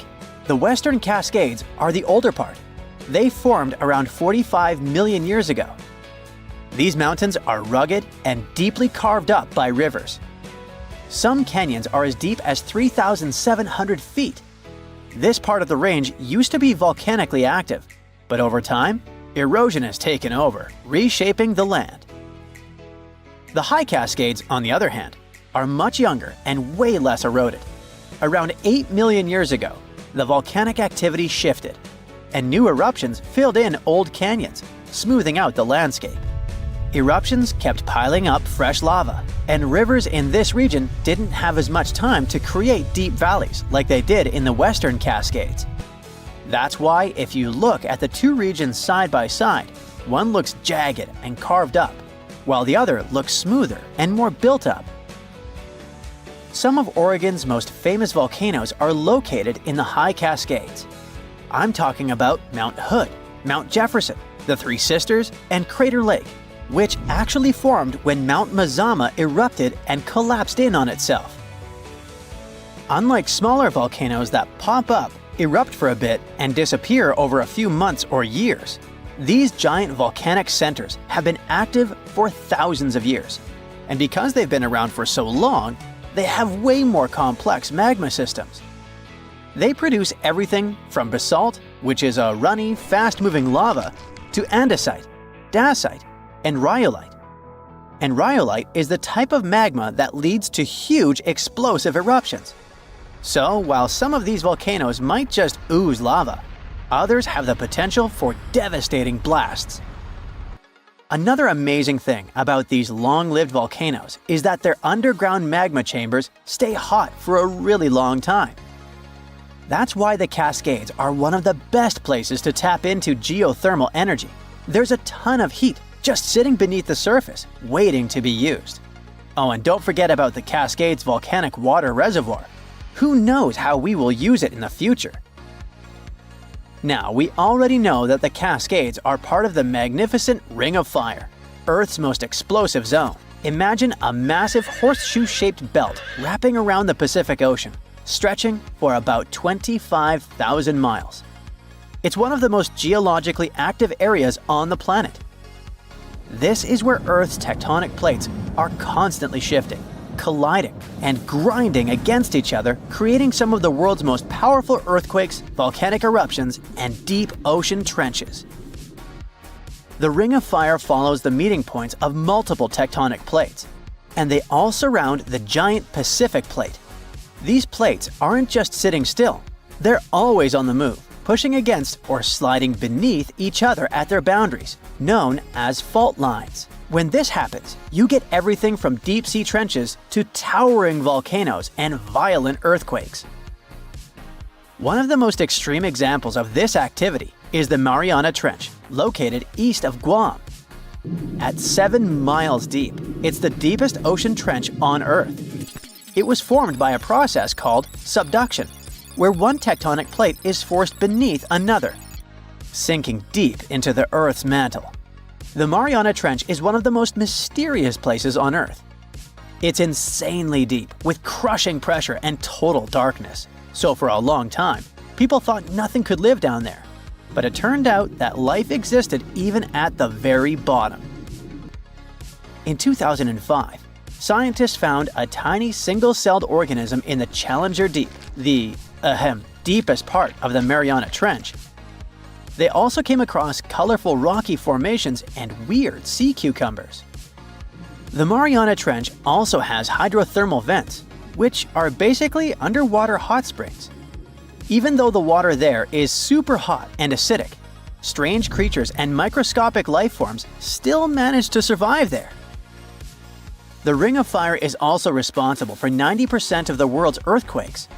Some of the most powerful quakes in history have happened here, including the 1960 Valdivia earthquake in Chile, the strongest ever recorded, which hit a mind-boggling 9.5 on the Richter scale. But it's not just about earthquakes. The Ring of Fire is also home to about 75% of the planet's volcanoes. Some of the most famous eruptions in history have come from this region, like the infamous Mount Tambora in Indonesia. In short, the Ring of Fire is one of the most dangerous places on Earth, but it's also incredibly fascinating. Who knows what else scientists might discover in that region, like they discovered the largest water reservoir in the Cascades. In 1936, British Egyptologist Walter Brian Emery found a small object in the desert that made people debate whether it was an elaborate stone model of a flying saucer or even a hyperdrive from a spaceship that belonged to some advanced civilization that visited the Earth. Emery spent years excavating sites along the Nile River Valley, especially in the huge ancient necropolis of Saqqara. He found countless treasures from ancient Egypt, and the most bizarre one was definitely from the tomb of a high official, Sabu. Historians don't know exactly who he was for sure. Some sources say he was a king's son. His burial at Saqqara means he was an important figure in the royal court. There are no records from this early period he lived in, so Sabu's role and fate are still a mystery.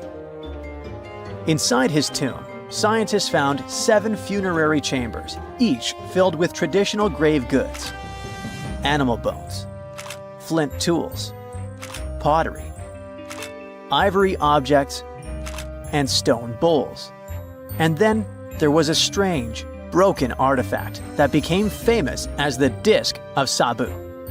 It resembles a shallow, round-bottomed bowl, but with 3 delicately carved, curved lobes spaced roughly 120 degrees apart around its perimeter.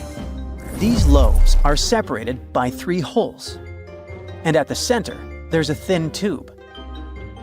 The material used to build the disc is meta-siltstone, or schist. This type of rock is fragile, highly porous, and super difficult to carve. It flakes easily and crumbles under pressure. So how they made the disc out of it with rather simple stone and copper tools from 3000 BCE is still a mystery. The next big question is why they decided to bury Sabu with it. Perhaps if we knew its true purpose, it would make more sense.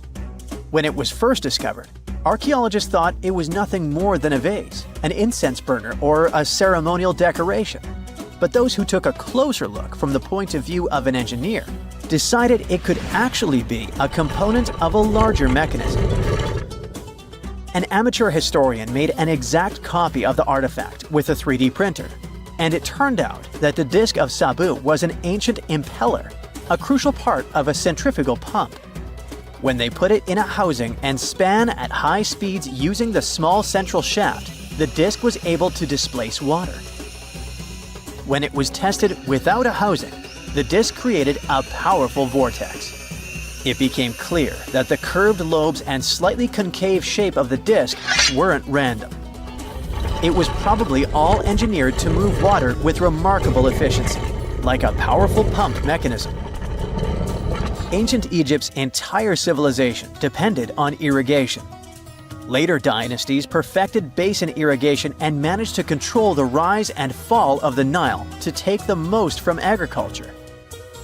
So, the engineers of the first dynasty may have been experimenting with advanced irrigation techniques thousands of years earlier than scientists previously thought. But then again, some people have doubts schist is strong enough to be used for a pumping mechanism. They suggest that artisans from Egypt's first dynasty were trying to recreate an even older object, using whatever tools and materials they had. It could be a stone replica of something originally made from metal, possibly belonging to a civilization far older and more advanced than ancient Egypt itself. One Swiss author takes this idea even further and proposes that the disc is a copy of a component from an extraterrestrial spaceship's hyperdrive, or stone model of a flying saucer. One French researcher believes the disc of Sabu was part of a secret massive factory system to manufacture sodium carbonate inside pyramids. Some people suggest that the disc may have been a primitive tool for weaving ropes. The lobes held strands of silk or fiber that were twisted into twine when it was spun. Or it may have been a gigantic lamp. Another historical mystery is a map from 1513 that is believed to be the oldest surviving detailed map showing the Americas. The author of the map is a Turkish captain, Piri Reis. He never crossed the ocean himself and put together this map from 20 regional maps. He used an Arab map of India, 4 Portuguese maps showing India and China, and a map of America by Christopher Columbus as he saw it. This last map was lost for many years, so Reis's map gave us an idea of what Columbus must have recorded during his third voyage to the New World. A historian who studied the map suggested that it showed Antarctica in prehistoric times because it strangely resembled Antarctica's true coastline, the way it looked when it was free of ice. But it was later proven that this idea wasn't right. Another idea that rocked the science world was Klerksdorp spheres. They were found in deposits of mineral pyrophyllite in South Africa and looked like tiny ancient cricket balls with lines around the middle. Back in the 1980s, there was a theory that some super advanced pre-flood civilization we know nothing about had made these spheres. One journalist shared stories about how they rotated on their own in a display case. There was also a TV show that invited a psychic who was telling everyone the spheres were pieces of an ancient spaceship. But according to geologists, these spheres are pretty regular spherical objects formed from different minerals than the surrounding rock. The seam-like lines on them are just imprints from the host rock's layers building up over time. The Klerksdorp spheres come in different shapes, from flattened spheres to distinct disks. As for that episode when one of these spheres spun on its own, the curator of the Klerksdorp Museum cleared that up too. He said that when he put one sphere on its glass shelf when the journalist came to visit, the sphere rotated a bit because it's round. There are some gold mining activities going on nearby, so the land where the museum stands often experiences earth tremors. In a remote part of China, there are some bizarre pipe-like formations known as the Beigon Pipes. A local explorer found them back in 1996 protruding from Mount Beigon and along the shores of Tosan Lake nearby. Some people thought they were the work of ancient guests from other planets. When scientists tested samples of the pipe material, they found out that they contained mostly common minerals, but there was a mysterious 8% of unknown stuff. Some extra tests showed that these pipes had been there before humans. Chinese geologists later visited the site and suggested that these pipes were formed naturally over time. It was probably fossilized tree roots from the area's super green past. It's still a real mystery with no clear-cut answer. While digging a trench along a river in Romania, workers found a wedge, which is now famous as the aluminum wedge of Ajud, or the object of Ajud. Right next to it, there were some mastodon bones. Those distant relatives of elephants lived 11,000 years ago. So some people concluded the wedge is of the same age. The cool part is that it's made of aluminum, but this metal wasn't discovered until the 1800s. This material requires serious heat to produce. The wedge is said to be covered in a thick layer of oxide that's been sitting there for hundreds of years. Some folks believe this wedge must have crash-landed here on a spacecraft from some other planet. Some scientists think it's all a hoax, and others suppose it might be a human-made object with an unknown purpose. Scientists have finally solved the Loch Ness Monster mystery. Here's the spoiler, you ready? It's not a real monster. It's probably a dinosaur that survived through the ages, or just a bunch of debris floating on the water. Thanks to many findings on the Loch Ness creature, we have proof of another story to tell you. It was 1933 when a man named George Spicer and his wife were driving along the shores of Loch Ness. That's when they saw something massive with a long neck moving across the road. It looked like a creature straight out of the prehistoric era, a dinosaur-like beast unlike anything they'd ever seen. That was the moment that Loch Ness Monster theories started spreading around like wildfire. One of the most famous Loch Ness Monster sightings came just a year later, in 1934, when a man took a photograph that became the most well-known image of Nessie. That's the nickname she was given. She? Anyways, the photo, known as the surgeon's photograph, showed a long-necked creature rising out of the water, and for years it convinced people that the monster was real. But years later, the truth came out. One of the men who helped take the photo confessed it was all a hoax. The photo had been staged after all. When the photo was published, it had been significantly cropped. This made the animal in the picture look much bigger than in real life, fueling the theories that the Loch Ness Monster did in fact exist. In the 1960s, one of the first big scientific attempts to investigate the mystery of the Loch Ness Monster happened. A research team took sonar equipment to the lake and spent hours scanning the waters in search of evidence of large creatures. What they found was puzzling. They recorded several objects moving deep in the loch, or lake, with no clear explanation as to what it was. Though the team didn't manage to capture anything definitive, this sighting helped fuel the belief that there was indeed something massive living in Loch Ness. After that, research about the mystery of the Loch Ness Monster kept popping up. In 1972, with the help of underwater photography, some researchers managed to capture strange images, which got people's hopes up for a minute. But the truth is, this early research about the Loch Ness Monster was far from conclusive. Now, of course, not everyone bought into the mystical, magical theories about the Loch Ness Monster.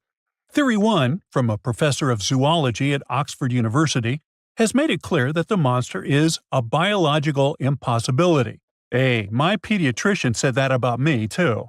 Meanwhile, he says that no skeletal remains have ever been found in the region. Plus, no fishermen have ever caught anything resembling the creature in their fishing nets. For him, this works as proof that it simply can't be real. When it comes to the famous photos of the Loch Ness Monster as evidence, well, that's pretty simple. The professor offers a more down-to-earth explanation. He argues that these images are either showing floating debris or birds, like cormorants, which have long necks and often appear to be low in the water. When people refute his suggestion, he takes us back to human psychology and explains that people often make mistakes and misjudge the size of things, especially when they just caught a glimpse of it, and even more so when they are hoping to see something specific. Now, many of those alleged photos depict an animal with a long neck and a small head, which has led some to believe that what they're seeing is a plesiosaur, a giant marine reptile that lived 215 million years ago and disappeared with the dinosaurs. The idea of a plesiosaur surviving all these years is a theory that's been around since the first sightings of the creature. But this researcher isn't buying it. He explains that no plesiosaur fossils have been found in the region dating to anything later than 66 million years ago. The idea of a prehistoric creature still lurking in the waters of Loch Ness just doesn't hold up scientifically. Then there's theory number 2, from a British naturalist who has spent over 50 years investigating the Loch Ness Monster phenomenon. His conclusion is a little less dramatic. He believes that most people who report sightings of long-necked creatures are misidentifying other animals. He suggests people think they are seeing a sea serpent. Reports of sightings from the Loch Ness Monster have been around since the 6th century CE, long before they were distilling Scotch whiskey or other explanations. Early reports of these sea serpents describe large creatures with long snake-like bodies and multiple humps. Some say the creatures were as big as boats, and many swore they saw something swimming in the waters. Many of these early sea serpent sightings may have been misunderstandings or exaggerations of normal animals in the loch, like large fish or even swimming birds. They could have been large eels, which are known to live in Loch Ness. These eels, especially when they're moving, might have given the impression of a long, undulating creature in the water. People who saw these eels from a distance, particularly in low light or misty conditions, might have mistaken them for something much more mysterious. Theory number 3 says something else. Nessie is just a series of standing waves. These happen when two boat wakes move in opposite directions, creating a big hump in the water that could look like a creature from a distance. Loch Ness enthusiasts even showed how it works, with footage from Fort Augustus, where a river meets Loch Ness. These enthusiasts had big plans to use drones with infrared cameras and special underwater microphones to search the loch. Now, Loch Ness is massive, stretching around 23 miles long and more than 700 feet deep. So, they thought they needed drones and infrared cameras to put an end to this discussion. But despite everything, they haven't found Nessie. But it's not only the Loch Ness Monster that lacks scientific explanation. There have also been scores of sightings of Yetis and Sasquatches that no one can really explain. Folks have made movies dreaming of finding the truth about these creatures. But, according to recent research and evidence, it looks unlikely that we'll ever find definitive evidence of their existence. Science says they can explain Sasquatch sightings, and this is how. Biologists who study wildlife using camera traps, which are set up in remote areas to capture images of passing animals, have long attempted to find elusive species. These cameras detect movement and snap pictures, providing invaluable data on the biodiversity of different ecosystems. As camera traps collect more photos over time, the number of species recorded grows. However, after a while, the number plateaus, suggesting that no new species are being detected. While it's impossible to claim 100% certainty, researchers say that after significant camera deployment, it's safe to say the likelihood of discovering new species, especially large ones like Bigfoot or the Yeti, drops significantly. Camera trap studies have been running for years in regions where these creatures are rumored to live, But so far, no conclusive evidence has surfaced. Instead, the supposed proof of Bigfoot or the Yeti often comes from blurry photos or shaky videos taken by individuals who claim to have encountered them. The scientific understanding of biology also makes the existence of Bigfoot highly unlikely. Often described as a great ape, Bigfoot would have had to evolve in North America. However, great apes evolved in Africa, and the only great ape to make it to the Americas is Homo sapiens, whose ancestors crossed the Bering Strait only about 16,000 years ago. This is far too short a time for a new species like Bigfoot to have evolved. While it may be disappointing for these mysterious creature enthusiasts, the scientific evidence points firmly toward the conclusion that creatures like Bigfoot and the Yeti are more fantasy than reality. After decades of extensive scientific research, it's safe to say that yes, science has